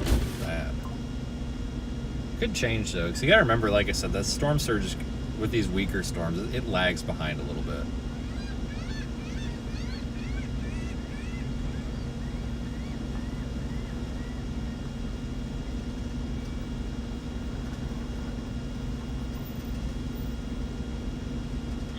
Out of Oklahoma, surrounding states only, so they won't extradite.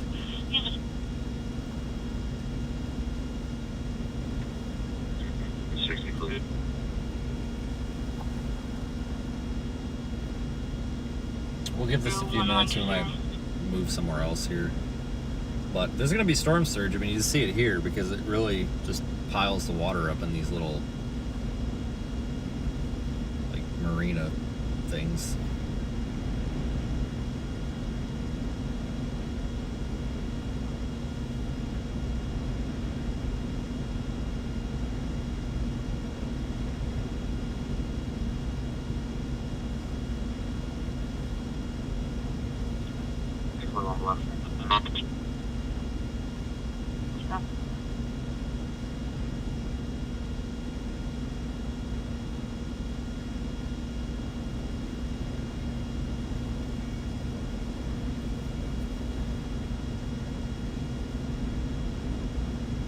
It is windy out though. We still got like 20-mile-an-hour sustained winds.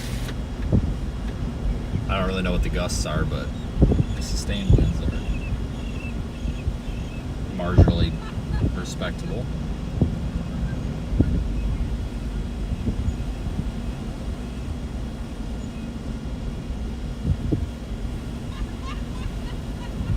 Ha ha ha ha ha. You're so funny.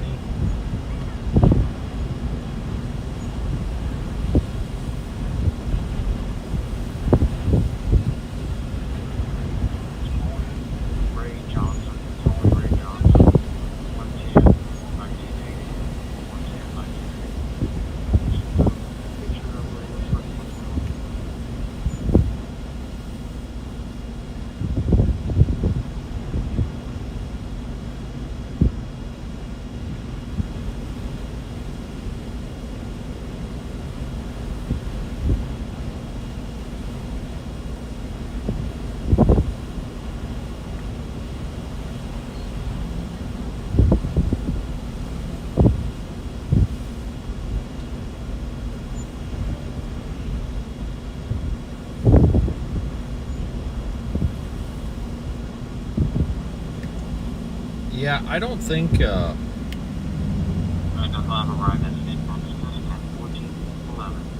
I'm kind of thinking that we're not gonna get really all the places in this parking lot. Park right there. I'm really kind of thinking we're not gonna see anything a whole lot more than this in terms of surge or impacts. I mean, oh, dude, if there's gonna be any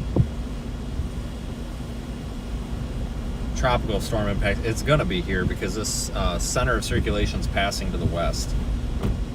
And as it passes to the west, that's where you're getting these, that almost purely onshore flow. Wind's kind of coming up off the Gulf and pushes the water up. But I don't know. See, this is a very weird storm. We've got kind of two central areas to watch here. There's that area of convection.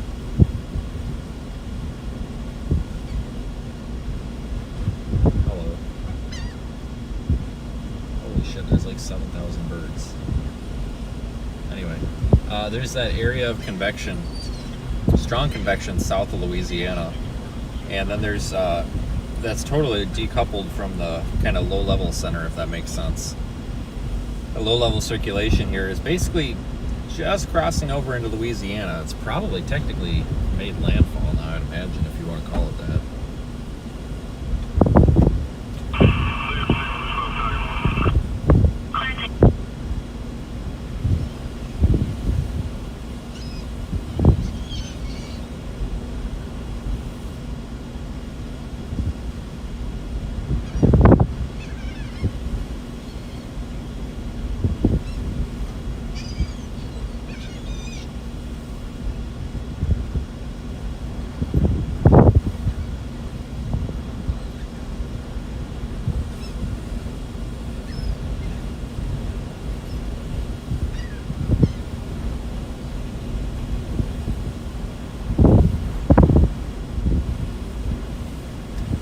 I would probably go out a limb and say this thing's probably made landfall.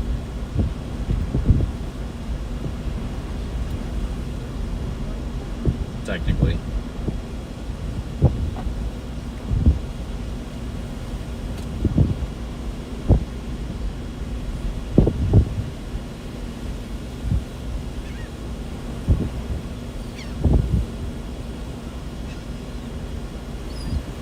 Tropical storm watch is all the way down there, almost to Houston.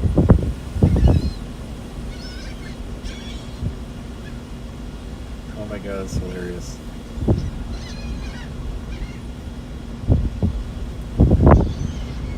Jesus. This guy's like summoning all the birds. You got the bird whisperer over here.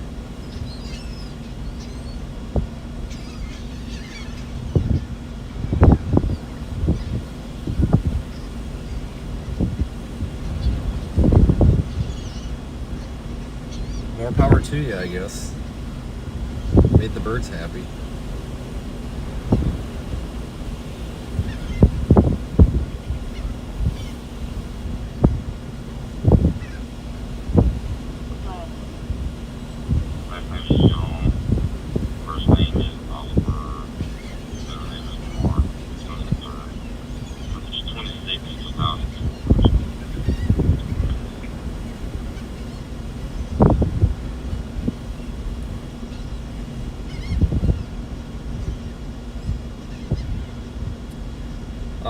Bad news, the Waffle House sign in Panama City Beach got damaged by the tropical storm. Apparently it was windy enough to damage the sign.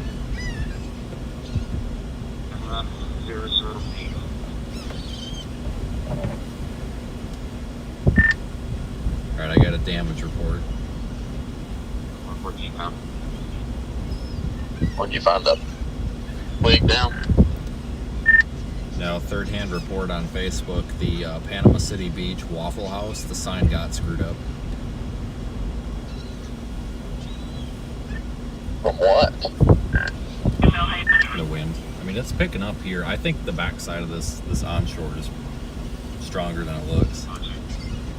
I guess they were getting 40, 45 mile an hour wind over there. I mean, it's picking up over here. I'm on like the other side of the marina or whatever. Yeah, I'm not too far from you. I'm just slowly easing east, I guess. Looking for places to stop and sit occasionally. There's a big port or whatever out here. I mean, like, I don't know if it's gonna get much better or much more interesting than this or not. I don't know. I don't know what it's like farther east. I don't know either. I know if it doesn't get any more interesting than this, the likelihood of me following it to Texas are slim to none. Well, I'm kind of giving this an hour or two to make a decision on that because, I mean, if it goes to Galveston, Houston, I'll go. But there's that like area of convection south of Louisiana, and I know there's talk about it maybe forming a new center. I don't know. I don't know if this thing could possibly survive going over the swamp with what it is. I don't know what it's gonna do. I don't have the slightest idea. 7-3, And it's pretty much what eye there is pretty much hitting right now over there near Shell Beach.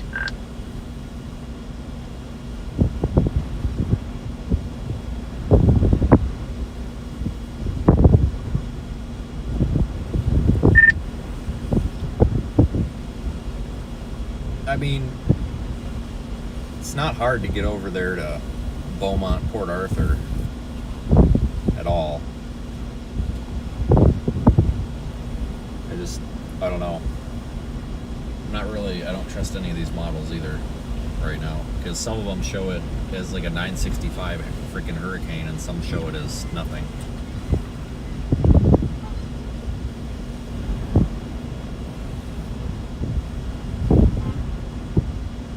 Oh, I get it.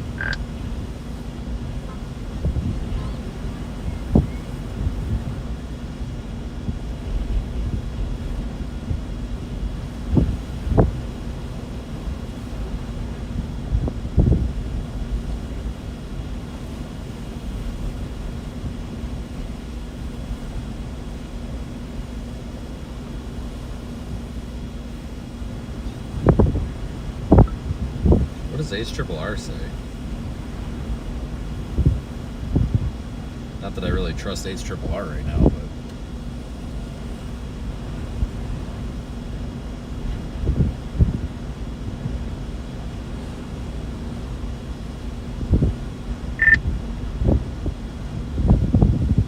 HRRR kind of dissolves it, but I mean that's HRRR.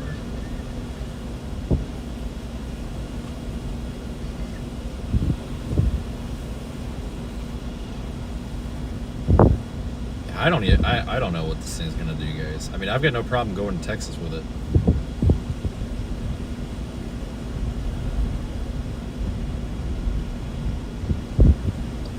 I'm just really, really shocked at how little precip is here, honestly. Like it's hardly anything. No, I don't think I've seen any rain for a while. It's just the spray. It's weird.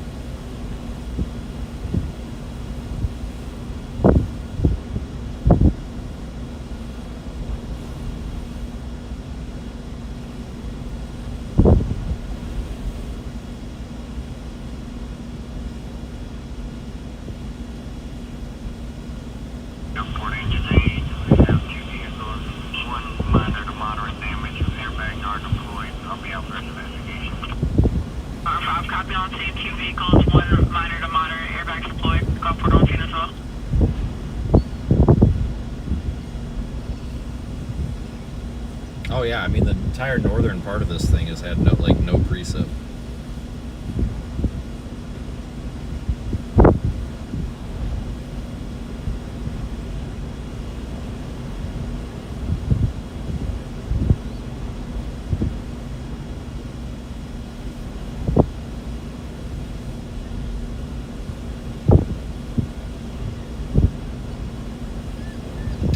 Latest advisory is now 45-mile-an-hour gusts.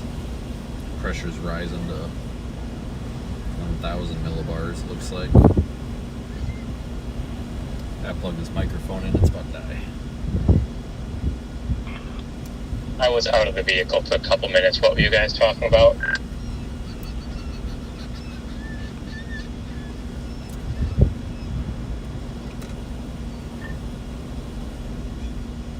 How little rain there is with this. Nothing important, really.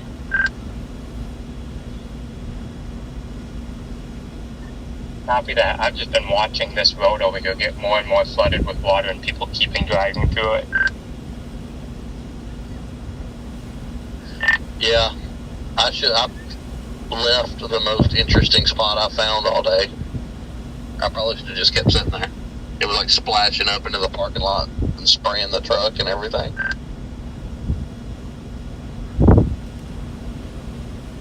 This road is covered with a solid 2 inches of water all the way across, and closer to the edge, it's probably closer to 4 to 5 inches. Wow.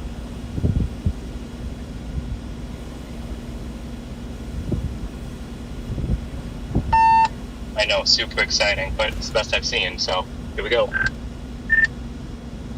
Probably better get a flash flood emergency put in for that.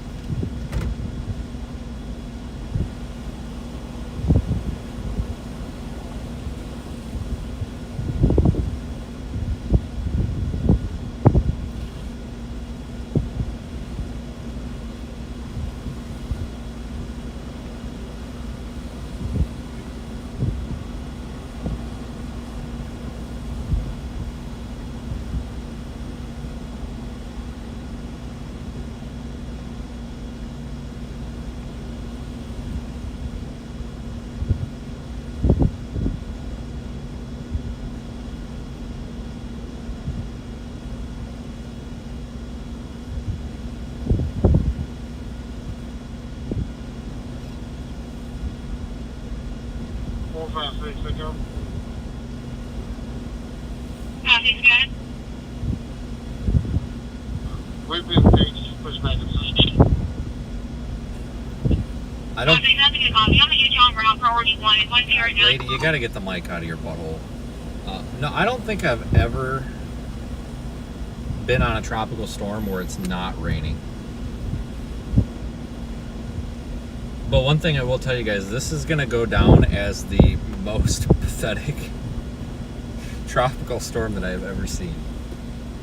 Like, I've seen some pathetic tropical storms, but this will be going down as the most pathetic one I've ever seen.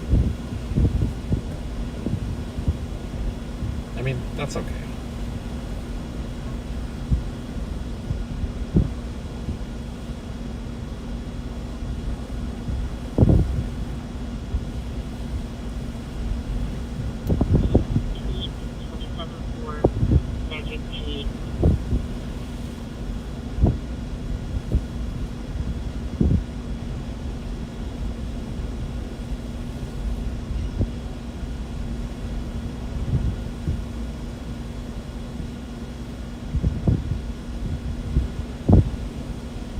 Looks like they canceled the tropical storm warnings east of Pensacola.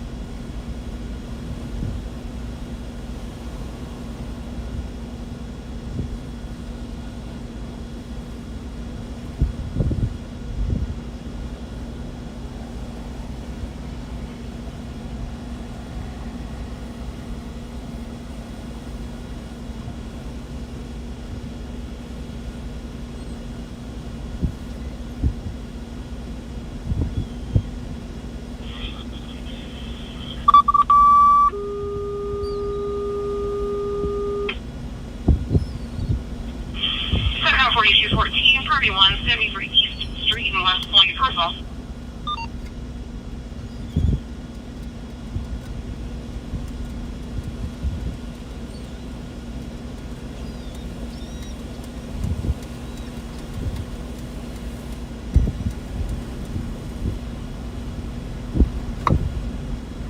Wind hasn't really died down at all.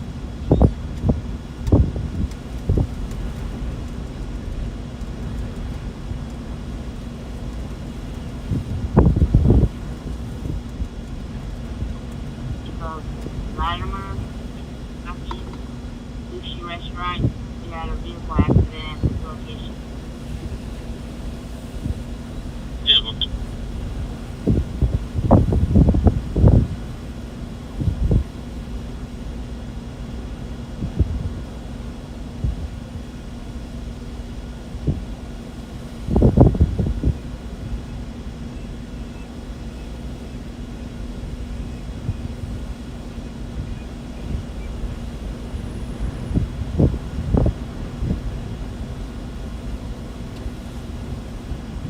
This is the most tropical storm anything we've had in the past 2 years, so 2025 season or 2024 season.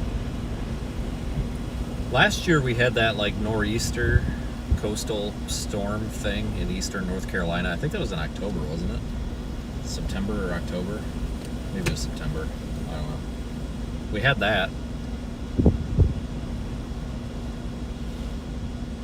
That was kind of tropical, sort of. I mean, similar impacts. Shit, even that was more eventful than this.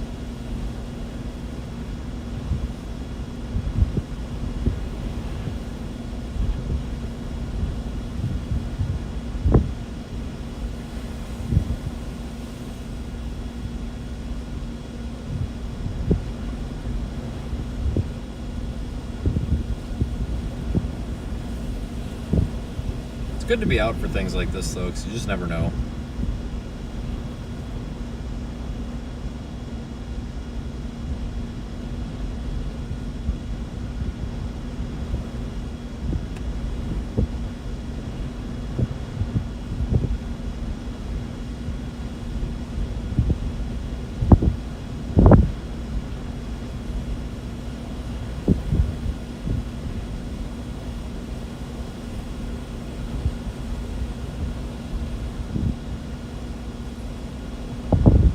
We can go for a drive up the beach, I guess. See what things look like farther down or up, whatever you want to call it.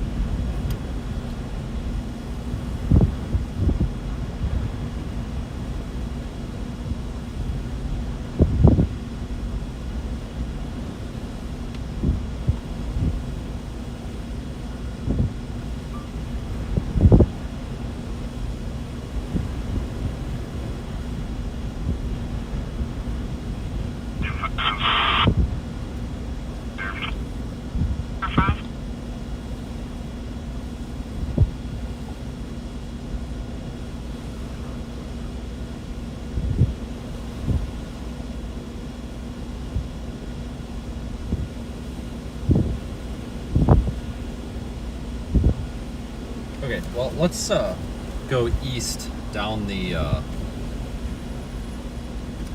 way a little bit here.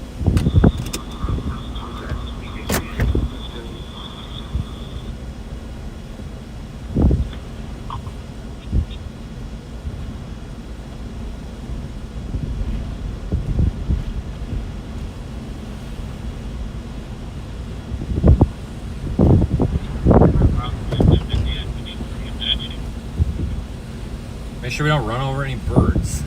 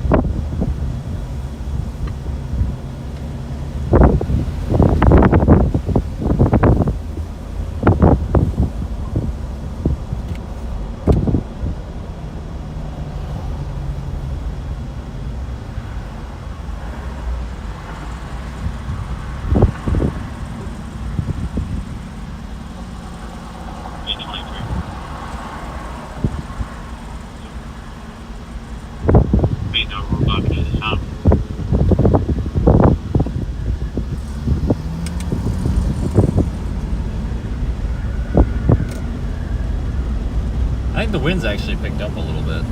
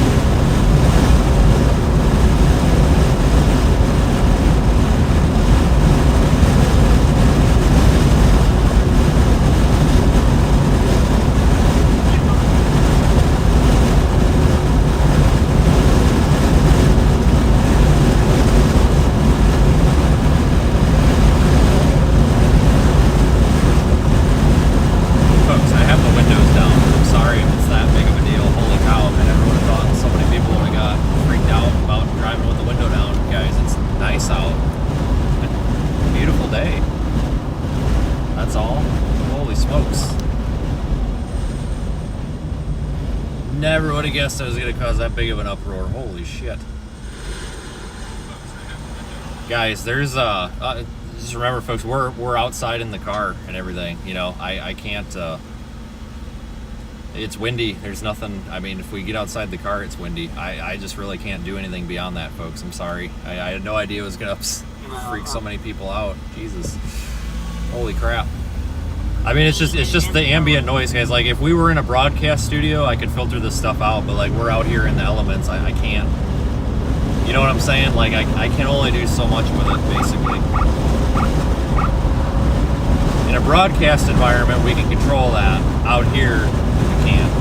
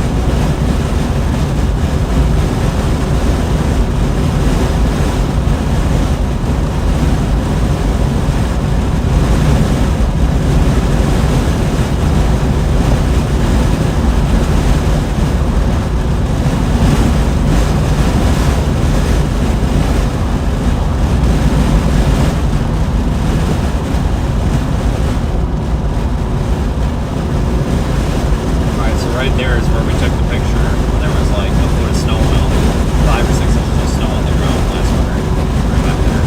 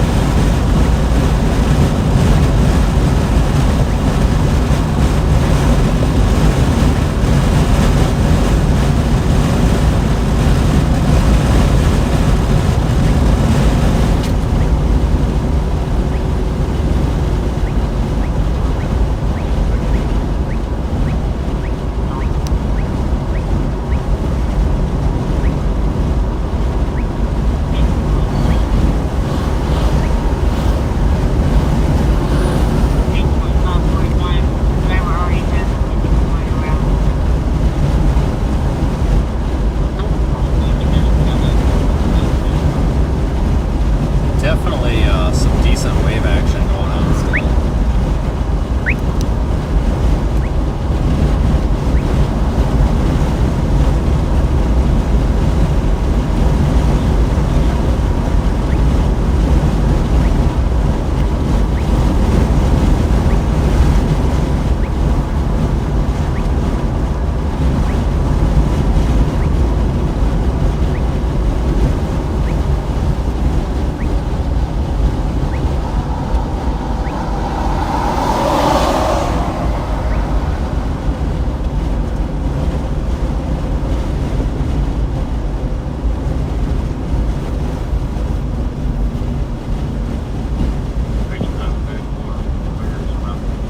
Let this guy go at like 2 miles an hour.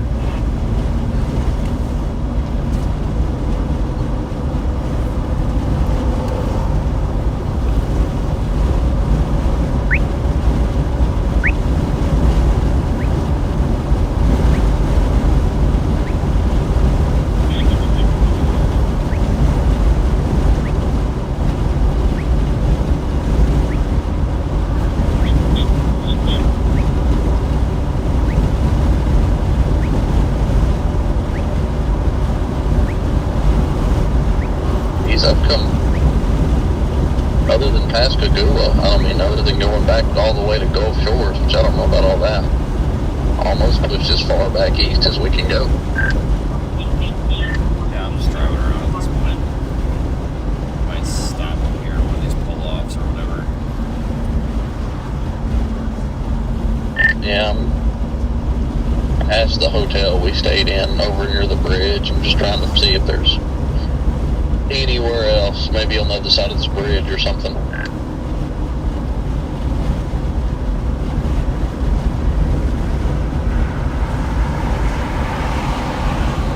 Yeah, so I have a mother driving a BMW cream in color trying to get to the hospital. Child's having an allergic reaction.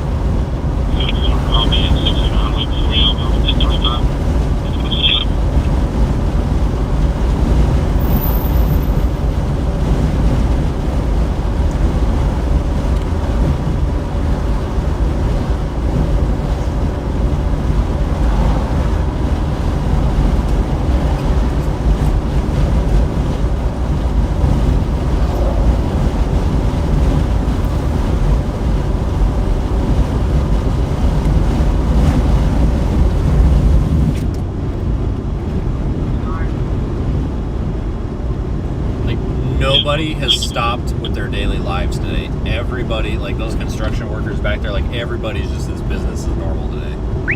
I mean, I don't really blame them. Basically, everything's just business as usual here.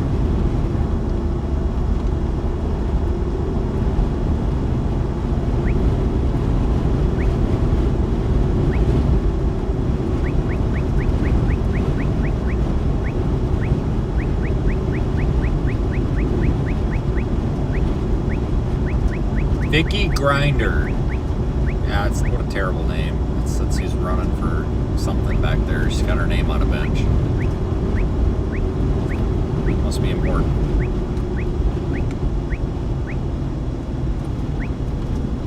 This is kind of a cool little drive, though. I mean, it's especially at night. It's really pretty.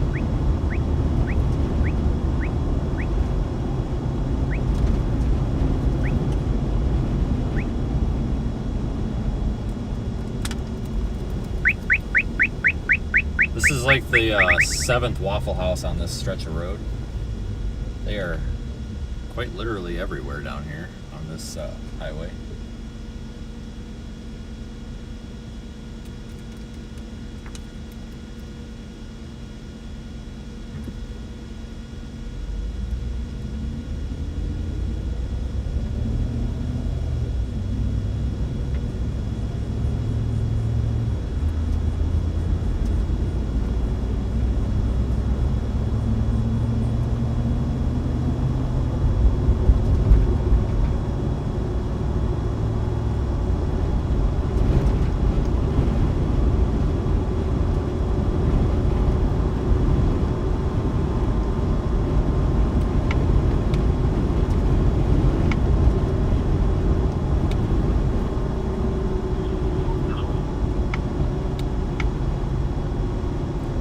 Might stop at one of these gas stations for a bag of chips or something. I could have went through that. We totally could have made that. 100% we could have made that.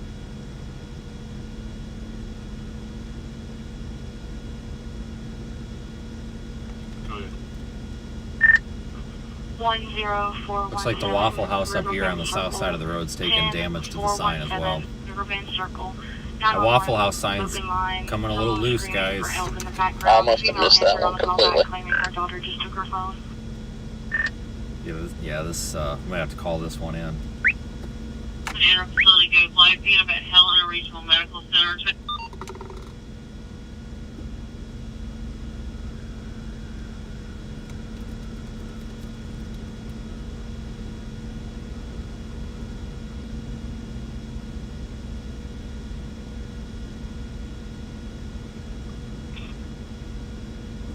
Transfer times 1 from the ADC to station. Copy starting.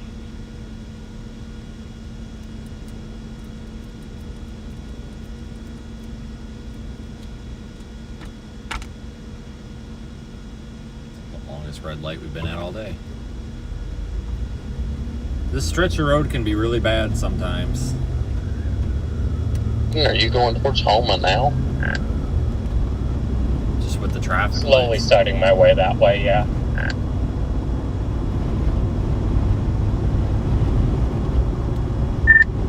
Where are you going? Towards Homa. Yeah, I'm definitely considering it.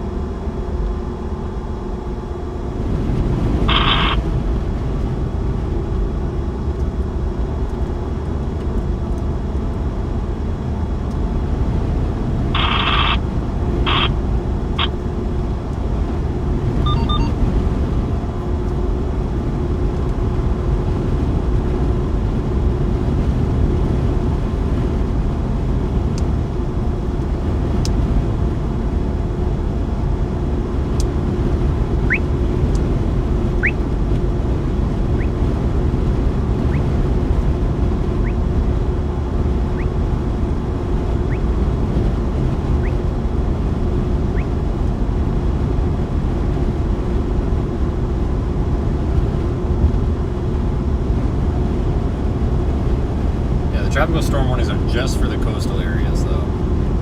Yeah, I'm going to make a decision within the next 2 hours. Because I can either keep tracking west with it, or I can be home tonight. I'm going to make a decision on which gas station I'm going to for lunch. I haven't decided that yet.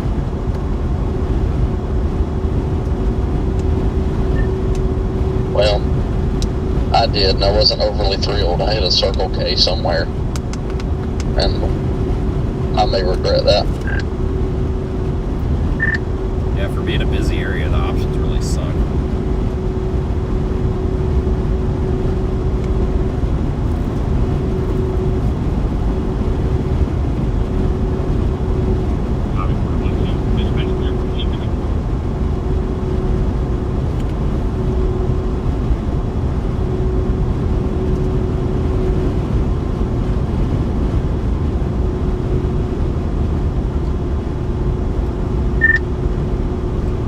A good hotel in Hilton, in Lafayette, that's not in the ghetto, and it's decently priced. I mean, I don't know. I guess I'm gonna do what you do and just wait an hour or so, because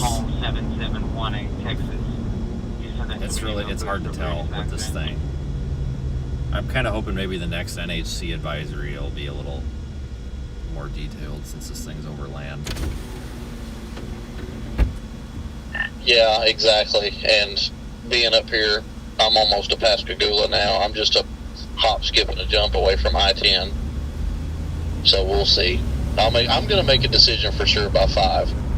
But it's going to be complete opposite, either west or home. So I really don't know. Let's see what it's going to do.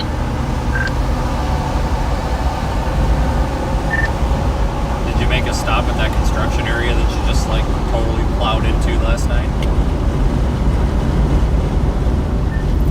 Not today, no. I did drive right by there, though. It looks way different in the daytime. I just like how we both just drove right over the curb. I mean, I didn't know where to go either. Like, I just figured you had a plan. Well, I thought it was an entrance. I mean, there was a turning lane, and it was marked no U-turns. So I was like, okay, there's an entrance, and then I turned to go in, and it was big bumps on a sidewalk. But the funniest part was that the supervisor there, the construction supervisor, just was like, oh yeah, y'all are good, y'all are supposed to be here. Like he totally expected us to be there. Well, I was confused too, because I just assumed there was an entrance, and I just like overshot the entrance a little bit. I didn't realize that there was no entrance.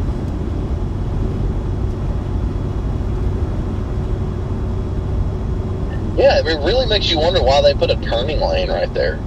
Like, for real. Like, why did they put a left turn lane and mark it with no U-turn, but there's nowhere to turn? I don't know. It's Mississippi, dude. That's exactly what I said to the stream right before you said it. I was like, at Mississippi. Yeah, road infrastructure is not their strong suit down here.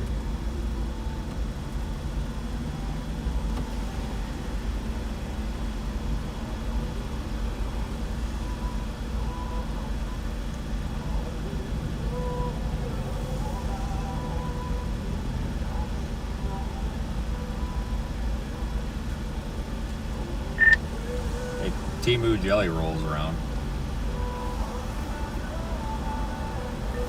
Yeah, he's back between you and Aiden. I'm just in search of a gas station. It's not a shithole. I have not seen one. There's a Buc-ee's up near I-10 though, but that's too far away for me at this point.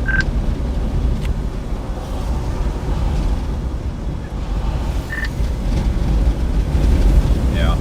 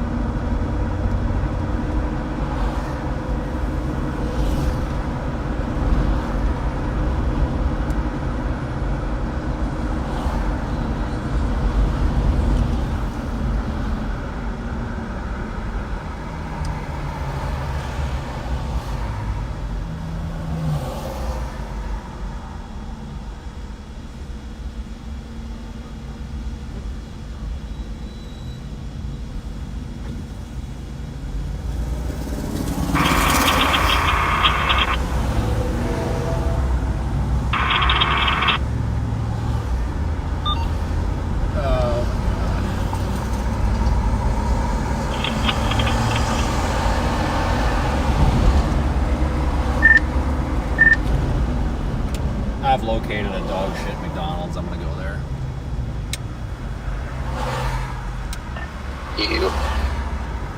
Now, I think Nathan had the right idea.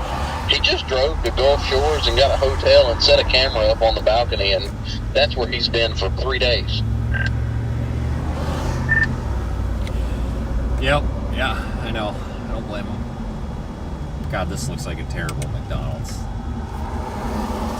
You could tell this is a bad one by looking at it. There's a Whataburger closer this way. I'm not going to Whataburger. No, it's a little too exotic. Oh, they don't sell your 6-piece Happy Meal? I try to do the plain cheeseburger. You got to go plain because, you know, the pants crapping virus and all that. Like, the condiments are what get you. It absolutely is. If that burger's cooked, it'll be fine. It's the condiments that go bad and get you every time. It don't even have to be cooked. It's just cardboard, dude.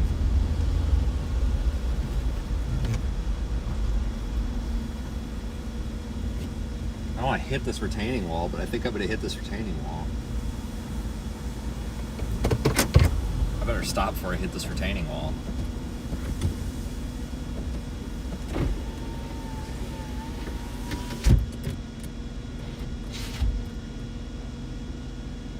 Okay, you guys give me just a minute to go in there and order and stuff, and I'll be right back.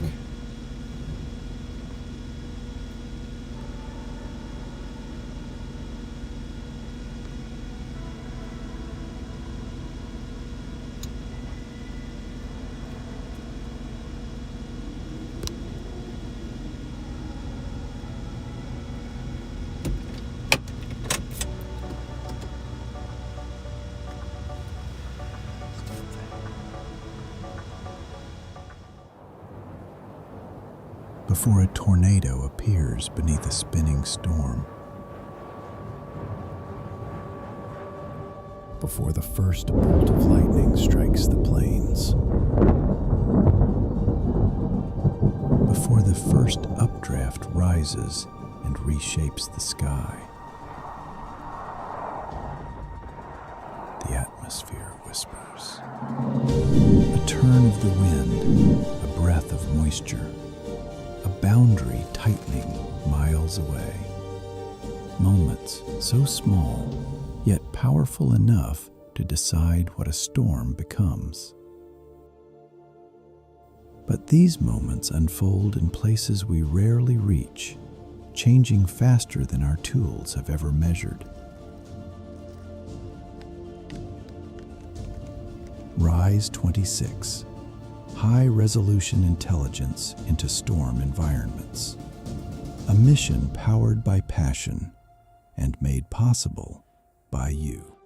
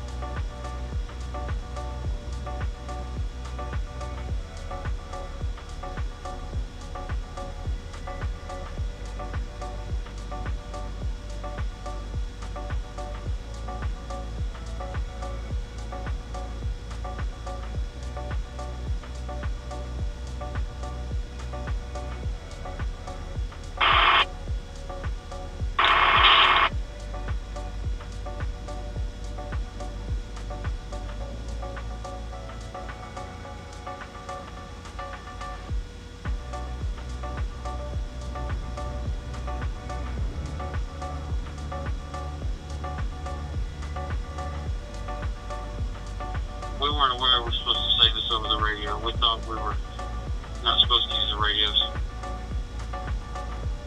I said, it's okay. I forgive you.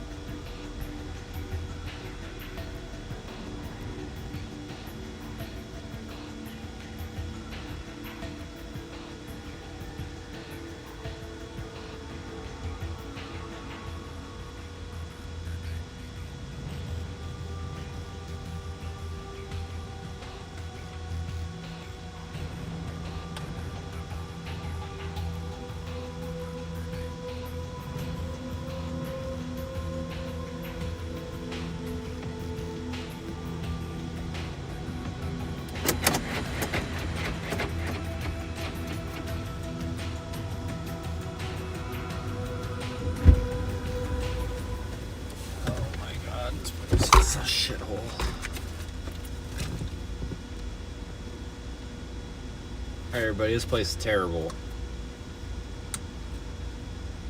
As expected.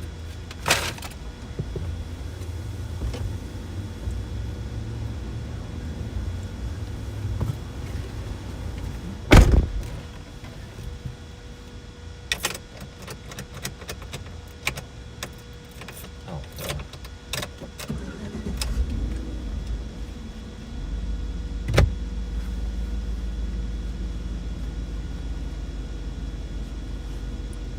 Not a quality McDonald's. Let's just put it that way. Bad. I mean, I'm sure the food's probably... I don't know if the food could be any worse than the inside of that place, but holy shit. Not a good place. Bad impression there.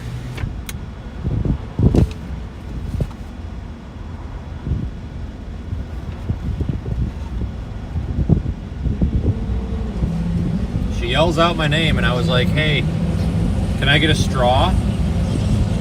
The straw is in the bag. And I'm like, no, the straw is not in the bag. I'm looking in the bag. I said, can I please get a straw? She goes, the straw is in the bag. Like, no, it's not. Like, I'm looking in the bag. There's no straw. And then she walks away to take somebody else's order. So I just went behind the counter and took a straw.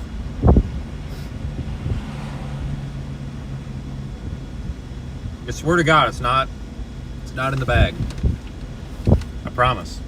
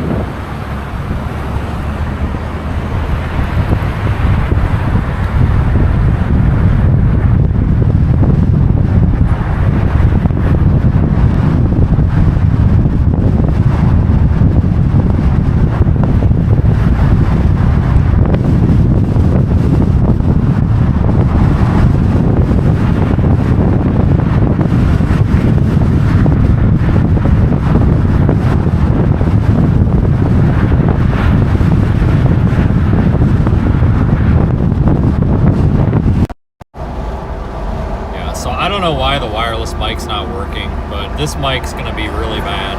I cannot get this thing to connect at all. And I don't know why.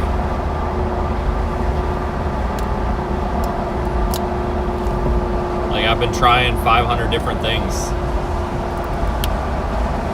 I don't know if it's got moisture in the USB-C again or what.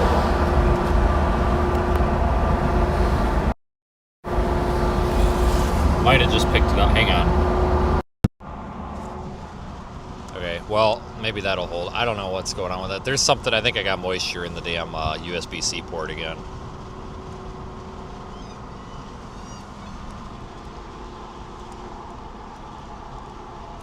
There's no way to waterproof that whatsoever. It just not in this environment. There's just, you can Bluetooth or use a Bluetooth microphone, but the problem is you have no audio adjustment settings with the Bluetooth microphone, period.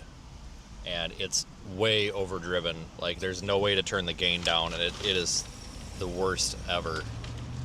There's just nothing we can do about that. It's Bluetooth would be great, because then, you know, you could seal it. You could put a little piece of tape over the USB port or whatever and keep that dry, but it's just kind of a problem I have to face every time we do anything with tropical weather, is trying to figure out how to keep the mic receiver connected to the damn phone, and sometimes just you can't.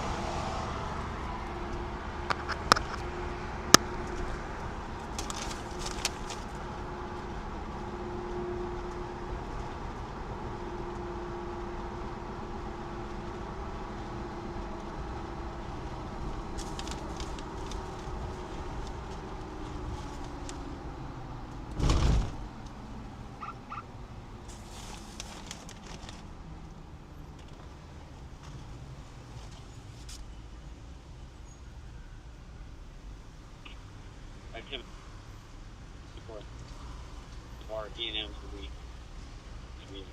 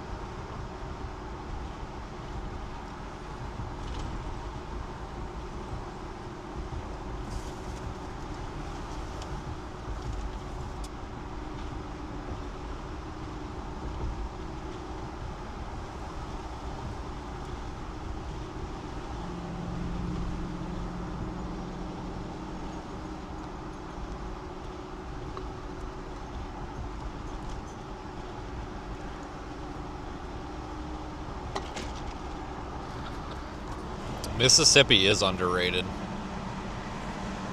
honestly, especially during the cold season, because like you can come down here like Hattiesburg and south and it's like summer even in the middle of January. At least to those of us that live north of I-70, it feels like summer. It's like 70 degrees,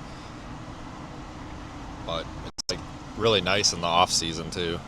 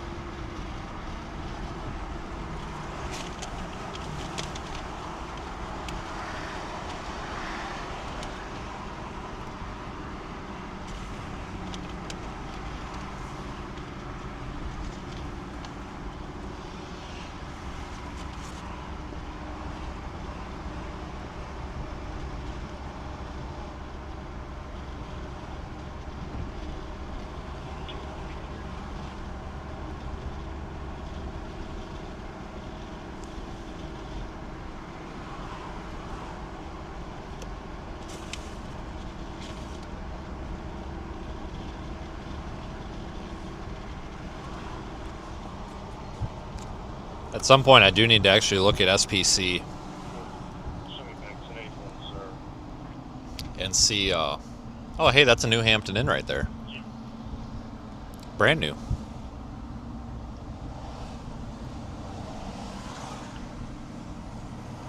I'm gonna have to look at SPC and see if there's any talk about any sort, even if it's like marginally severe weather over the next few days, like on the way back out of here.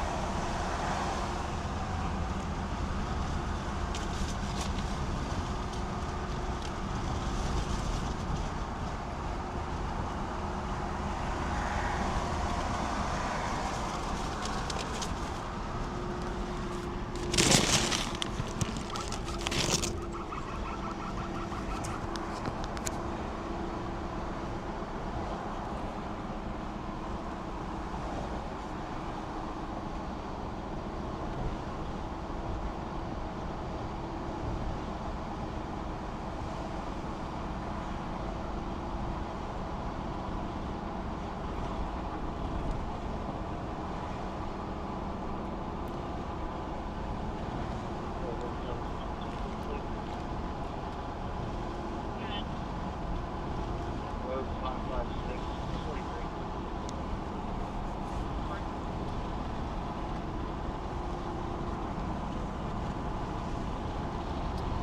Oh, I gotta plug you guys back in, or you're gonna not last much longer here.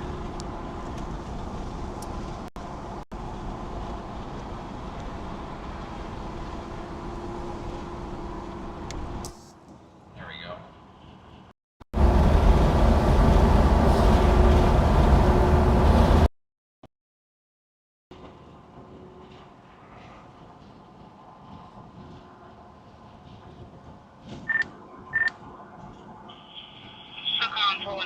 Has anybody actually looked at tomorrow? Like,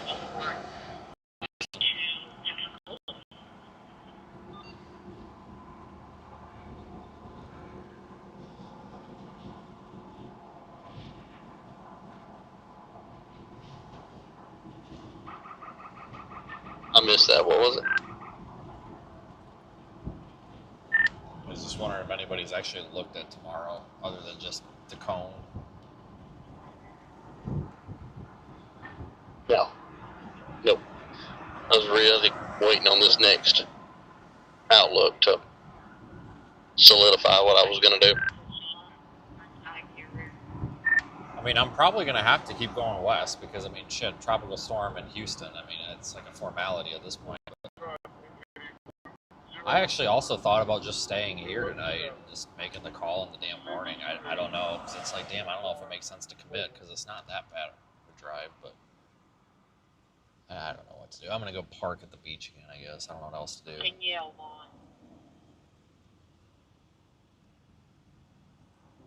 Yeah, I don't know. Like, if it's going to do exactly what it did here, I don't know if it's worth the expenses.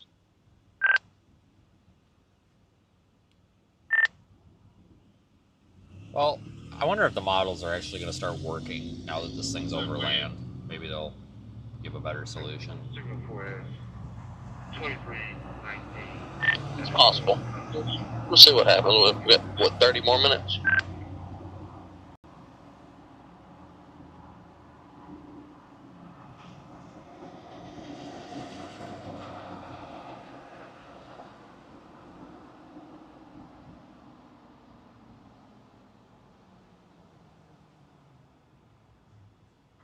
God, these stop and go lights just suck.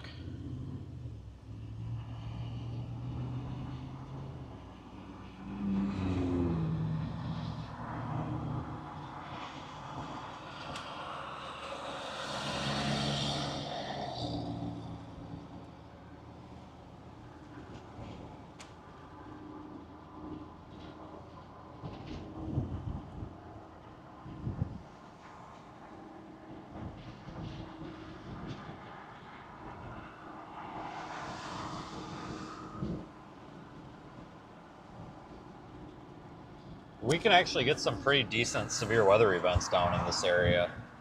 Like up there, you know, an hour north of here up by like Wiggins, hour and a half, 2 hours north up by Hattiesburg. Sometimes you know, that's what brings us down this way, usually in January.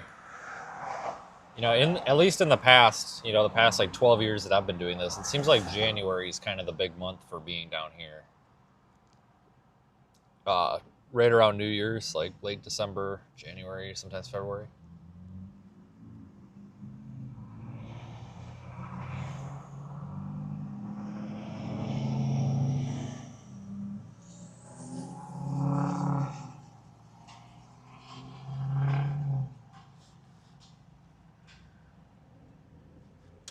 I just gotta make a U-turn. I don't think anybody cares.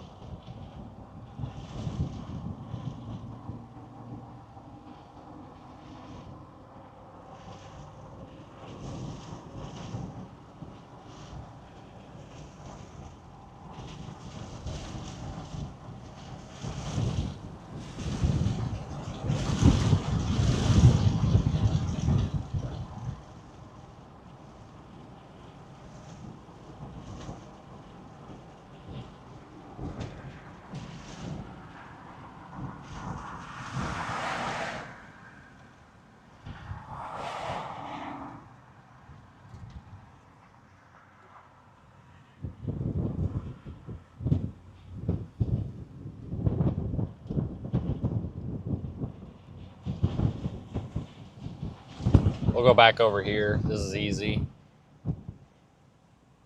If you want to stop by here and talk to her first or not, but he's allegedly walking the hallways up. Not seen him on camera yet.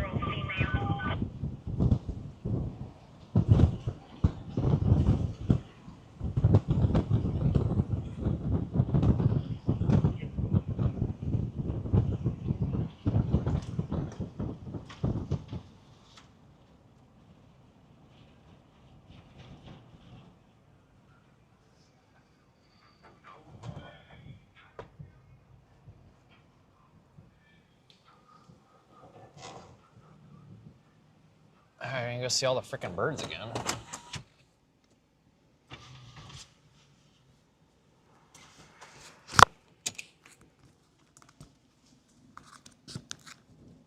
Well, it's the same. Watch the. I mean, nothing has changed. I'm waiting on the 4 o'clock advisory here, which should be out.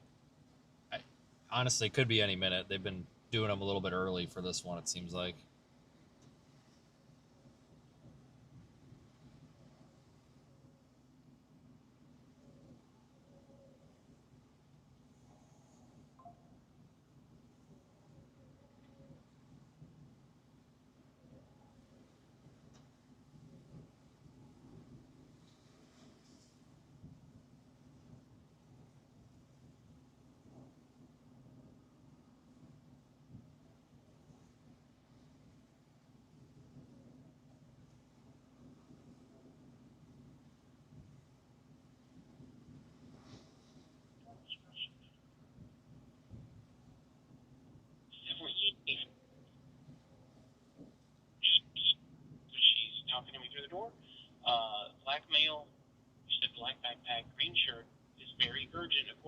but she can't say why. He's very suspicious.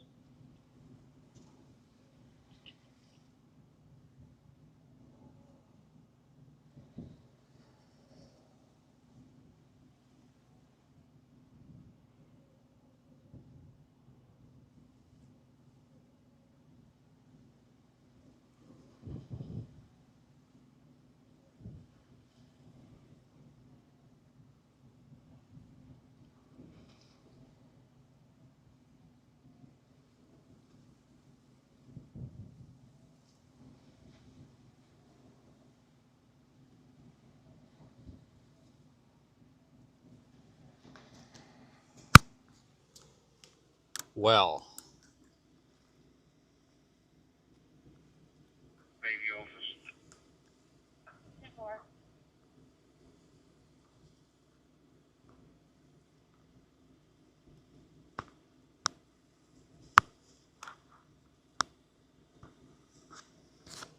yeah, I mean, honestly, this is, I don't want to say that this thing is, anything was messed up about this because, I mean, really, this is what we forecasted. I mean, we expected a tropical storm with questionable structure, and that's what we got. It's good that we're down here for this, though, because you never know if we get nothing else this year. I mean, yeah, we haven't even gotten. There hasn't even been an attempt at water spouts with this. The northern part of this has been so dry. Like we really, that's the one thing that kind of pissed me off a little bit is we haven't had a. We didn't get that water spout chance, which is almost always a guarantee, even with the weakest of tropical storms.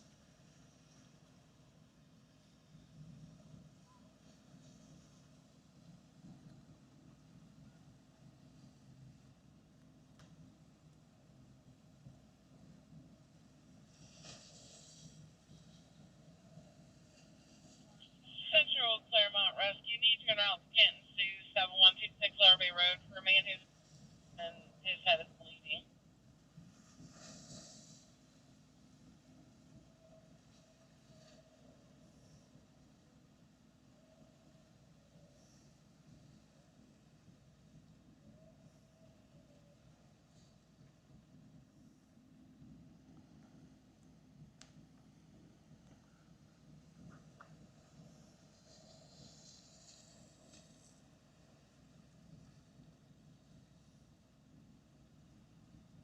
For copy, patient is alert and conscious, low blood pressure, and you have her on oxygen.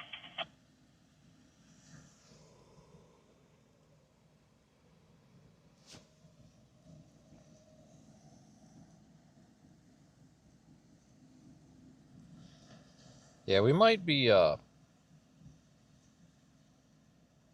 We honestly might be in for a slow season for tropical weather.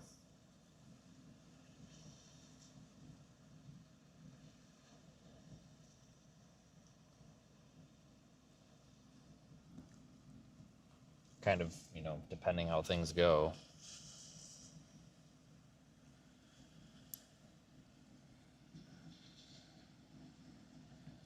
Really doesn't look like a very active season.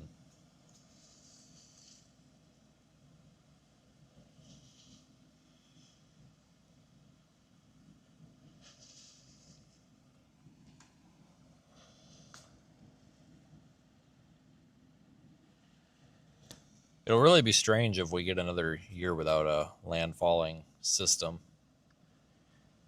Like, I know a lot of people say, oh, well, that happens, more times than you think. Like, I get that. I get that. But realistically, over the past, decade, that's not been normal. Like, it hasn't been normal. Like, pretty much we've had something every year. So it's just definitely a change when you get a year like last year with nothing. But I would argue that you could almost count that nor'easter coastal storm thing that we had in North Carolina. I just wish that had been better prepared for. I didn't really. We should have done something with that. Let's put it that way. I mean, there was. I didn't think that was going to be as big of a deal as it was. Because there were kind of those. Well, there was the blizzard too, but wasn't the winter storm with all the snow out there. That was another coastal low, but wasn't that? I'm trying to think, when was that? Was that this year? Was that in? I think that was in January, wasn't it? Maybe it might have been December, but I think it was January.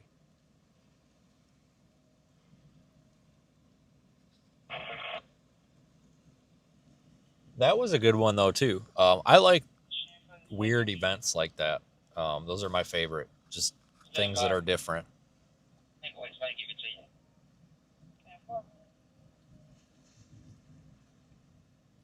That's what's kind of like underrated about this time of year is you get into kind of this pattern where you might not necessarily have a lot of big severe weather events, but you'll have a lot of, I shouldn't say a lot of, you'll have a decent amount of like kind of longer duration, like well planned for events like this. Obviously this is weak sauce. This is a piece of crap, right? I mean, honestly, but this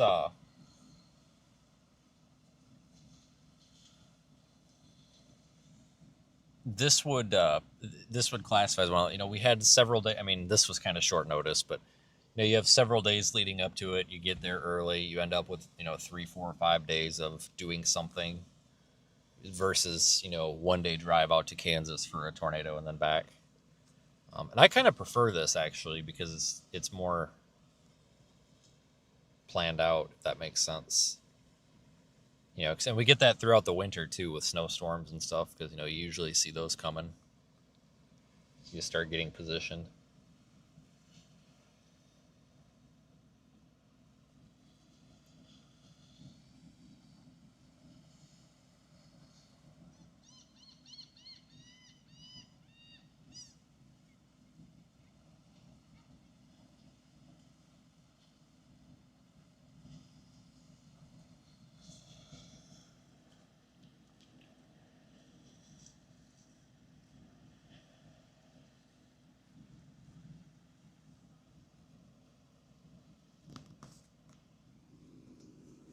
I thought about going back over to like Gulf Shores or Pensacola, but I think we're about an hour and 45 minutes from there. It's not far. It's just you have to get up and around Mobile Bay, which takes a minute.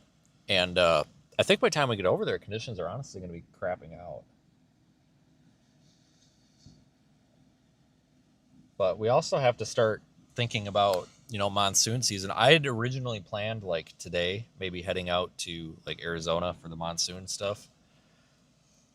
Obviously, then this happened. So we'll have to start kind of monitoring that. But we're in that time of year where you have to start thinking outside the box a little bit. Like traditional Tornado Alley severe weather. Oh my God. Traditional Tornado Alley severe weather isn't really it. I mean, we'll get it.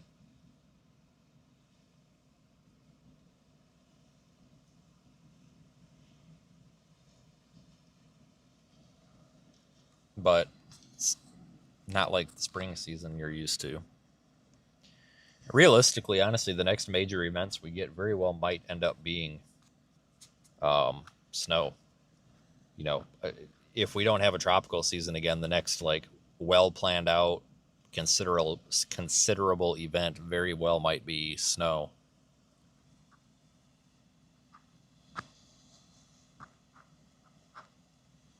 And for that, we could be looking as early as October. We've had snowstorms in October before.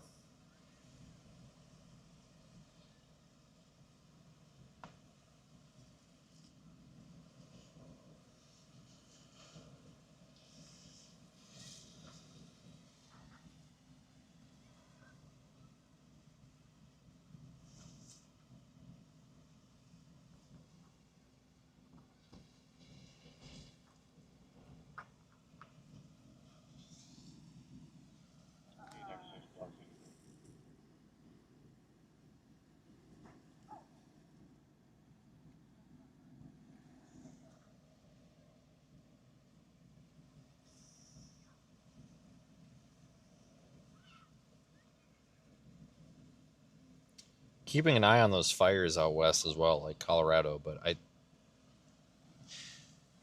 honestly, they're going to get into a more rainy pattern out there. I don't think the fire conditions are going to be nearly what they were.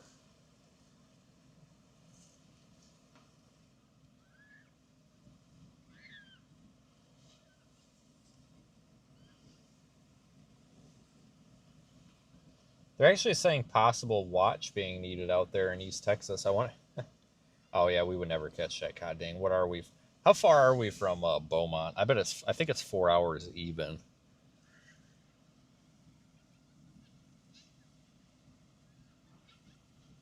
5 hours. Yeah, or 5 hours from that. I was gonna say we could almost like run over there, but that's not happening.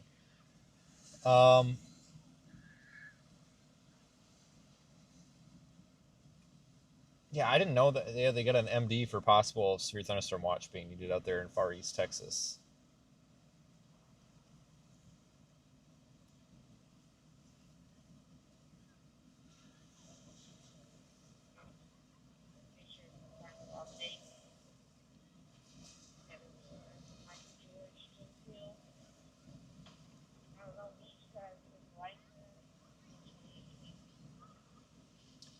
Yeah, if you look at satellite, I mean, all the convection, all the thunderstorms are nowhere near here. There's a big blob of thunderstorms south of Louisiana. It's really messed up.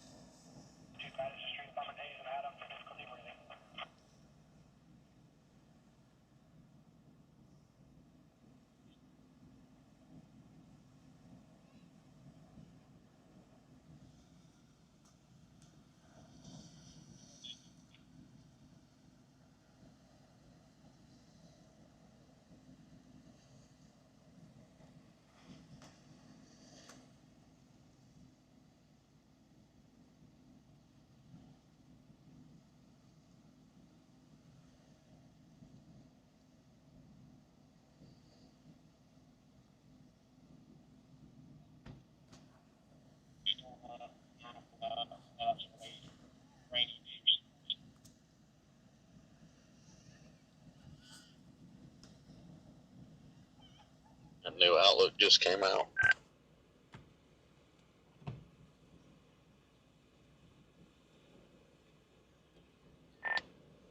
Yeah, I'm trying to get it here.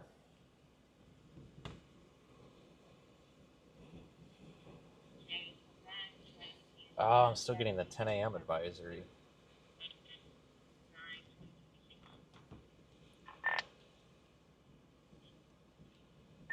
Okay, so it is. Jesus Christ. 60 mile an hour. So they took the wind gust up 5 more miles an hour, which is surprising. So it was 55. So it's 60-45, west at 7. And then it says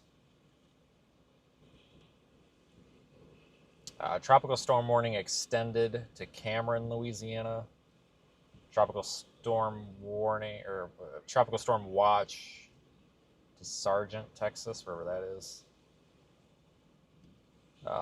Faster westward motion expected during the next day or so. The forecast track with the center of Bertha will move near or along Louisiana and upper Texas coast through Thursday. Minimum sustained winds at 45 with higher gusts. Little change in strength expected for the next day or so. Expected to maintain tropical storm intensity until it reaches upper Texas coast Thursday. Expected to dissipate over land inland Thursday night or Friday. Tropical storm force winds extend 160 miles out from the center. So I guess they hold it. They've got it marked as a 40-50 tropical storm tomorrow at 1 p.m. at Beaumont.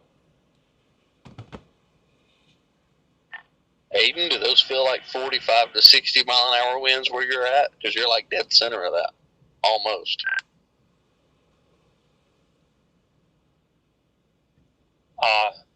Probably not right now, but I'm also in between a whole bunch of buildings and such. I'm trying to get a little further out of town here to see what's going on.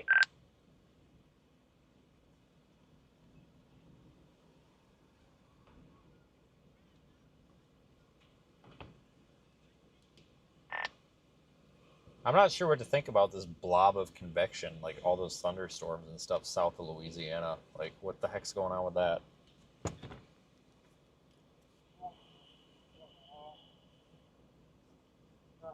I don't know. I've been watching that for a couple hours now. I have no idea. But they don't seem to be paying any attention to it. Well, I mean, it's part of this storm, but like, I just hope that doesn't like form a low level, like an actual circulation on that, and then that becomes a thing. Like, I thought that might possibly happen, but they don't. I mean, they mentioned it once, they don't mention it anymore though.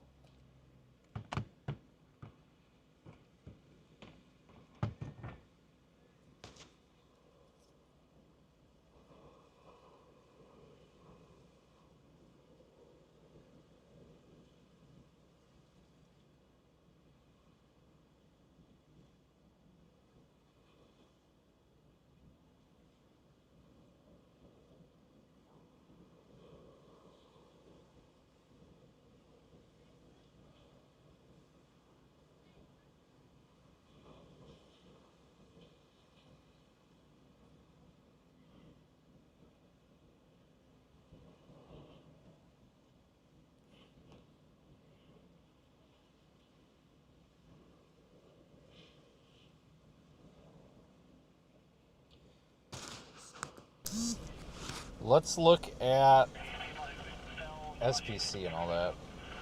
So there might be some severe probabilities up in like Wisconsin, maybe day 4, 5.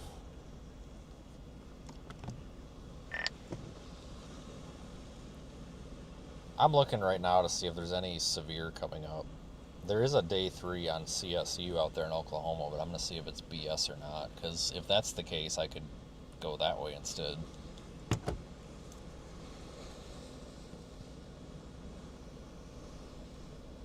honestly think that would probably be more worth it. Which I don't know. I was wondering last night if there was something out there that I was missing, because Montgomery went out there. He went back to Oklahoma, and I was wondering what he was doing, but I didn't see anything.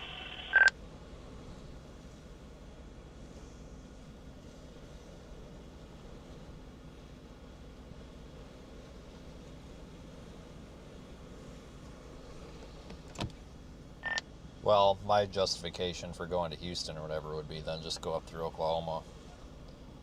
But they do have some CSU probabilities in Wisconsin for like day 5 or 4 or whatever, so I'm not quite sure yet.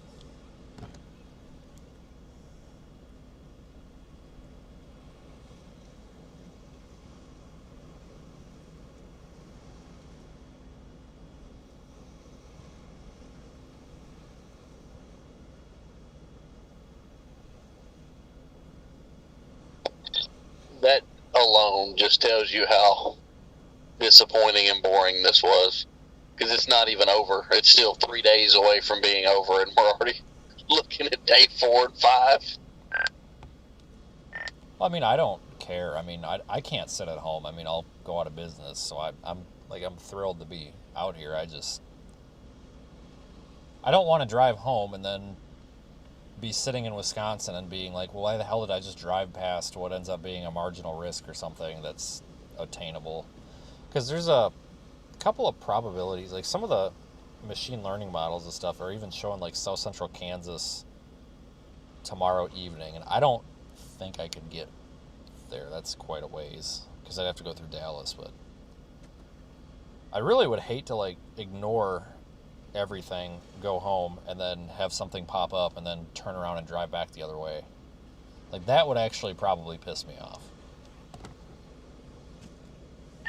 Yeah, because that's what we've done all year, is down and backs.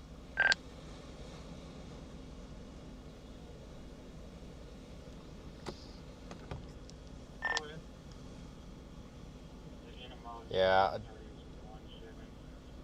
they do have. Oh, I thought they had probabilities tomorrow. They do have a marginal risk out there. They do have a marginal risk out there tomorrow. I don't even know if I can get to that. Well, that's new, because they did not have that earlier, or last night, whenever I looked at it. It might have been last night.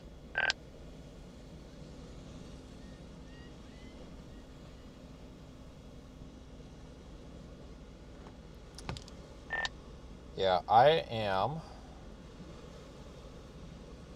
God, I just did that drive home from Wichita, too. That sucked last week. 12 hours flat from Wichita. But the shitty thing is it wants to take you up through Little Rock. And that drive sucks. Like, because you have to go through, like, you know, you go up to, like, Jackson, but then you got to go through, what is it, like... It's not Tunica, but it's one of those random little towns, and then it's, like, driving through the forest for, like, 6 hours. Yeah, it's like Greenville to Pine Bluff. Yeah, and I don't want to do that.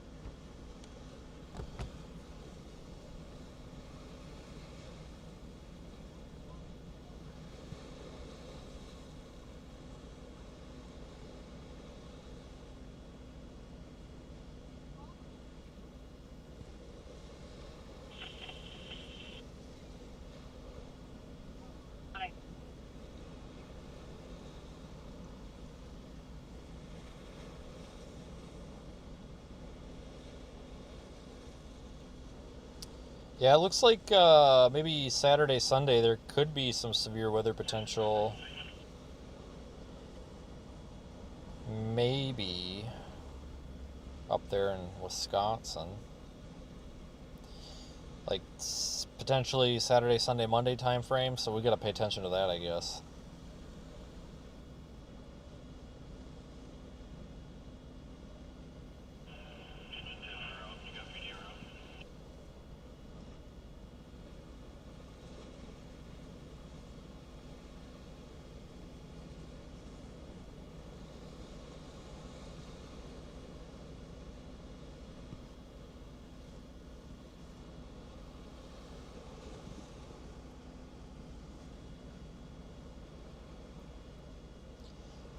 So one thing I've learned doing this is you always have to have an idea of where you're going next, even if it's just a very, very, very small, like 5% chance. Like you have to have some sort of an idea of where you're going to go next, because otherwise you end up just wasting a bunch of fuel and time. Because like it's kind of looking like the next severe weather risk might actually be like Iowa, Illinois, Wisconsin, and that's fine. But what if it was Colorado, Nebraska, Kansas? Well, if that's 4 days away, you know, we are a 2-day drive away. So, like, you don't have time to go back to Wisconsin and then go back out there. I mean, you do, but it would be miserable. So, like, you have to have some sort of an idea, because, like, if there's something worth waiting for or just sitting on your ass an extra couple of hours, sometimes it's worth it. It's best to have some sort of a general idea of where you might be going. It's like the best way to not waste your time.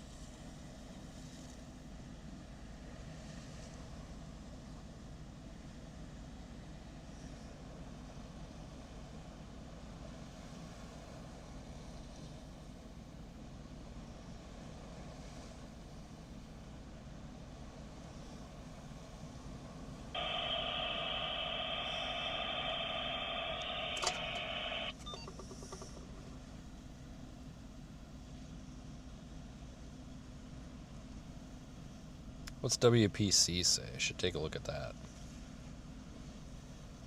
Actually, moderate risks for rainfall. Where at? Oh, the East Coast. North Carolina.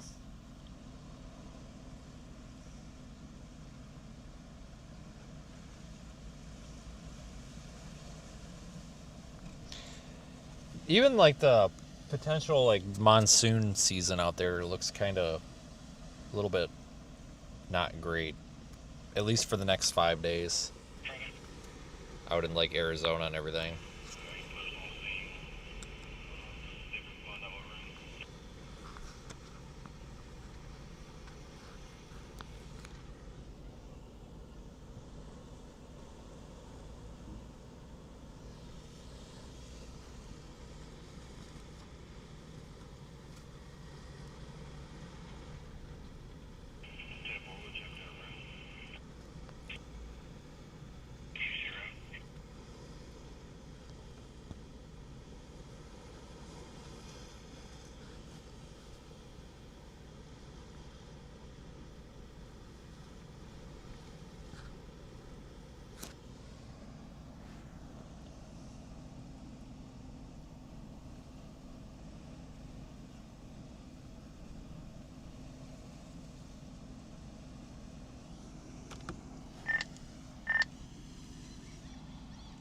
Aiden, are you going out tomorrow, or are you just like going out tonight?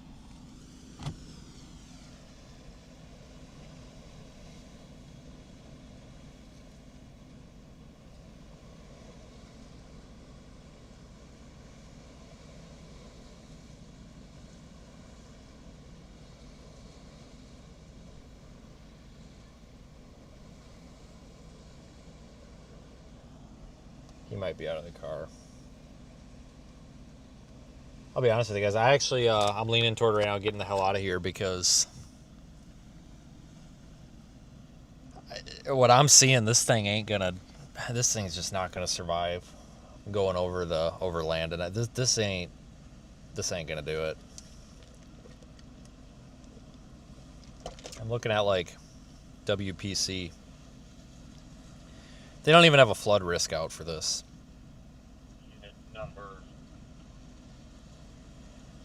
I really think that this might be our day with it, honestly, which is fine. Honestly, this thing pretty much performed right at expectations.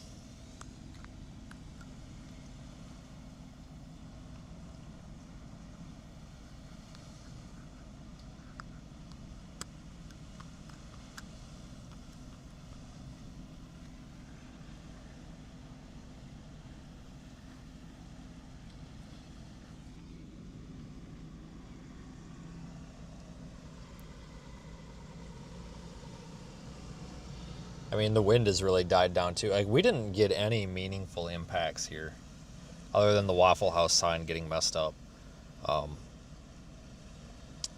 You know, I'm sure they were finding strong winds, but everything meaningful was off, well offshore.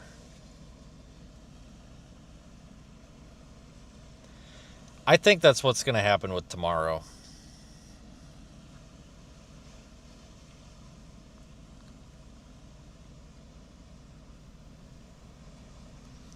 I mean, I'm kind of looking at this like, well, if we call it this,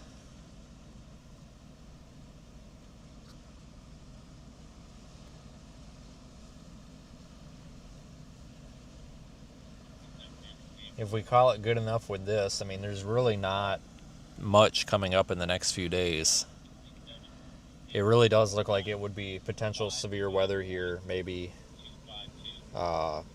Sunday, Monday, Tuesday, and maybe Saturday. Hold on, what days were those?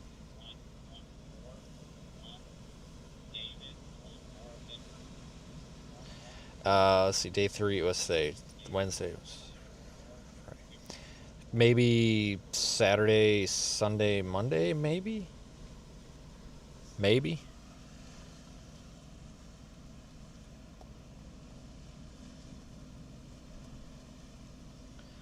And if that's the next thing, that's going to be back up in the Midwest anyway, so I don't really see a reason to stay down in this area. That's what I was kind of getting at earlier, where it's like you kind of have to be mindful of where you might go next, because it'll save you a lot of money and a lot of time to kind of start positioning for what might be next. And honestly, it looks like what might be next might be up in the Midwest. So if it looked like we were going to get a flooding risk farther inland in Texas with the moisture from this or something, I would say maybe just stay down here for an extra day just to see, but I'm not seeing that.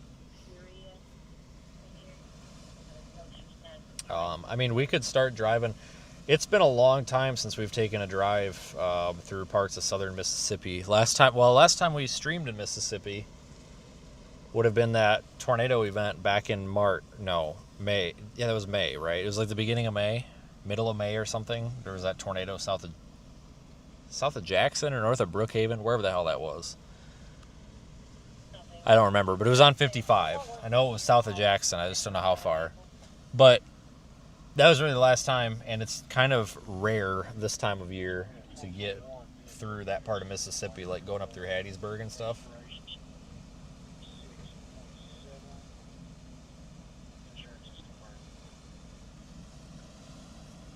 Because that is kind of a pretty drive.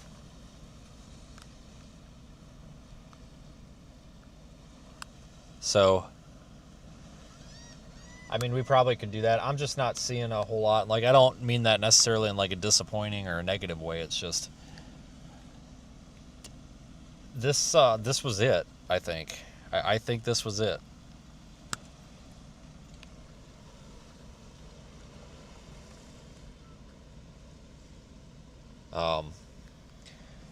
Only thing that kind of sucks about this event is it ended up being way more lopsided than it was, and I really wanted to get multiple radio soundings with this.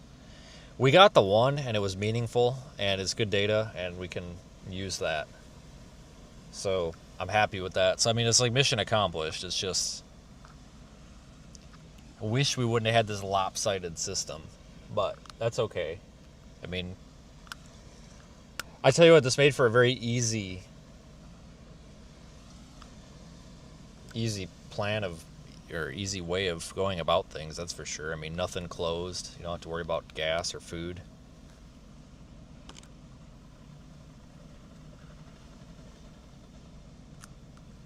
So, that's actually kind of nice. So I'm actually kind of leaning toward maybe we should probably start heading north, actually, and we'll keep streaming and see how far north the storming conditions go, I guess. Head north on Yacht Harbor Street.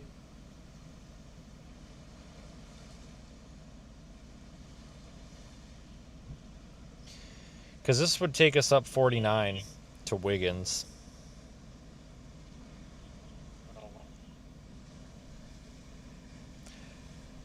Wouldn't it be faster? No, it wouldn't. I was going to say, wouldn't it be faster to go over to 55? But it's like, no, because you got to go through Slidell and that, yeah.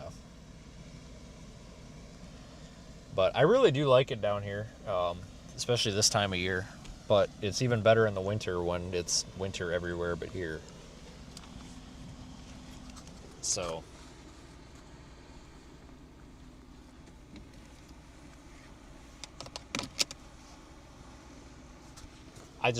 I would have, like, I have no problem following this over to Houston. Houston's gonna be a 7.5-hour drive from here, which is fine. I mean, it's kind of fun to go to Houston sometimes. It's just, I mean, we would be driving till, because we'd need to get over there. We'd be driving till midnight tonight, which I'm probably gonna be driving till midnight tonight anyway, but then it's a 19-hour drive back for me. I really just don't, I feel like we've kind of experienced everything there is to experience with this, if that makes sense. Like, if I truly felt like this was going to do anything besides what it just did, I would say let's just go. But it's going to be weaker than it was here. And this was absolutely, like, these conditions wouldn't even prompt like a severe thunderstorm warning, you know? I mean, You might not even get a special weather statement out of something like this. In 600 feet, continue straight onto 20th Avenue. So this was pretty pathetic, which is okay. I mean, that's kind of what we signed up for. I knew this was going to be pretty pathetic, and that's fine. It's what we expected here. We got exactly what we forecasted, honestly.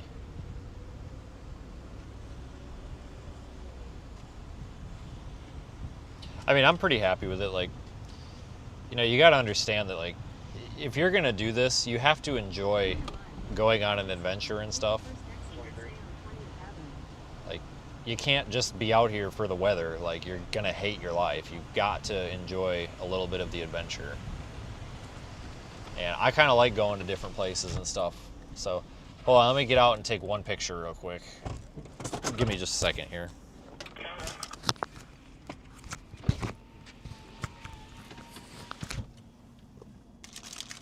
Oh, where did that go?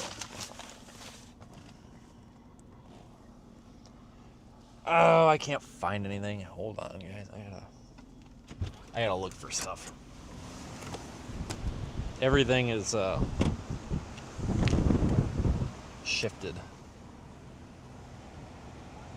Probably from when we missed our exit earlier and we had to go across like 12 lanes of traffic. That's probably what shifted it.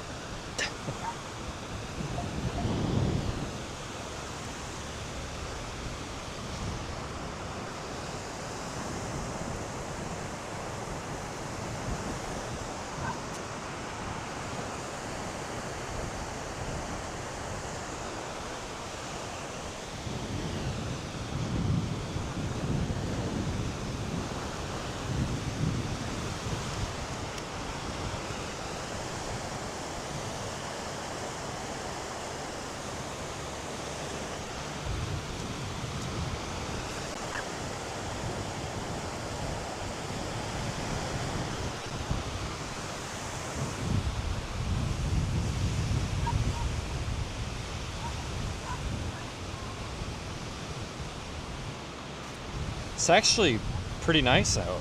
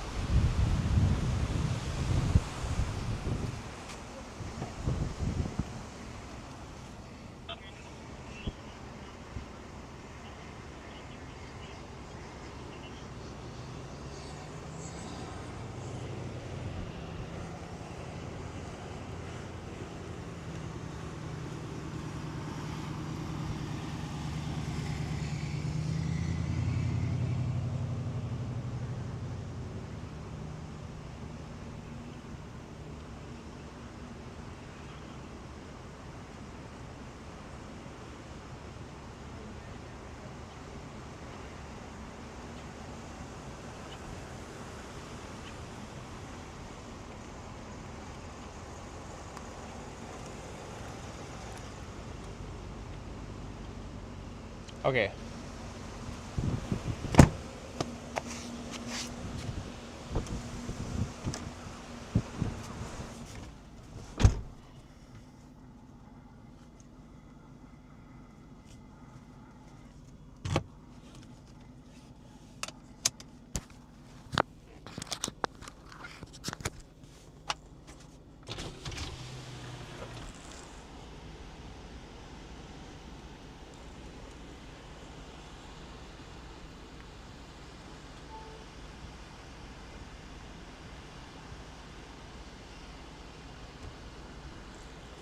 Start. There we go. In 1,000 feet, at the roundabout, take the first exit.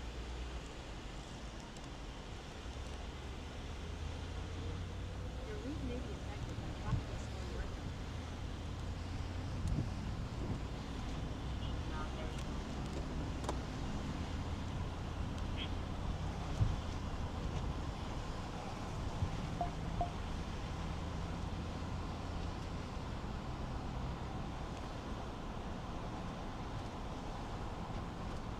Yeah, we just gotta take like a left and then a right and then just go up 49. Pretty easy.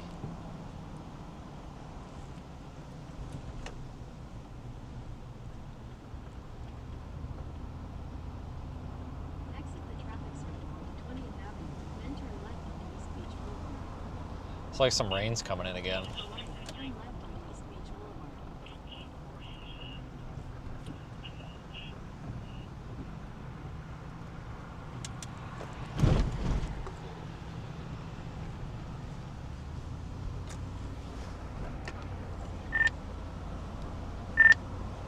Alright, I think I'm going to go up 49 to Hattiesburg.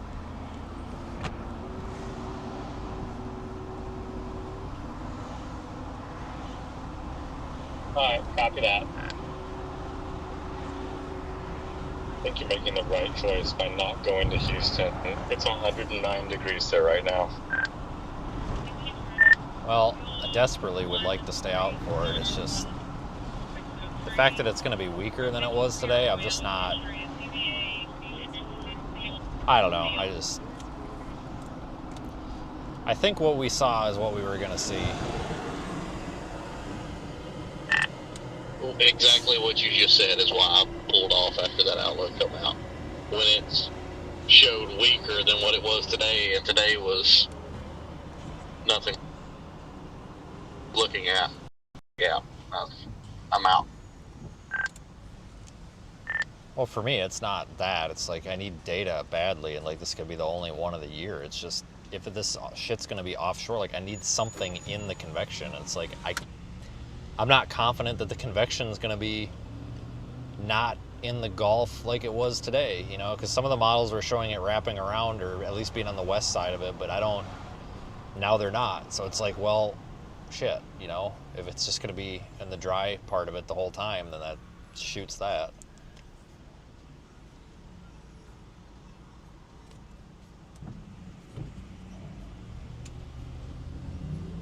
Yeah, I'm just going to stick with it because I'm right here and it's not that much further of a drive for tomorrow. And it's just, if this is all we get, I kind of don't want to leave it early. No, and I don't think that's the wrong decision. I really don't. I mean, I think if I had started moving west earlier than 6 or 4:30 in the afternoon, I probably would do the same thing you're doing. I'm just looking at the clock and I'm like, Jesus Christ, I don't want to drive till 9 at night. So, but it does look like Sunday, Monday, maybe Tuesday, but probably Sunday, Monday. I think there's going to be something up there in like Wisconsin or Illinois, so we might have something to go back to. It looks like.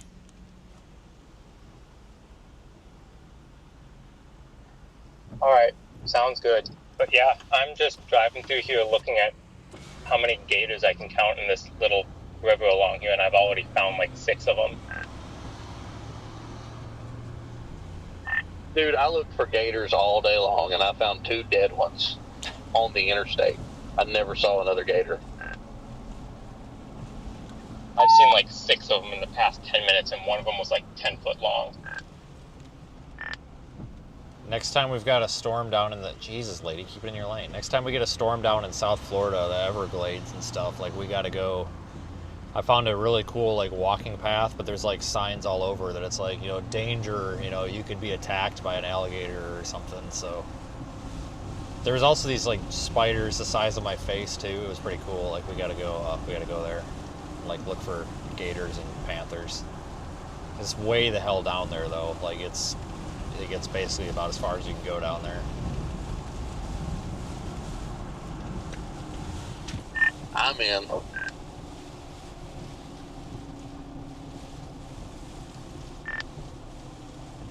I don't know. This wasn't bad though. I mean, I don't really have any complaints because we got exactly what we expected. So maybe if I like had my hopes up for something interesting, I would be pissed off. But it's like, this is exactly what I expected. Like it precisely. No, you're absolutely right. Like I'm not leaving like disappointed, but it's like, yeah, it's exactly what we expected.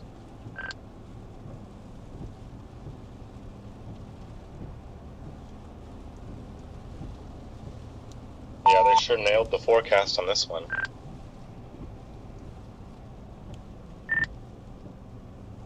Well, no kidding. I thought we were late.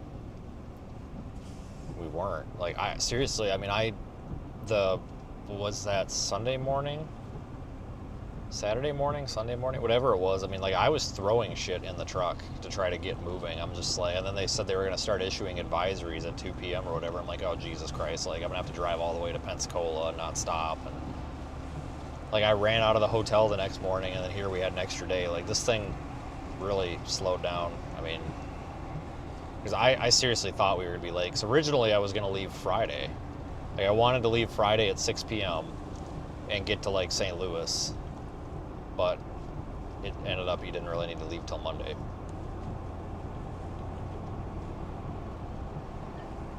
Yeah, I mean, I left Monday morning and still almost had a whole extra day.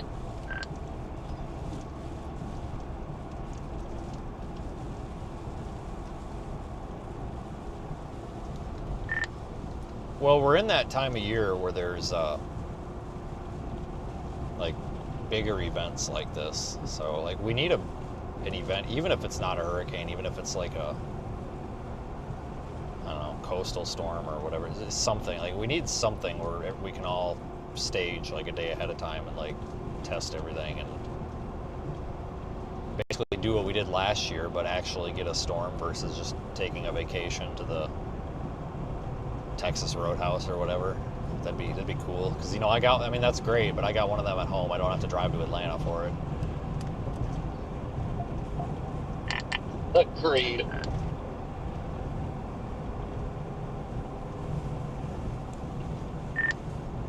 Yeah, I don't know.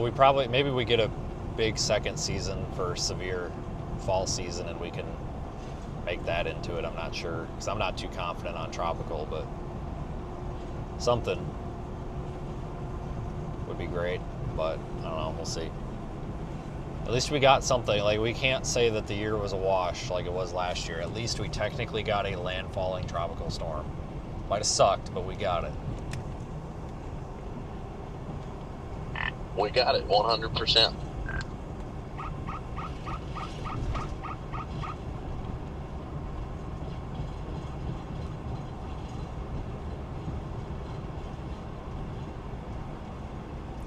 Yeah, see, like I like snowstorms and stuff because I think they're pretty cool. The problem is nobody else does, and I'm kind of the only one that goes for snowstorms. But like our streaming cameras and such would be fantastic in snowstorms. I just hate the cold. I absolutely hate the cold. And that's what sucks about the snowstorms is like something like this, you just walk right out to the car and do what you got to do. But the damn snowstorms, like it's 20 degrees out, it just sucks.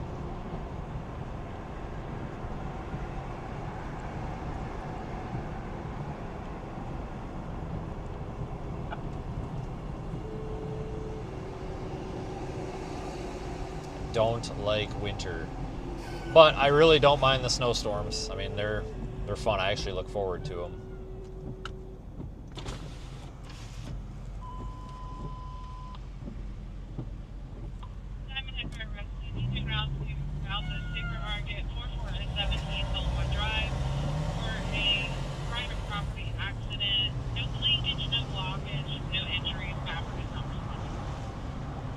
But Gulfport's a pretty little town. So this Best Western up here on the left is like the nicest little Best Western you've ever been at. Like, you wouldn't think it would be, but it really is. It's like one of the only few hotels that aren't like a Hampton Inn or a Holiday Inn that I'll actually stay at. But this one up here on the left, like it's always super cheap, like less than $100 after tax. And it's super clean, and it's actually really nice. Like, it's kind of a cute little hotel.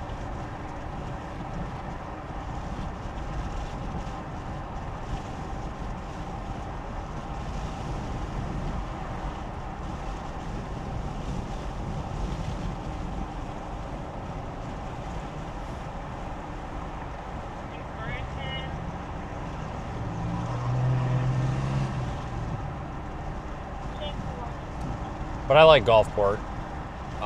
Last time, and I was really thinking about that today. I don't know why. I was really thinking about it. It's like, God, when was the last time I was down here? And it would have been the snowstorm. I think that was the end of January. Maybe it was December, but I'm pretty sure it was toward the end of January. I think. Maybe it was early January. I don't know. But I'm fairly certain, fairly confident that was the last time I was in Gulfport. Was actually for a winter storm a year ago. Which is weird because usually you can count on being in like Gulfport, Biloxi at least once, like every 3 months, it seems like. Because even during June and July, you'll get that rogue severe weather event, and we probably will. You know, we'll probably get a slight risk down here with some coastal storms or something of interest. Probably between now and the middle of August that we'll be down here for. It seems like every summer there's at least one worth coming down for. And then you got hurricane season. But then you've got severe season over the winter. Like you're usually down here once every 3 months, at least. And this is usually where I go because it's cheaper here than anywhere else. Here in Biloxi is pretty cheap. I kind of like it, so.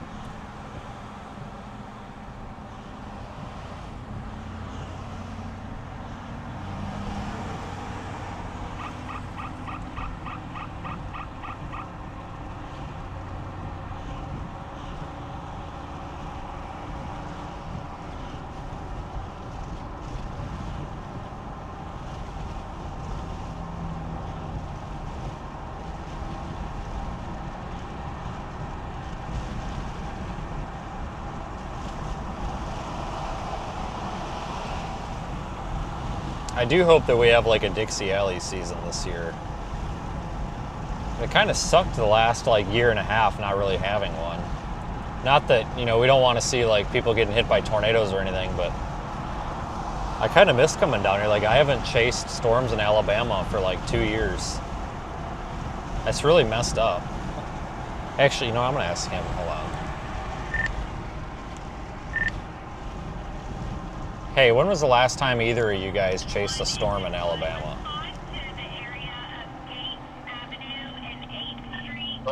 The last time I chased a storm in Alabama, last year? 2 years ago? Whatever that high-risk day was that me and you were down in lower Mississippi and somehow ended up at the Buc-ee's in Alabama that night. I don't think I have ever chased a storm in Alabama. Well, I was just talking to the chat, and I'm like, when the hell was... Cause I was complaining about not having, like, an actual Dixie Alley season the past 2 years. And I was like, when was the last time I chased in Alabama? Because 2020 all the way to 2023 or 24 was constantly in, like, Tuscaloosa at, you know, for a hotel. And I was trying to think, it's like, holy shit, when was the last time I even had a hotel in Alabama? You know, it's like, my God, like, that used to be one of the most frequent tornado states, and now I just haven't done anything there forever. No, we haven't.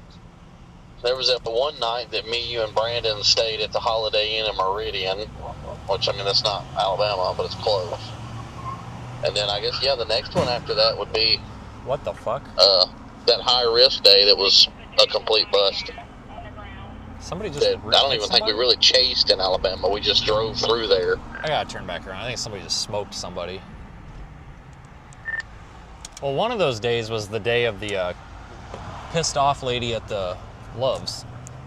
Swear to God, I just heard somebody smoke someone. That was the night that me, you, and Brandon stayed in Meridian.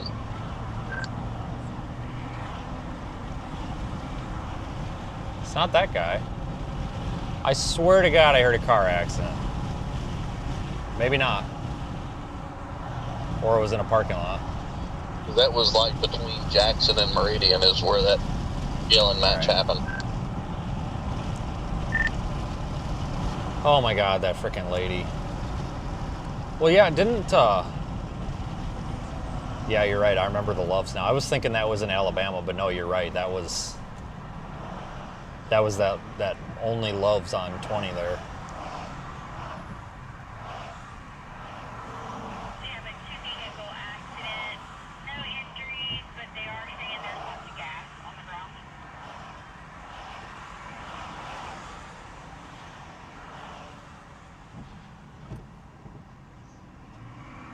God dang, it's been 2 years, folks. It's been a solid minute.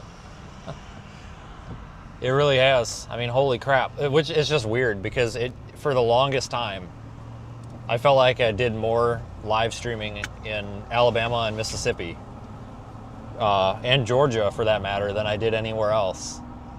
And it's been completely the opposite lately. It's really weird.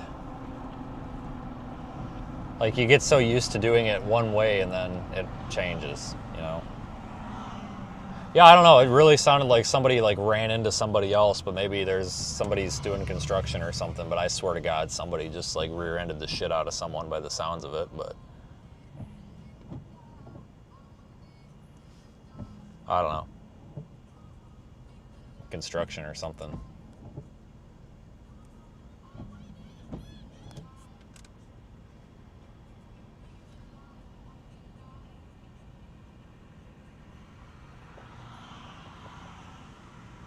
It really does make you wonder, though, what we're going to do, because, like, I hate to be this way, but, like, there seriously is a dumbing down of the population. It makes you wonder what's going to happen when we have less and less experienced people out here driving. Like, is it going to be just, like, mass car accidents everywhere, or what? Like, just the intersections are going to be on fire? Because I've actually noticed this over the past, like, 10... Because, like, I drive a lot, right? Like, I'm a solid 100,000 miles a year for the past, like, 7 years. And probably 50,000 the 5 before that. And I drive a lot. And I've noticed that people drive worse now. And I know a lot of people talk about, like, oh, it's distracted driving. I actually don't think it's distracted driving. I honest to God think it's like people that they're not thinking, right?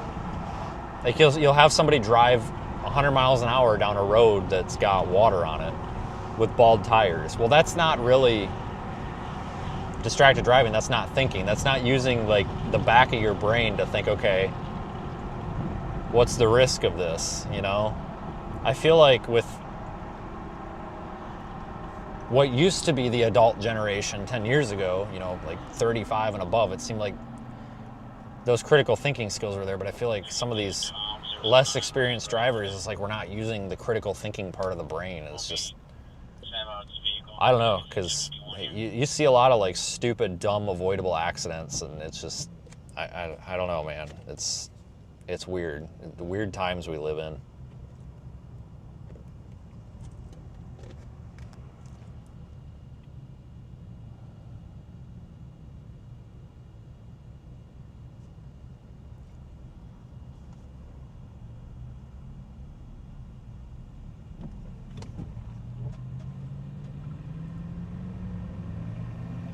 Yeah, the guy just drove through the grass, yeah.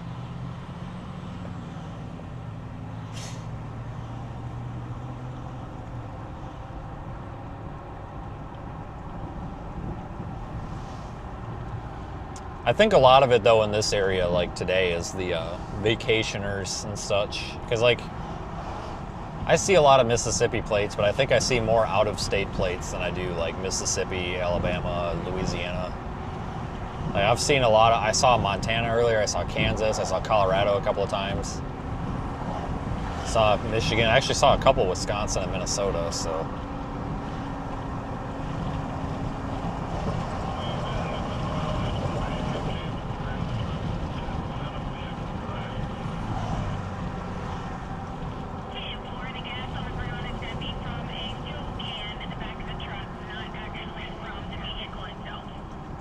I had a rock stuck in my tire. It's all I hear now.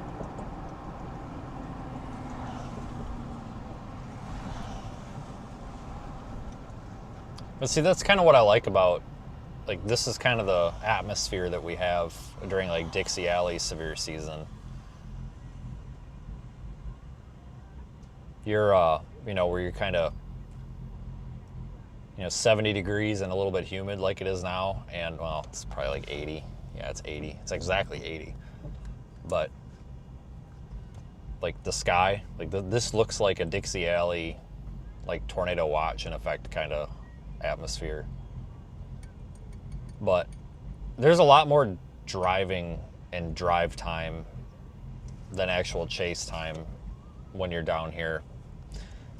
Because it's not like out in the plains where you can, like, see the damn storm while you're driving. Like, you have to go find, like, a clearing or a hill or something, sit there, and if that doesn't work, then you gotta go find another one. And it's just constantly trying to find another one. And this, you're driving through the woods, you're driving through terrain. It's like 80% driving, 20% storms, whereas out in the plains, it's like 75% storms, 25% driving.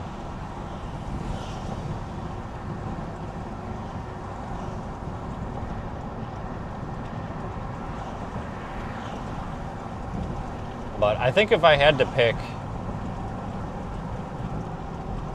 actually pick like one region to storm chase in, and only that region, it would probably have to be like the southeast, honestly, because you do get a little bit of everything down here. We have a very big severe season down here, because realistically, like I've chased a lot down here from basically the first week of November all the way through the last week of March. There's really no other region in the U.S. that sees severe weather like that that often. And a lot of that's because during the winter we have these like dynamic wind shear events, and we have these pretty potent troughs that come through. But they don't do anything anywhere else because it's 20 degrees and 0% humidity, for God's sakes. Well, down here it's warm and there's moisture from the Gulf, so you get more frequent severe weather during the off season down here. But the tornado season down here is really kind of peaks like February, March. But I even said this 2026, I think, is the first year since 2019 where I did not chase a storm on New Year's, being New Year's Eve or New Year's Day. Down here in the south or southeast, like I've always been down here for something, and it's almost always been central Mississippi. But we haven't had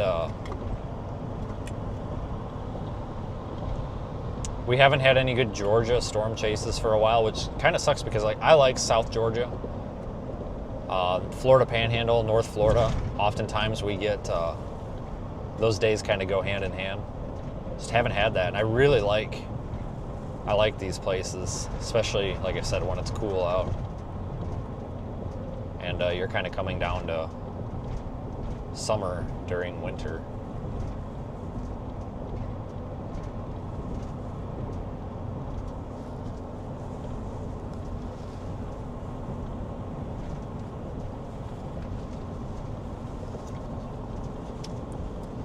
Like, you always look forward to severe weather, like peak severe season out in the plains.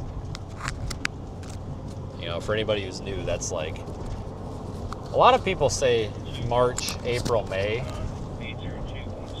Maybe statistically, but I kind of argue that it's like April 15th through July 1st. It seems to be like peak severe season out there. Like, you look forward to that a lot. But this time of year, you kind of, I don't want to say you get sick of it, but you're ready for something different. Like, I am 110% ready for some, water spout on the beach chances and stuff, or snowstorms here or there. One of the really fortunate things with me is that, so like, if somebody wants to just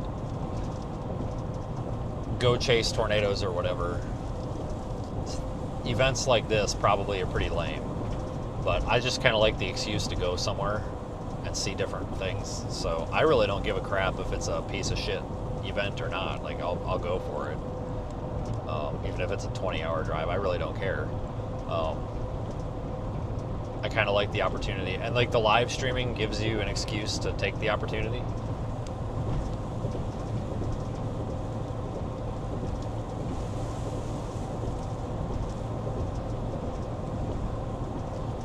So I got to go home. I was actually didn't plan on bringing this truck down here. I planned on bringing my Durango, but the freaking thing blew a hole in the damn radiator.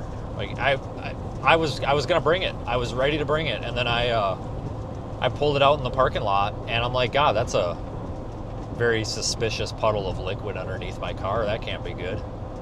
And it's freaking pissing antifreeze out the damn like plastic part of the radiator, which I don't know why the hell we're making the reservoirs out of plastic, for Christ's sakes, but like the sides of the radiator are freaking plastic, and it's pissing out of that. I'm like, you gotta be shitting me. Well, I can get a radiator's $209. It's not bad, but you gotta take the whole freaking front end of the damn car apart. You gotta pull the damn, the cow catcher off. You gotta pull the freaking the lights off, the freaking front bumper. All that shit's gotta come off. It's not a complicated job. It's just I don't want to do it. I really don't want to do it. But when I get home, I'm going to do it because I need that vehicle to be in service. But that's the car I wanted to bring because it's significantly cheaper to drive that. It gets 21 miles a gallon. This thing gets like 16. Maybe not that bad. Maybe more like 17 or 18, but we would have probably used like $150 less in fuel if I would have brought that. But I need to get that fixed, so I'm sure that'll be a live stream probably on, what's today? That'll probably be something we maybe live stream on Friday. Because it's actually very easy. None of that is hard. It's just busy work because like getting those fucking plastic bumpers off, and there's 1,001 those stupid ass plastic clips. But I'm going to see if there's any freaking way we can do that without pulling that apart. But I just don't think there is. Even if you take the fan off first, I think you have to take that plastic bumper off to get to the bolts. Like there's just no way to shimmy it out of there otherwise. But I tell you what, I'm glad that happened in my parking lot and not in the parking lot of a Hampton Inn 12 hours away. I mean, if it wouldn't have been the end of the world. I mean, you could 100% do that radiator job anywhere. It's really not a big deal. But Jesus Christ, I'd rather not do it in a parking lot.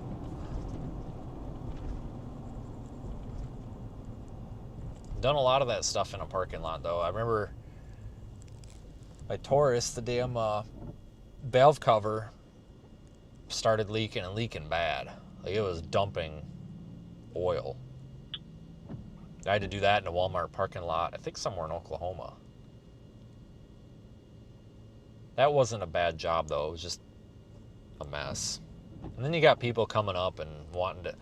The thing about working on your car somewhere is sometimes you get people that come up and they want to help, and you really don't want it. Seriously, you really shouldn't accept people's help when you're working on your car unless they look like they just walked off a farm, because, farmers are usually good at that shit, or they legitimately look like they know what they're doing, like they've got a shirt on and it says that they work at the Ford dealership or something. You really should not accept help, because what happens is these people will like sit around and then they'll tell you what you're doing it wrong, but you're not doing it wrong. And then it gets really awkward, because you're basically like, no, you're wrong, go away. But you don't want to say that because they mean well. But I've done a shit ton of those brake jobs and stuff. I've done more brakes in parking lots than I have in my shop. Like, I got a caliper hanging up on the back of this one. It stopped hanging up. It did. It stopped hanging up. So I know it's probably not actually shot. Probably the damn slide pins probably just need greased. But I'm going to replace it anyway. But as soon as I get back home, I'm going to do it. But I was prepared to do it, the other day. But it stopped hanging up on me. So I'm like, whatever. I'm not even going to worry about it. But yeah, I had the wheel bearing on the Explorer, which was a real pain in the ass. Just because I had limited tools. Like, I didn't have a hammer, so I was like using a crescent wrench. It was just stupid shit like that. But yeah, we did that in Amarillo, and I replaced the entire... So, it was in Shreveport. This was 2 years ago.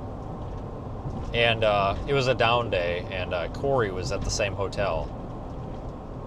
And I was like, hey, you want to run me to O'Reilly's? I need some parts. And he's like, sure. Well, I go to O'Reilly's, and I'm like, I'm going to put shocks or front struts on my Tahoe. And I'm like, you know what? I should just rebuild the entire front end while I'm at it. Why not? So I've got this thing apart. Like, I literally did the entire front. I did inner and outer tie rod ends. I did lower control arms, upper control arms, and then the struts. There's literally nothing else to replace. Did the whole thing in the damn Hampton Inn parking lot. And it sucked because it started off as a nice day, and then it got to like 100 degrees, and I wanted to die. And like, I got the whole thing apart, and I was looking at it. I'm just like, why am I doing this right now? But I actually don't mind doing vehicle repairs in parking lots. It's just a pain in the, like, you get into a real bind when you don't have a tool or you don't have a part, and then you got to figure out how the hell you're going to get it, which can kind of be a little bit of a problem. Oh no, that was my Tahoe, the newer Tahoe that we sold off that had the problem. So that was the 4-wheel drive. That Tahoe and this Tahoe are like the same, just this is the older, the body style. This actually has a bigger lift on it than that one did. But that was kind of a pain in the ass because I didn't have a pry bar. So I was trying to like pry and that had a lift on it. So I was trying to like pry the control arm down enough to get the shock in there, and I couldn't. I was starting to get really pissed at it. But I don't mind doing stuff like that when I want to do it. I don't want to do it when I have to do it. Like, it's extremely stressful when something breaks and you're late to something, and it's like, oh my God, now I got to take all this shit apart, and then you just get pissed off. But if it's a down day and it's like, oh yeah, let's do spark plugs or something, like, you know, nobody cares then, because if it takes all day, who cares? But I think I've done more repairs on my vehicles in parking lots than I have anywhere else. And like, you have to, like, you will go broke doing this. Otherwise, if you take your car to a shop every time something goes wrong, when you're driving 100,000 miles a year, like, it's never gonna work. You know, because it's gonna be $500 minimum every time, I guarantee it. You know, probably closer to 1,000. You know, I mean, it's just labor rates are so high these days, and the parts are high.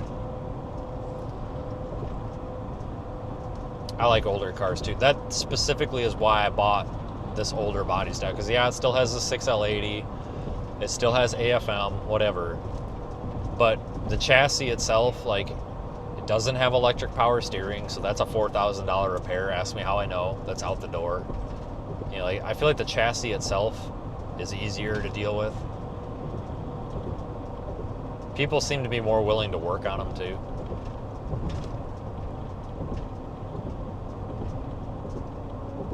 No, they haven't used torsion bars since 2007. But I guess, I mean, you honestly could probably call that newer, really, because I kind of still call these newer, even though they're not new. The old body styles, though, those like pre-2006 ones, those things lasted forever. If you can find one that's not rusted out and has been taken care of, they're still a good buy. I mean, they're a really reliable car, I tell you what.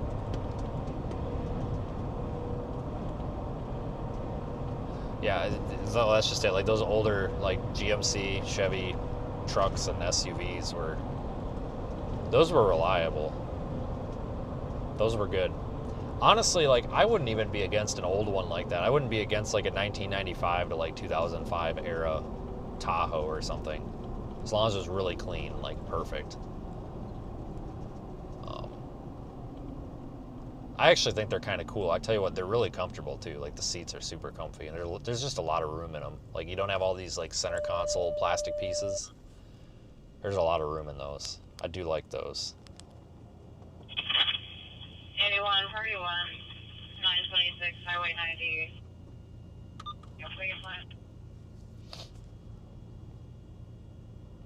Like those newer Tahoes, like that one up there on the left. I don't like those.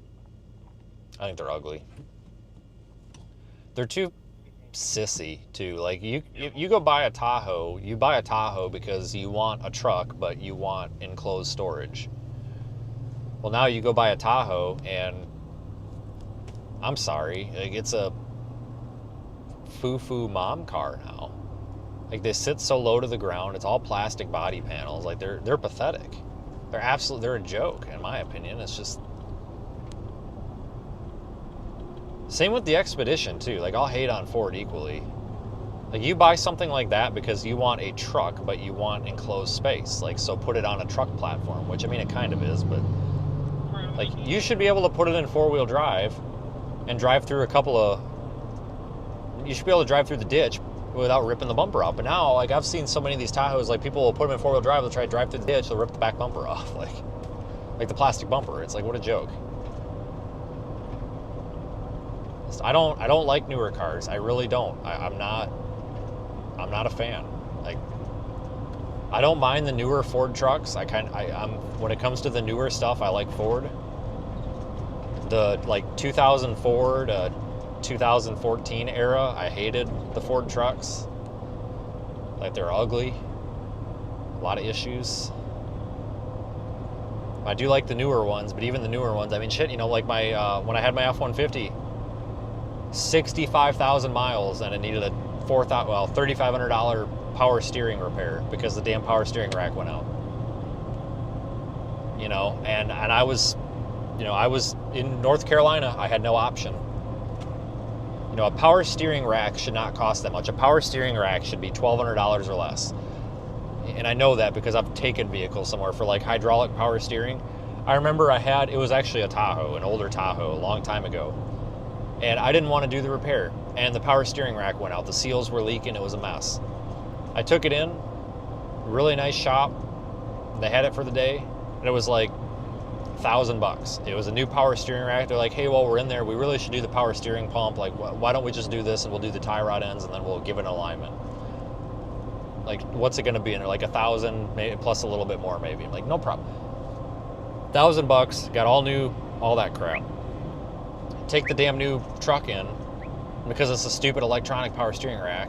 It's like $3,500 because, and then that wasn't even with the alignment. They kicked me out because they said, oh, the truck is too big for the alignment rack. And I'm like, it's an F-150, dude. How is it too big for your alignment rack? It's like the most common fucking truck in America, for Christ's sakes. And then, you know, I took it to that other place and they're like, oh, you didn't tell me it was lifted. I'm like, dude, it's got a 2-inch lift on it. Like, that's not even lifted. That's just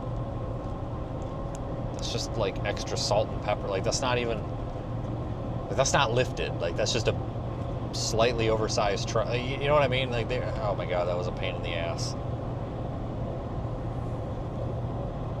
That cost me over $4,000 because I had to sit there for an extra week and it was so expensive. It sucked. Hello, you're gonna probably pull me over, aren't you?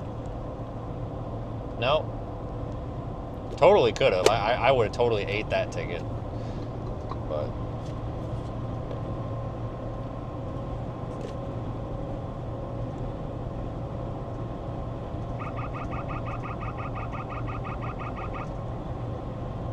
and my Tahoe was the same way, that 2020 or 19, whatever the hell it was. It was $4,000 for that damn power steering rack and shit. I mean, that was when it went out in the hurricane in Taylor County. And I had to limp it with no power steering, and it was bad. Really bad. I had to limp it all the way up to, like, Dawsonville, Georgia. It was bad. Very bad.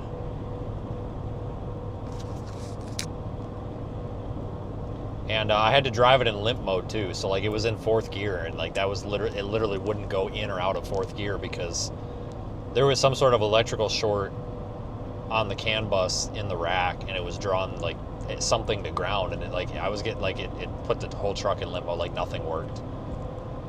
Like, my dash didn't light up, like, nothing worked, and it turns out it was that power steering rack. See, I thought that I had an electrical problem somewhere. And I was in a hurricane, so I wasn't in a position to figure it out. So I just had to deal with it. But I figured, I'm like, God, I wonder maybe the PCM went bad or something. But no, it was actually the power steering rack. There was a short to ground in the power steering rack somewhere, and it was drawing the entire, it was like, it was something on the CAN bus that just killed, you know. When I got it up to the shop, they unplugged it, and they're like, yep, that was it, and everything was fine. I'm like, well, thank God that's what it is. But it ended up being $4,000. And it really wasn't their fault because they could not get that. They could not find an aftermarket power steering rack from AutoZone, O'Reilly's, Napa, nobody. Rock Auto was out of stock. They couldn't find one at all. And they found some used ones, but the used ones were $1,500. It's like, we're not going to spend $1,500 on a used one, because that's a known issue with those Chevys is of that model year to have those rack problems. Like, we're not doing that. Not for that price. It was like $500, it'd be different, but they had to get it from the dealer. There was one available in the region, and the part itself was like $2,000. And they felt so bad that they didn't even mark it up. They're like, we can't even charge you a markup on this, because he's like, with the markup, it would be like $3,000. He's like, I can't even do that.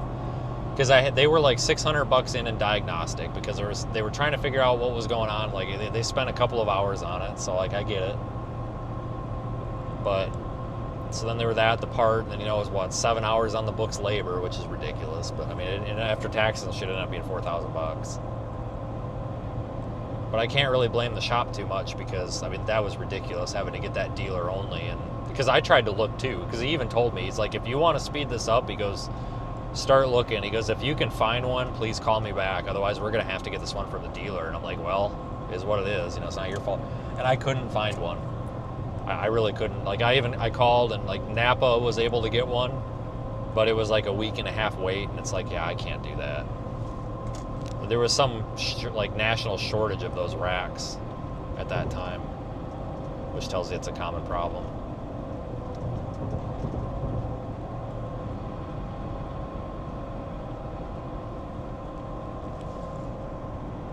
So, I personally have had a lot of interesting experiences like that in the field.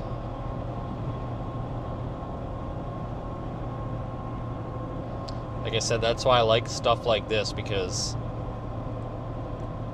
it's a lot easier in a pinch to go to a shop and get your power steering rack or your power steering pump replaced versus your electric power steering bullshit that's got to go get programmed at the dealer, Because that was the other thing. They had to tow it to the fucking dealer and get the damn dealer to program it. I'm like, that's so stupid. This is so stupid. But that was a good shop, though. I mean, their labor rate was high. They were like $175 an hour, which I think is a little ridiculous. It's a lot ridiculous. But that's just the market there.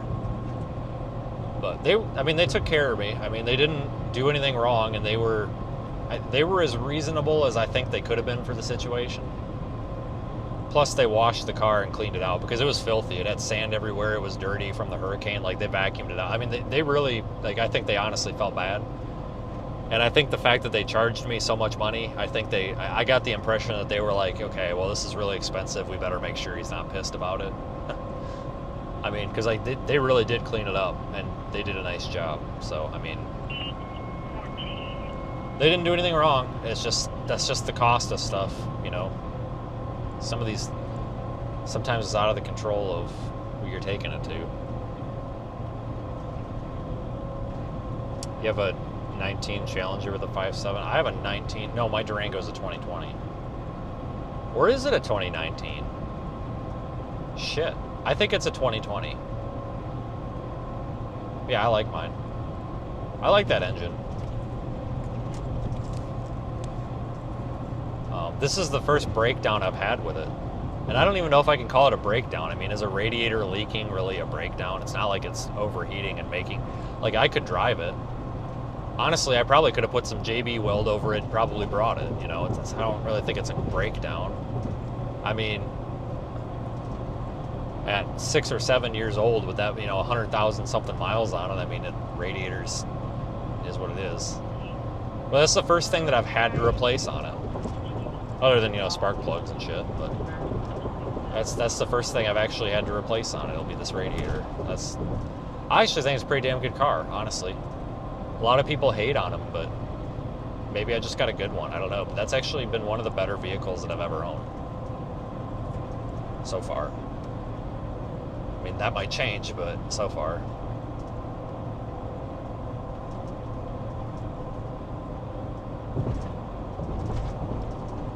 I actually really do like that car. I like it better than the Explorers. It's a little bit bigger than the Explorer. It's faster. It's nicer to drive. Because there's quite a bit of room in the back of those Durangos.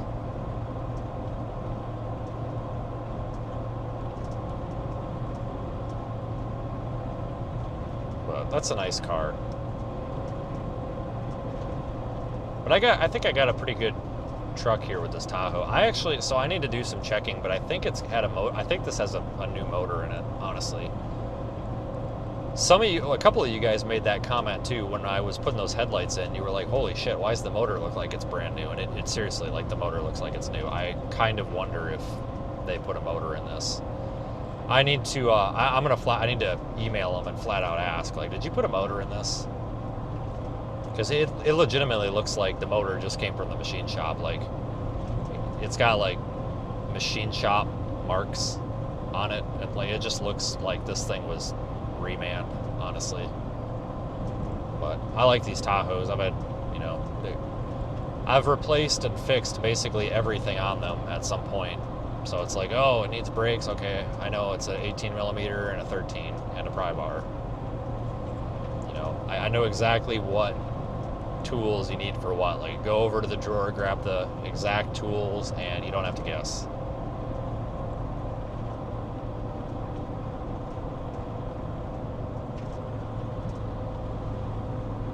Yeah, I have the AFM shut off. I have a tune on it. AFM shit is so stupid. And, like, it's funny because, like, I've talked to some guys that have, like, 300,000 miles on their 5.3, and I'm like, wow, have you done the lifters? And they're like, what are you talking about? Like, they don't even know what I'm talking about. It's like, how the hell do you get 300,000 miles out of that? But some of these guys get, like, 50,000 miles. Like, how lucky do you gotta get? Like, I know a lot of it's maintenance, but I think some of it's just bad luck.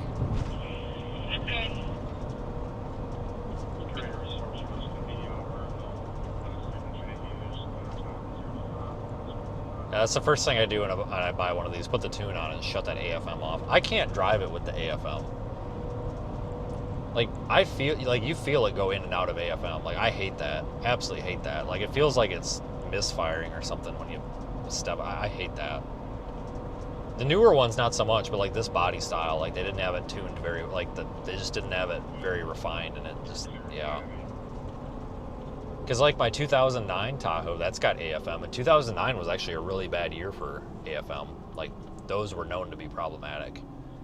Man, that's got, like, 270,000 something miles on it now, and it's damn near 300,000. It's never had the lifters touched, as far as I know.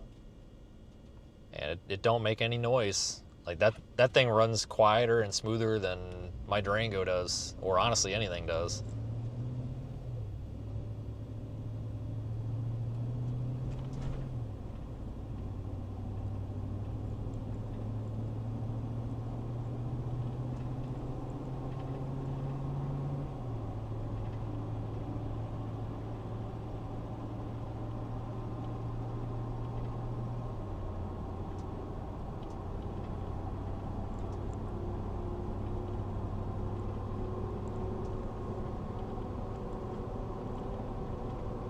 Yeah, the transmissions do shift kind of weird on these.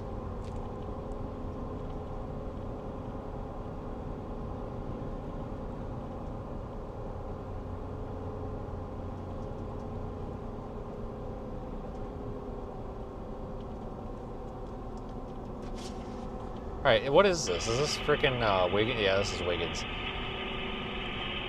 So, just north of town here, there was a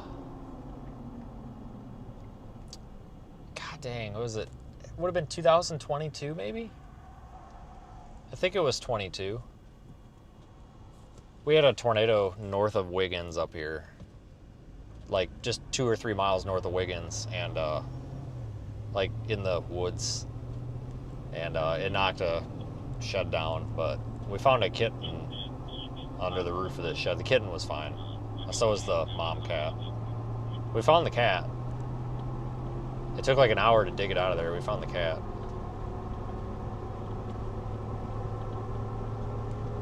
See, like, normally you spend a bunch of time, like, this is kind of Tornado Alley of the southeast right through here.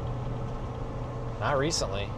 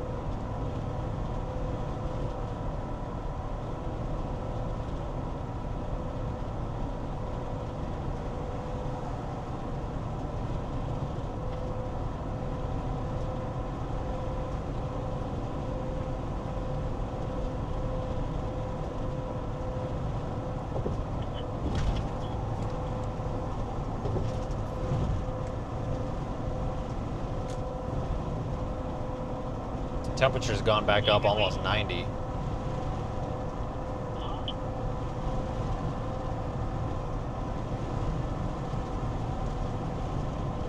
But I want to get back into South Alabama and like the Western Florida Panhandle for chasing, like Monroeville all the way across to like Dothan.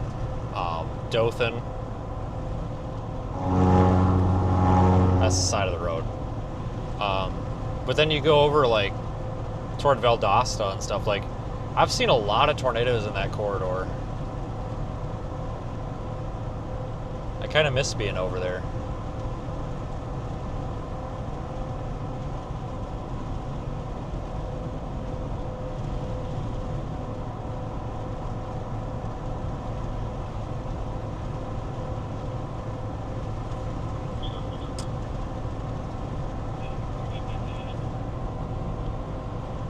But if it gets really slow, we may end up just going west for that monsoon crap. Even if there's not a lot going on for this monsoon stuff, we might send it anyway. There's a lot out there.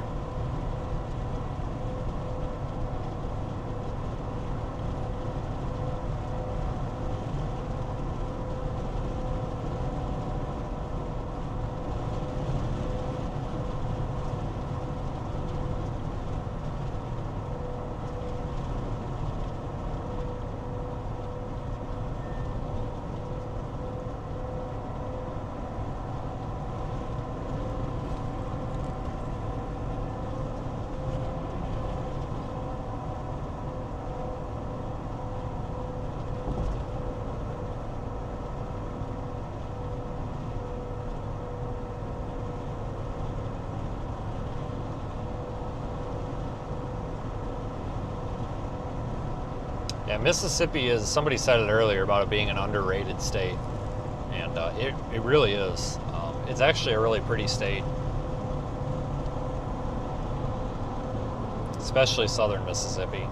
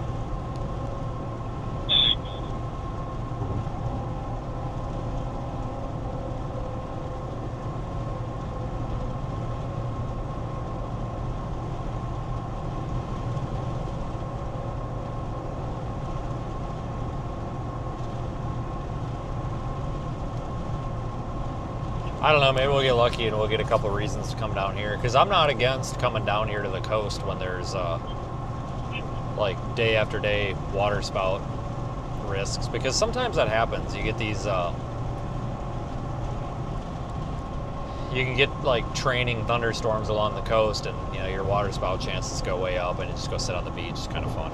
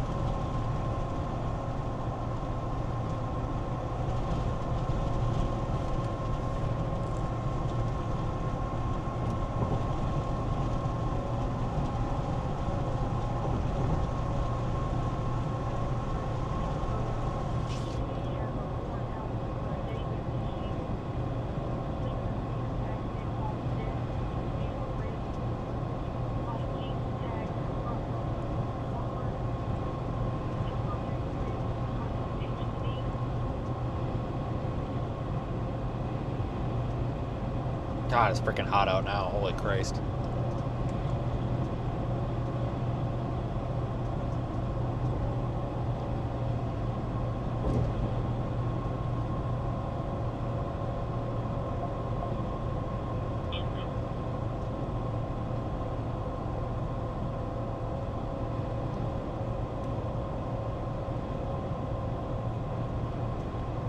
It's not really a bad drive down to the coast for me because I can do,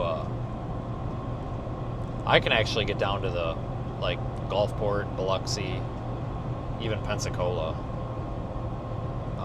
in a day easily. In fact, I've actually done that several times. I actually prefer doing that because it seems to, I don't know, it just makes the time go by quicker, keeps the cost down, but it's 14 hours, which, yeah, that's a long time, but if you leave at 4 in the morning, you're going to get there at 7 p.m. because there's always, like, that extra hour in there of, like, screwing around, getting gas and stuff, but like, usually I'll leave at 4 in the morning and get down there about 7 p.m., and to me, that's actually very reasonable, because if I normally would get up at 5:30, well, what's an extra hour and a half? Who cares? You know, so, and I might spend all day working on something in my office until 9 o'clock at night.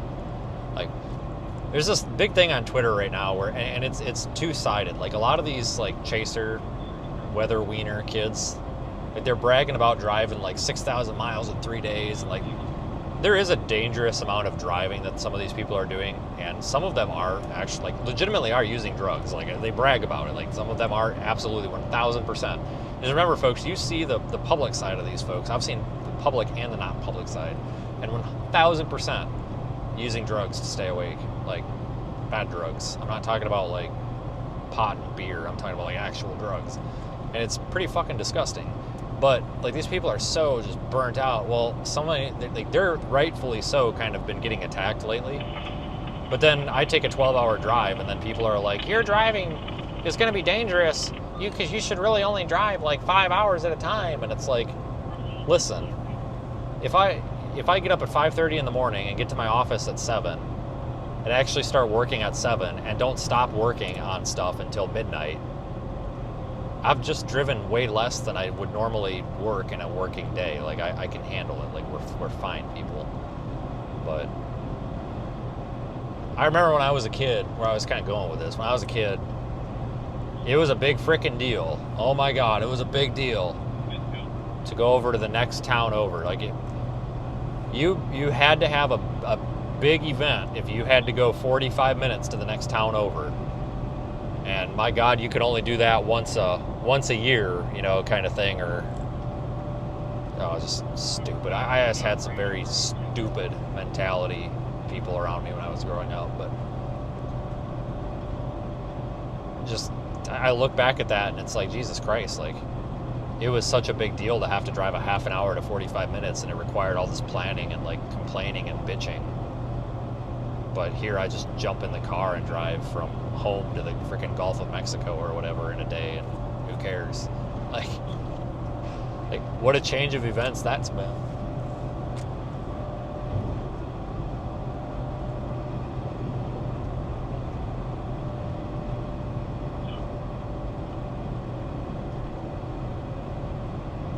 I usually, when I'm coming down here, though, if I stop, what I usually do is I leave at like 10 a.m. and then I get to Batesville, Mississippi by about 5. About an 8 to 9 hour drive. But that's usually good timing because you don't have to leave early enough. You don't leave early enough in the morning that you feel like you're driving all day. Like, you can still get stuff done around the house, but then you still get there by dinner time, so you don't, like. But then you go to Batesville and then make the rest drive. That's what I did on the way down here. But I try to not really drive more than 8 hours a day if I can help it, because I get super sick of driving. Like, I try to drive as little as I can. I absolutely hate driving. You get really bored.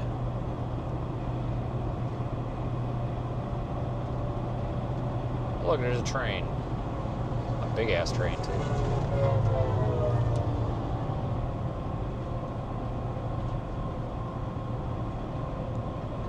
Man, it feels weird going up 49. Like, I mean, we came down this way, but I haven't been... Like, I can think of so many times, like, we'd be on the side of the road here thinking a tornado was going to cross the road. Sometimes it did, sometimes it didn't. But there's a lot of tornadoes through here. Like this, I know not the past 2 years, but normally this is like Tornado Alley of the South right here. Like, I can think of so many times, like, sitting on the side of the road waiting for a tornado at 2 o'clock in the morning. It's crazy. But it's been so long since I've come up through here. It's kind of cool. It's kind of nice to go back through here.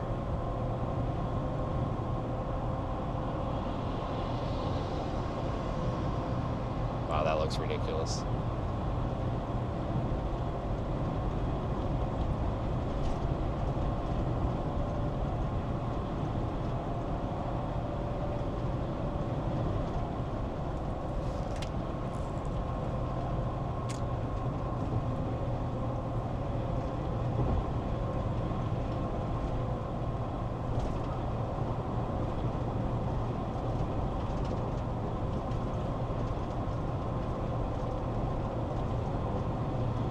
This is one of my favorite parts of Mississippi, though.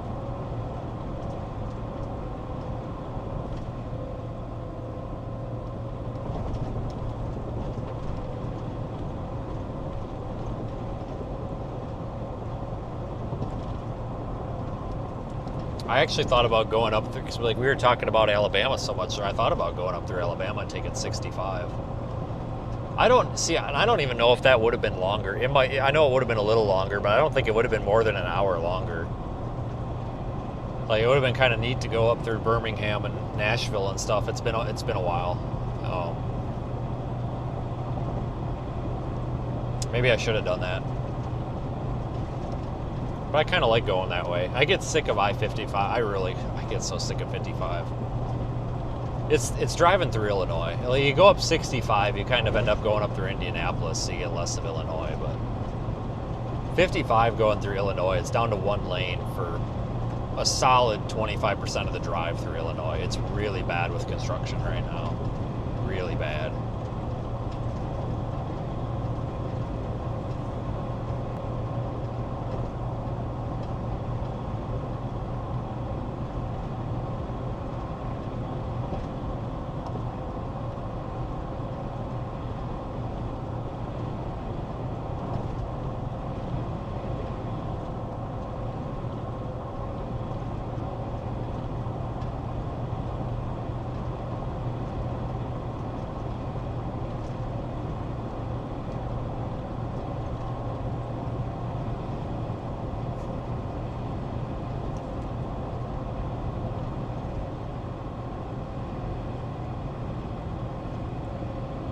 Might stop in Hattiesburg for gas. There's just really nowhere else to stop. I mean, there is, but it's just small gas stations. I tell you what, though, if I would have done this trip any different, I would have got down there a day early, and we would have went to Panama City Beach, because I guess it was getting pretty windy and kind of nasty with the squalls coming in there. So I probably would have tried to get down a day early if I would have redone this. But I about wrote it off. Like, this looked like crap. It didn't look like it was going to do it. I didn't even think it was going to be a tropical depression. We thought it was just going to be a little, like, low pressure system that didn't even do anything. I never really expected this. It's like we kind of just wrote it off, and then all of a sudden it came together.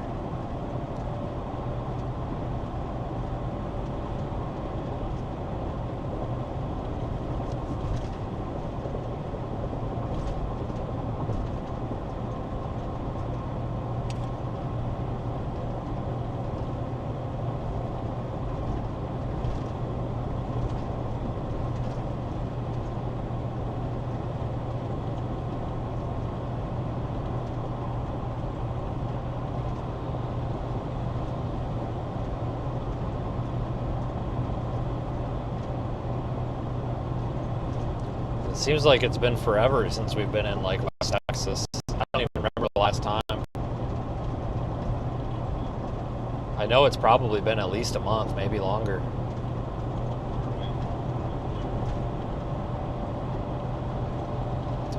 But we'll sometimes get that second severe weather season come October, so October can be pretty busy out in the plains, so maybe we'll get a little bit lucky with that.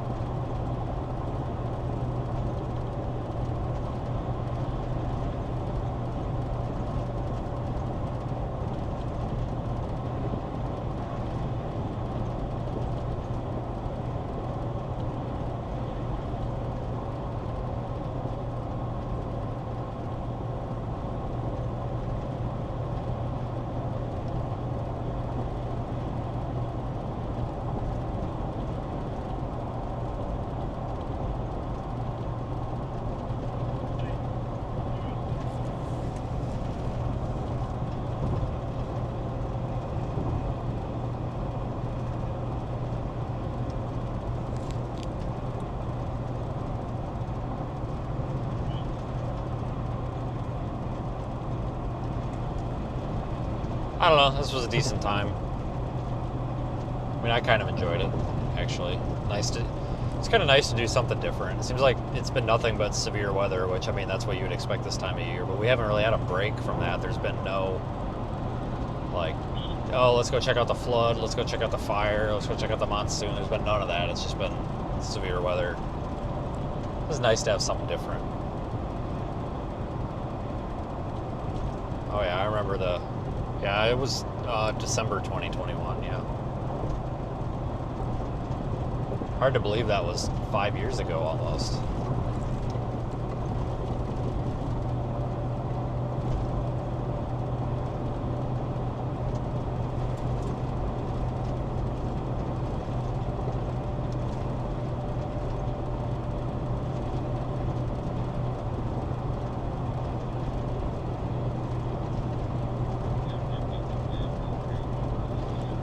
Yeah, I tell you, the past couple of years went by kind of quick, and at least for me, and I think it's because of how busy they've been, with the exception of a few periods of time in there. But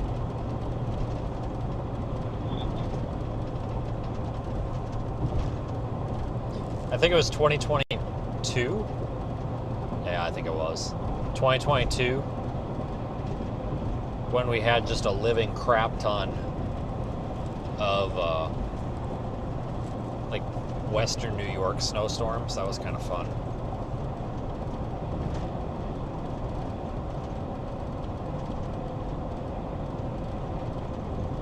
In 2021 was a busy year for tornadoes, like in kind of that Arkansas, Missouri, Tennessee, Mississippi region. Because earlier in 21 was, if I remember right, we had, maybe that was 2020. Yeah, that might have been 2020, because we had the high risks. Like, we had 2 high risks, like, 1 week after another. But that might have been 2020. No, that would have had to have been 2021, I think. Because I'd quit my job. Maybe I was still working. I don't remember. I don't remember. Maybe I was still working during those. I can't remember. God, that was a long time ago. But yeah, that December 2021 event. So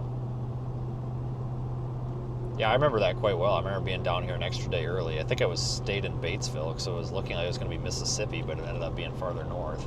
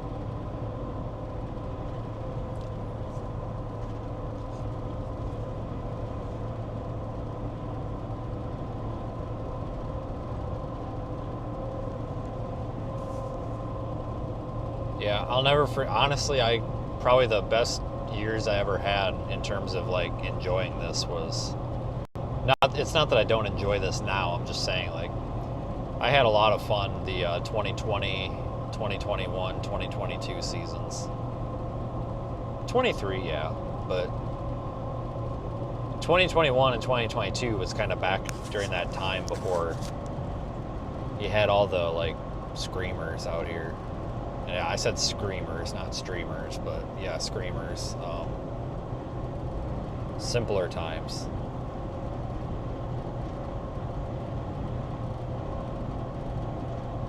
It was a different group out here, let's just put it that way. Definitely a different group out here. A good group, I would say, honestly.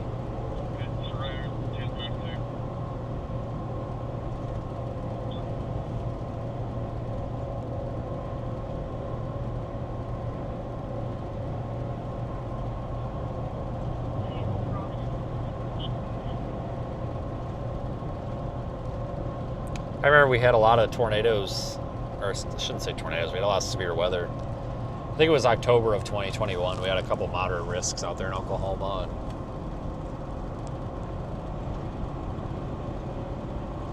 a lot of Dixie Alley those couple of years.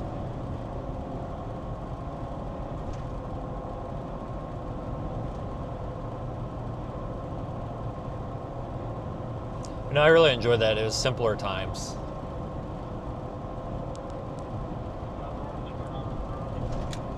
Very, very much simpler times.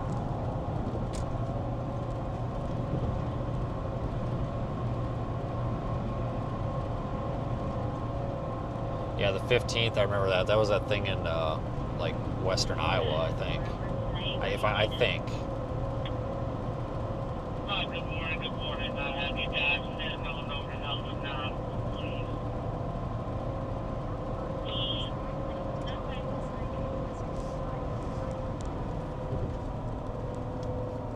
Yeah, the December 15th, that was the first time some jackass tried to cancel me for no reason, too. This guy on Twitter, his name's Willard. He was like, that derecho was traveling 90 miles an hour or something dumb like that. He goes, there's no way you were able to keep up with it without driving 115 miles per hour. I think you need to explain yourself. And I remember, so what had happened was, I was like the only person streaming that on YouTube. Like, that was right when YouTube kind of made RTMP like remote based live streaming a thing. Before then, you couldn't do it unless you're at your desktop using a webcam or a virtual webcam. And so I was like the only one out there, only one streaming it. And apparently it caught people's attention, but there was 100,000 people watching at one point. It was insane. It was a very freak thing to happen. And that's how I got monetized. We went from like 1,100 subscribers all the way up to like 8,500 subscribers in like 2 hours. It was nuts. That's where that's where we like got our first push of people. But this guy was just like, I'm calling you out. And I remember looking at this guy, I'm like, dude, you're like in your 60s. At the time, I'm like 23, 24. I'm like, this is kind of creepy. Like, you are a creep and you need to stop. Like, you are really making me uncomfortable as hell. Like, why are you obsessed with me here, dude? I'd love to get over, but nobody in the left lane will let me over. Unfortunately. But this guy he claims I would have been going 115 miles an hour or something. I'm just like, how? And I never did keep up with it. We were behind it, 90%. We were behind it all the way since the damn tornado warning went over us. Like, I just had a bunch of people watching, so I just kept streaming the rain curtains. Like, I was 1,000% not keeping up with it. But this guy's like, you had to have been driving 115. It's like, yeah, I was totally driving 115 across Iowa. Yeah, that totally. Get a grip. Someone say something? That was my first time dealing with negativity on Twitter, and it's been downhill ever since. I was just saying, I remember that day when you got monetized and that crazy guy. Well, and there were several crazy guys, but yeah, it was the thing on Twitter because I think Reed was out too, because he had that guy from Omaha with him, that freaking whatever the hell his name is, Mike Brown or something. He's got a very simple hillbilly name, and like they got the same heat for it too, and it's like. No, like nobody drove 115 miles an hour. Like their cars would have exploded. Like what the hell? But yeah, that was like such a big thing on the internet after that deal. Yeah, that was a hell of a time. God, I'll never forget that. And that's when I kind of started to realize that these people are kind of jackasses. I'm just so sick and tired of like that kind of mentality. It's like, oh, I don't like this guy. I don't know who he is. He must have been driving 115. Like, shut up, dude. Meanwhile, I was having the time of my life, you know, because we had just a shit ton of people. We didn't even have moderators. That's how we got our first moderator. I just picked her. I was like, okay, this lady doesn't seem crazy. Turns out she was crazy. She sent me a Microsoft Word document of everything wrong with me. It was weird.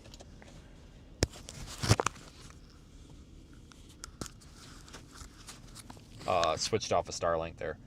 But no, this lady sent me a Microsoft Word document of everything wrong and everything wrong with me. And I'm just like, lady, you just sent me a Microsoft Word document. Like, who? Like, I had to subscribe or get a trial or something of Microsoft Word just to read the Microsoft Word document. I'm like, who the hell uses Microsoft Word?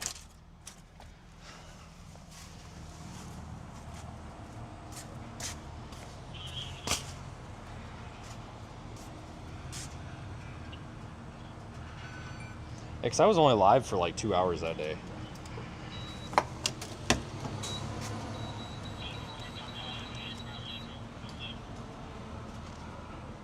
We'll get gas here because I don't know if there's another Love's. There might be one up there in like McGee, but I'm not entirely like Mendenhall, but I'm not for certain.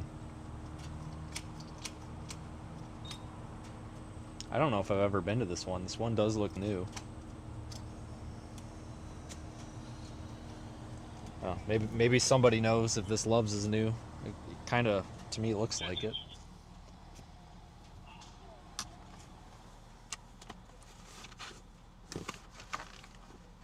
I put these Sans away. Had them out and ready, we just didn't need them. Which kind of sucks, but whatever. We got the one up, and that's what was important.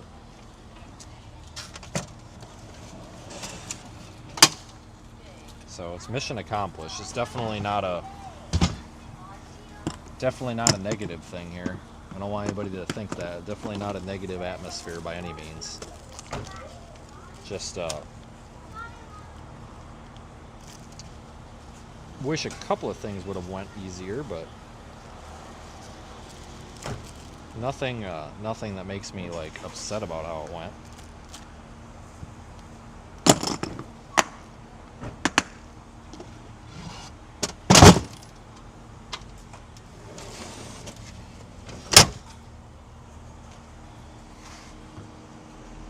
Pretty happy overall. I'm not going to fill this because I can get it cheaper up the road. Plus, I'm going to have to stop before I get to Jackson anyway. I'm not going to be able to drive all the way through that. I'm sick of driving. It's 12 gallons. It's fine. It's not going to get us very far, but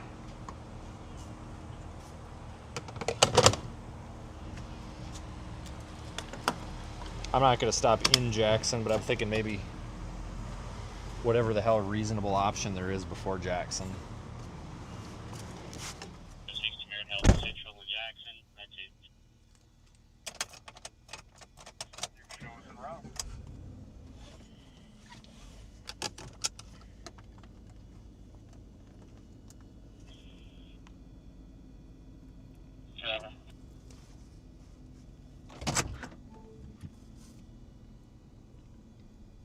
Oh, that was almost a full tank anyway. I guess I really didn't need gas, but that's fine. I don't really care. It's not a big deal. I kind of purposefully didn't want to fill it because it's like, well, then it makes me stop. So otherwise I might not stop. Oh shit, we're not even to Hattiesburg. I thought I'd driven through Hattiesburg for some reason, but that was Wiggins, wasn't it? Shit. Well, whatever. I was gonna say we should have just stopped in Hattiesburg, but we got a ways to get up there. I don't know how far I'm gonna drive tonight, honestly. I'm not gonna go to Batesville, which I usually go to. For some stupid ass reason, they want $160 a night for the hotel. That's normally $90, and that's not gonna happen. I'm not doing that. In 600 feet, turn right onto the ramp to Columbia. So maybe go up to like Hernando or whatever. I don't know. Batesville's all sold out. Like the Holiday Inn is sold out. The Home 2 is sold out. So I don't know. There must be something going on up there. Some event or something.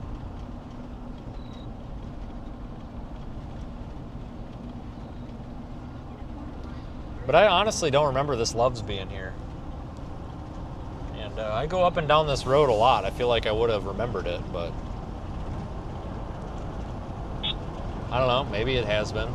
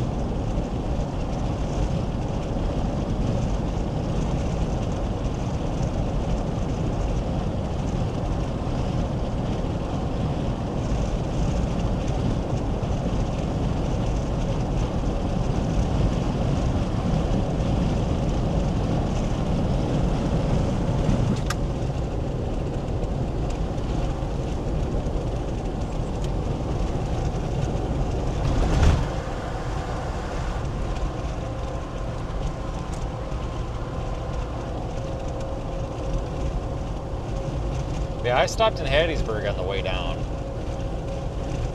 So I came down this way. That was Sunday, I think. No, Monday.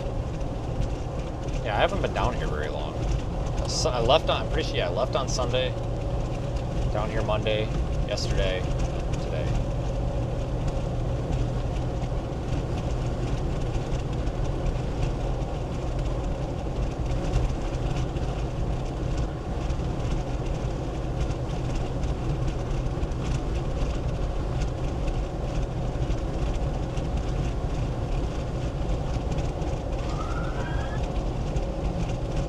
YouTube's playing an ad. Can't even check my own stream. That's great.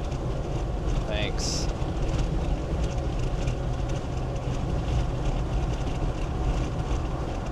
Stupid.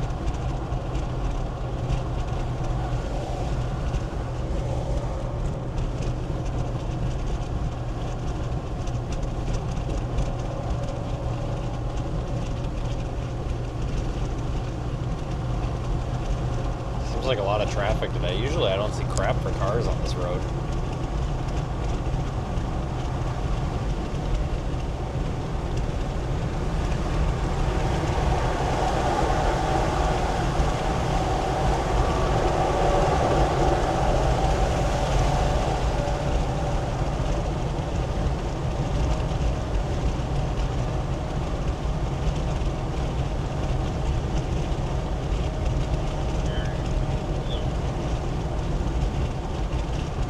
Still haven't gotten my washer fluid that I needed to get on Monday, or Sunday, really. I wonder how long it'll be till I actually get it. Maybe it'll be another week. Who knows at this point?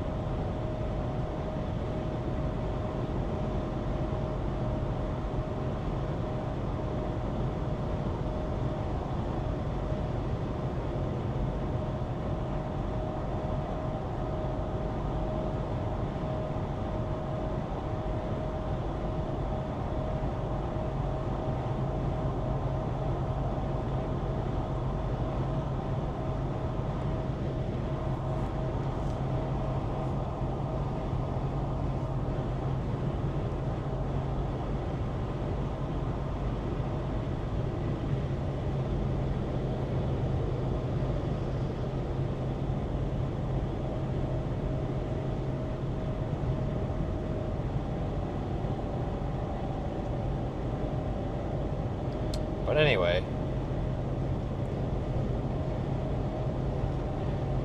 so I'll probably just stay on 49 all the way up to Jackson, I guess. I mean, I guess you could take 59 up to Meridian, but go up through like Tupelo, but that probably is significantly longer. I've gone that way a few times to get back, but I'm pretty sure it's like an extra 2 hours.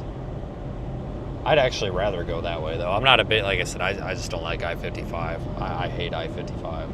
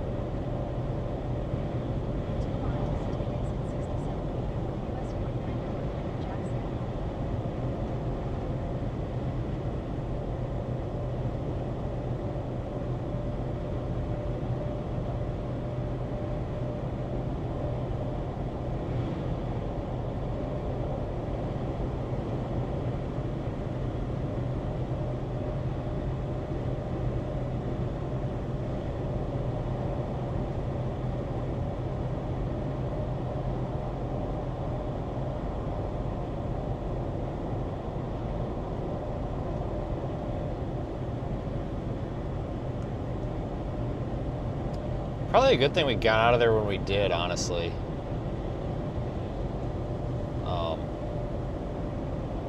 Probably wouldn't have made any sense to leave later. See, I don't think that going over to Houston or whatever would have been a bad idea. It's just, this thing's a mess. Absolute mess.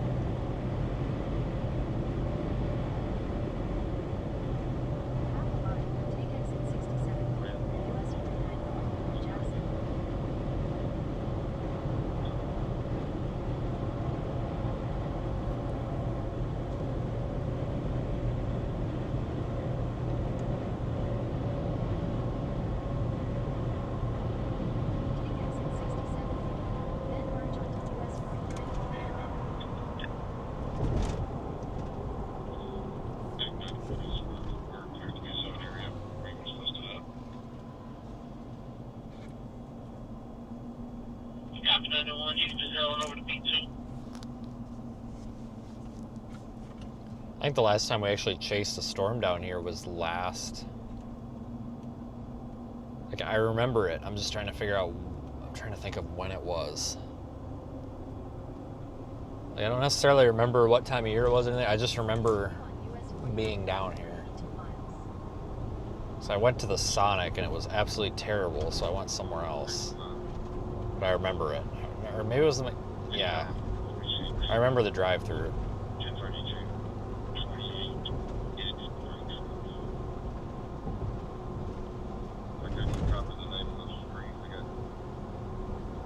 That might have been like March. No. It was in January. It was like a January of last year, I think. February. It would have been February. February 2025. It's the last time we like chased something around Hattiesburg, which is weird. Pretty sure that was the last time. Yeah, because there's a Sonic right there.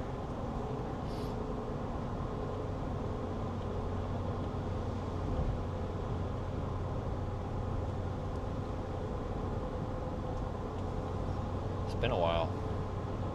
I kind of wish there was something down here to like pick up along the way.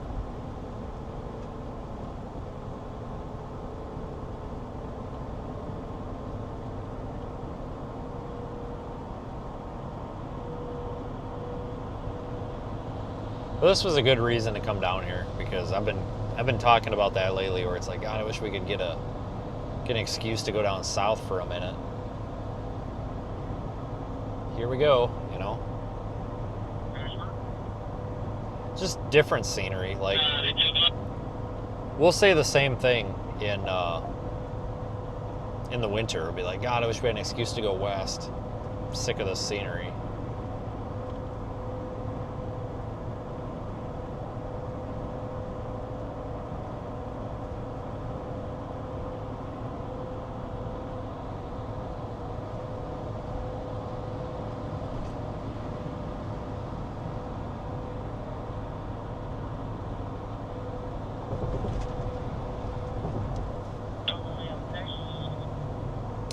This last season, we didn't even go to New York for snow, which is really unheard of. But somebody can correct me, but I don't think we covered any significant snowstorms that I actually drove to, if that makes sense. Like, there was that one in Indiana, but I was coming home. I forgot. Oh, it was November. It was in November because I went to Georgia, and then I came back. I stayed in Nashville an extra day. We had some severe weather in western Tennessee, and it was absolute dog crap. It was pathetic. And then the next day on the way back, I went to Mishawaka, or whatever the hell it is, like that, up by South Bend. And we were up by South Bend, and there was that snowstorm up there. That was probably the best one of the year, actually. So I was up there for, 2 days, I think? And then went home.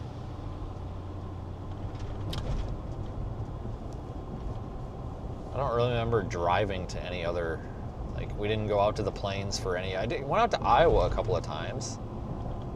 I don't think we went to Minnesota, Illinois once or twice.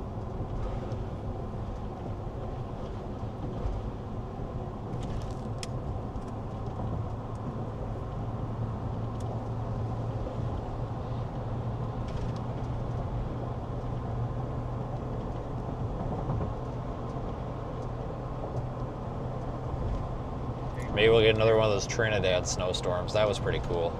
I enjoyed that. October of 2024. See, once again, I can't believe it. October of 2024. You would have thought it was like last year, but it was a year before last year. That was cool, 3 days of just every day you got 1.5 foot of snow. That was pretty cool. I tell you what though, the drive home after that sucked. Going it was freaking cold out, really cold after that. So I had to drive up to Denver and then go east on 80. Should have taken 70, but took 80.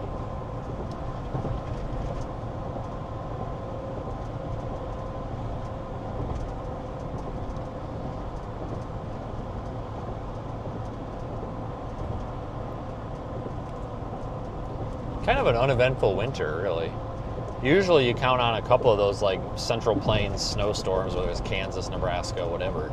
Just didn't really get that. I feel like we did go somewhere. Maybe it was Michigan. We went to Michigan twice. That must have been where it was. The one time it was just out on a whim. Because like it started snowing and I'm like, well, let's go over there, and it turned out to actually be kind of cool. But the other time was planned. We went to like Grand Rapids or something.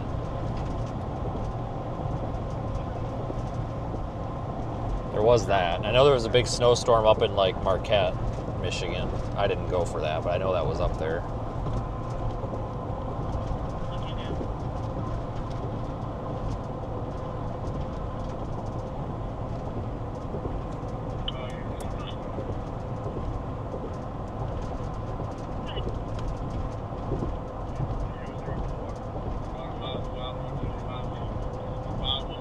I'm not going to be able to stop for that. I'm going.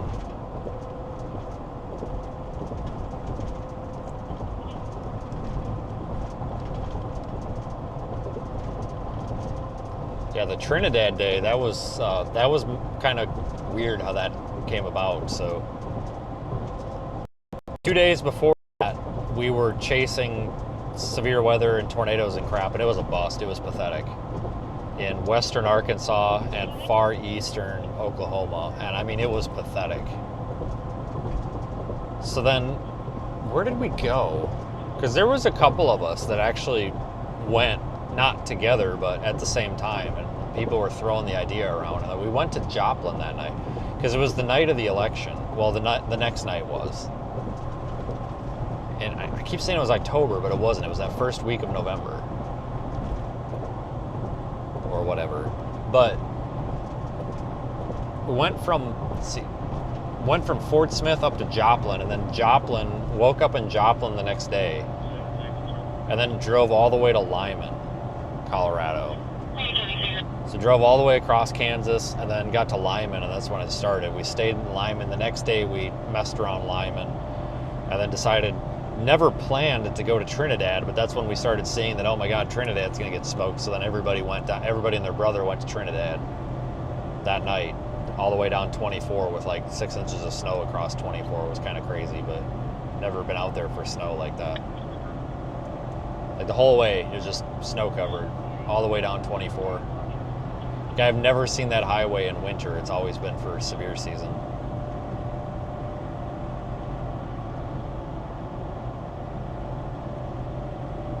So that was never an intentional event. That just kind of happened, basically, is what that was all about.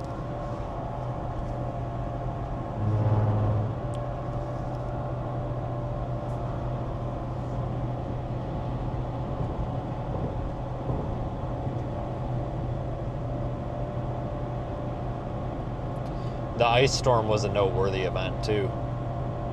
This past January, was it January 23rd, 21st, 22nd, something like that. It was something January, early 20 something. Because the night that it started, we had the snowstorm in Oklahoma City, and then the next day we had the ice storm in Mississippi. That was a hell of a drive. That drive should have taken 7 hours tops to get from Oklahoma City to Oxford, Mississippi. I think about 7 hours. It took like 13 to 15. It was ridiculous. 50 miles an hour the whole way. It was terrible. Very terrible. I think that ice storm was probably going to be one of the most noteworthy, if not the most noteworthy weather event of the entire year. That did a lot of damage, and that was very significant. So that very well might be like the weather event in 2026. I'm glad we were there. That was pretty cool to experience, honestly.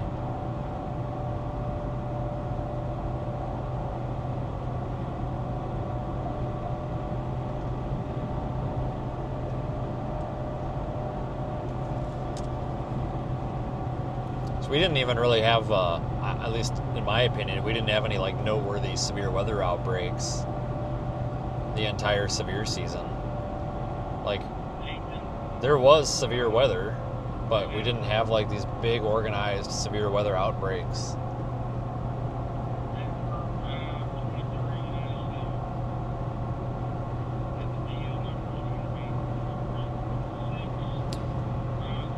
I think this last event that I went out for in Kansas and Oklahoma, or no, Kansas, Texas. So remember we went to 2 weeks ago? Maybe it was 2 weeks ago. Maybe it was 3, but I think it was just 2 weeks ago. We went to like Wichita area and then ended up in Oklahoma City. It was July 4th. Holy shit. That was 3 weeks ago, wasn't it? Jesus Christ. It had to have been. Yeah, it was 3 weeks ago. It'll be 3 weeks ago Saturday. But yeah, went down there and ended up, we had that really pretty storm in South Kansas, and then we kind of followed it down to like Guthrie, Oklahoma. And then the next day we had like Wichita Falls, Texas. And that turned out to be really good.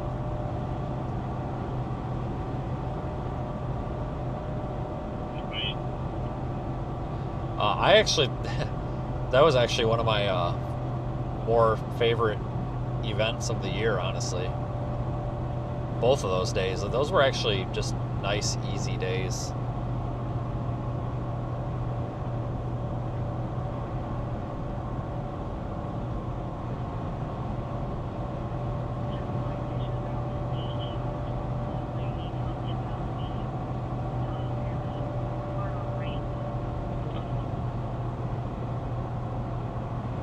That was fun.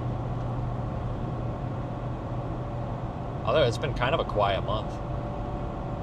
So there was the severe weather up in the Midwest, and then there was yesterday in the like Kentucky area, sort of. I don't know what to call that region. It's not really the Mid-Atlantic, but whatever.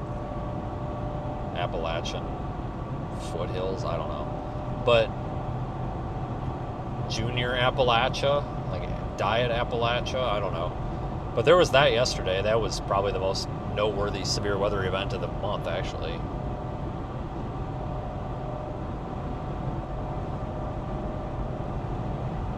I'll take what we had over that, though. So we did have a pretty decent snowstorm in Wisconsin there in March.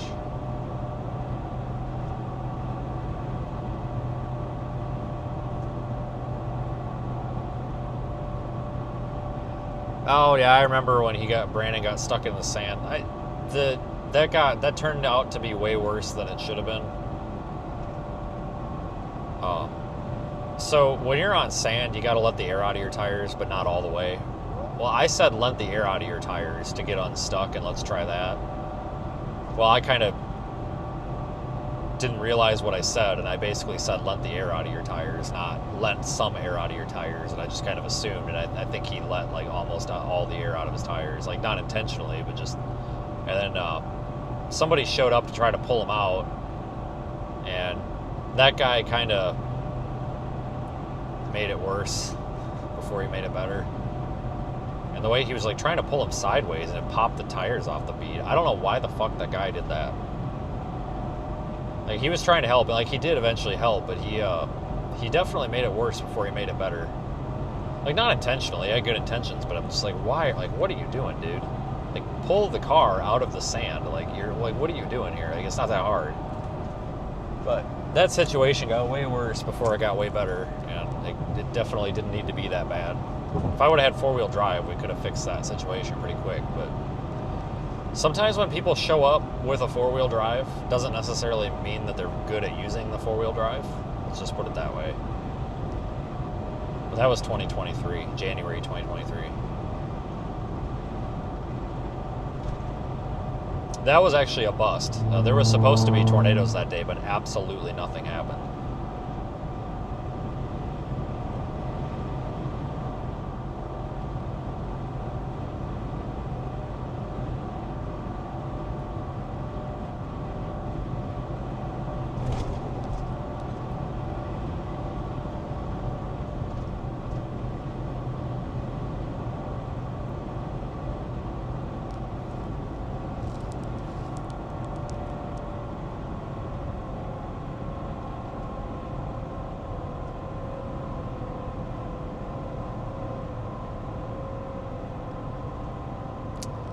So this is Seminary. There was a... Did we pass where the tornado went through? There was a tornado here. Is it 2020 or 2021? And it just mowed the fucking trees down. Like, you could totally tell where it went. We might have passed it already. I wonder if we passed it already. Maybe it was up there closer to McGee. No, it had to be here because it was the Seminary tornado. Maybe we passed. I don't know. But either way, like, it just mowed the trees down. Like, maybe we very well might have passed it. But if we didn't pass it, we'll definitely see it. But, I mean, it just mowed the trees down. But that's Mississippi for you, though. There's so many places here where it's like, oh, wow, where's all the trees? Oh, a tornado mowed them down. Like, there's a lot of tornadoes in Mississippi, in this area. Like, it's a very real thing here for there to just be these big gaps in the trees from these giant tornadoes.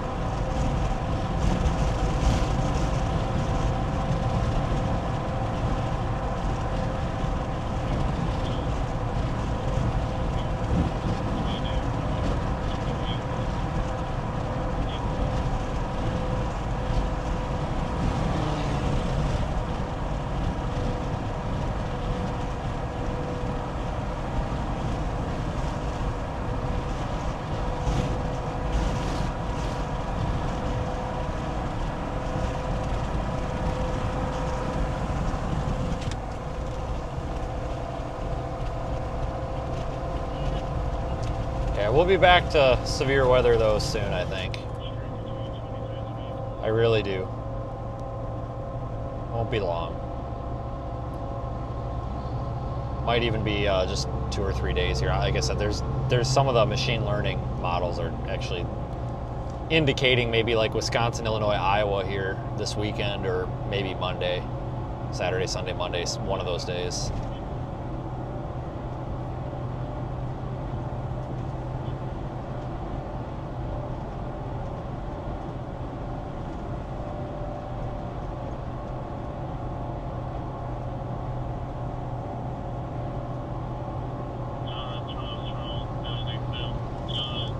So we'll have something to do.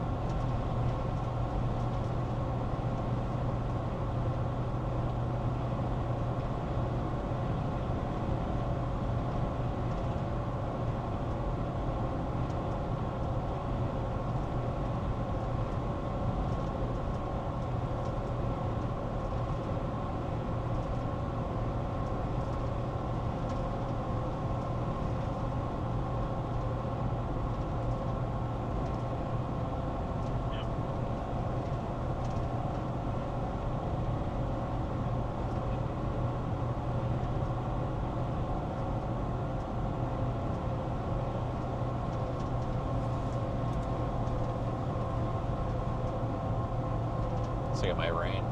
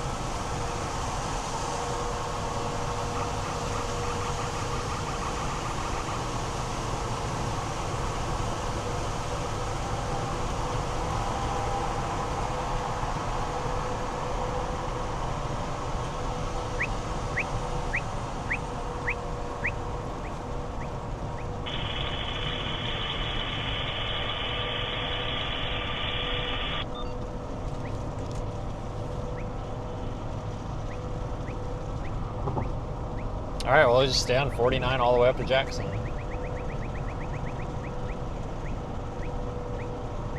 Probably about an hour up there.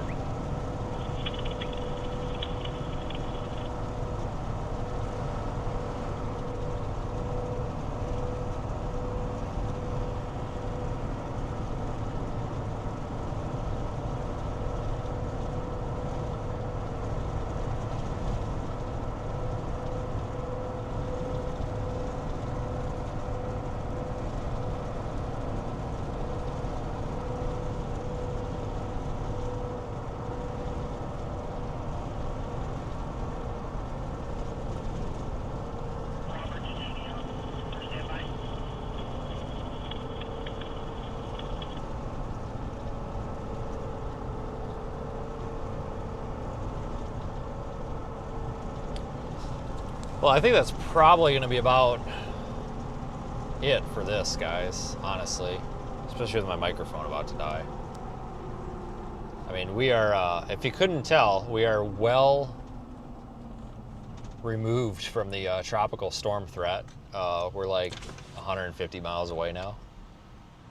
Yeah, actually about exactly 150 miles away. So that mission's complete.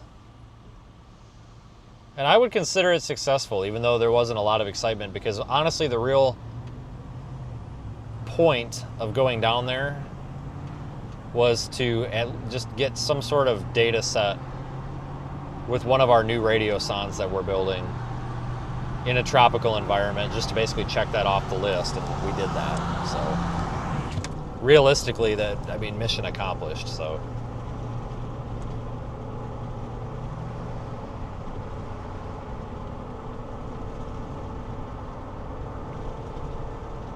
I mean, this was a little boring, but it really wasn't that bad. I actually kind of enjoyed it.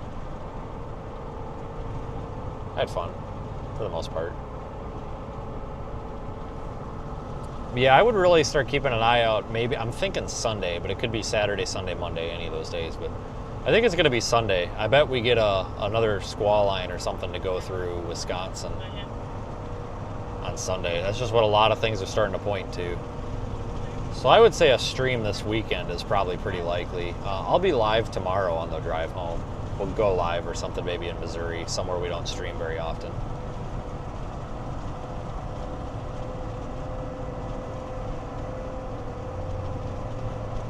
But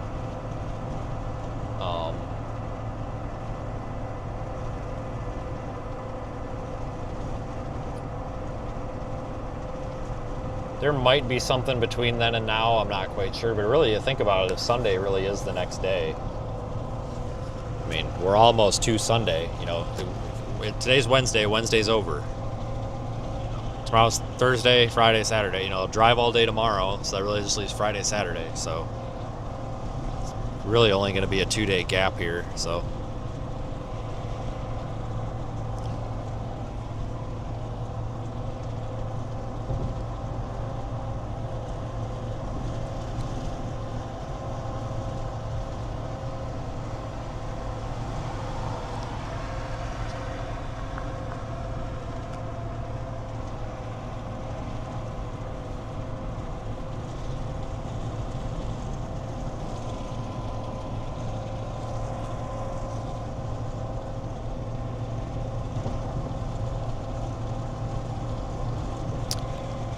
Alright guys, well, I'm going to go ahead and call this a day because I don't know how this microphone's still alive. I could swap it out, I just don't feel like digging in my bag for the other one. We got most of the day out of it, that's pretty good, so.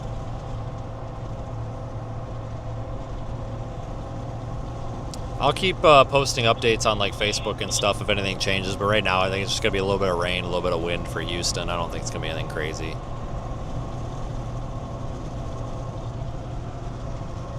But thanks for watching, everybody, and I will see you guys in a. Well, I'll be back tomorrow for sure. So we'll be back later. Maybe even tonight if it's a long drive. I don't know. Be back tomorrow for sure, though.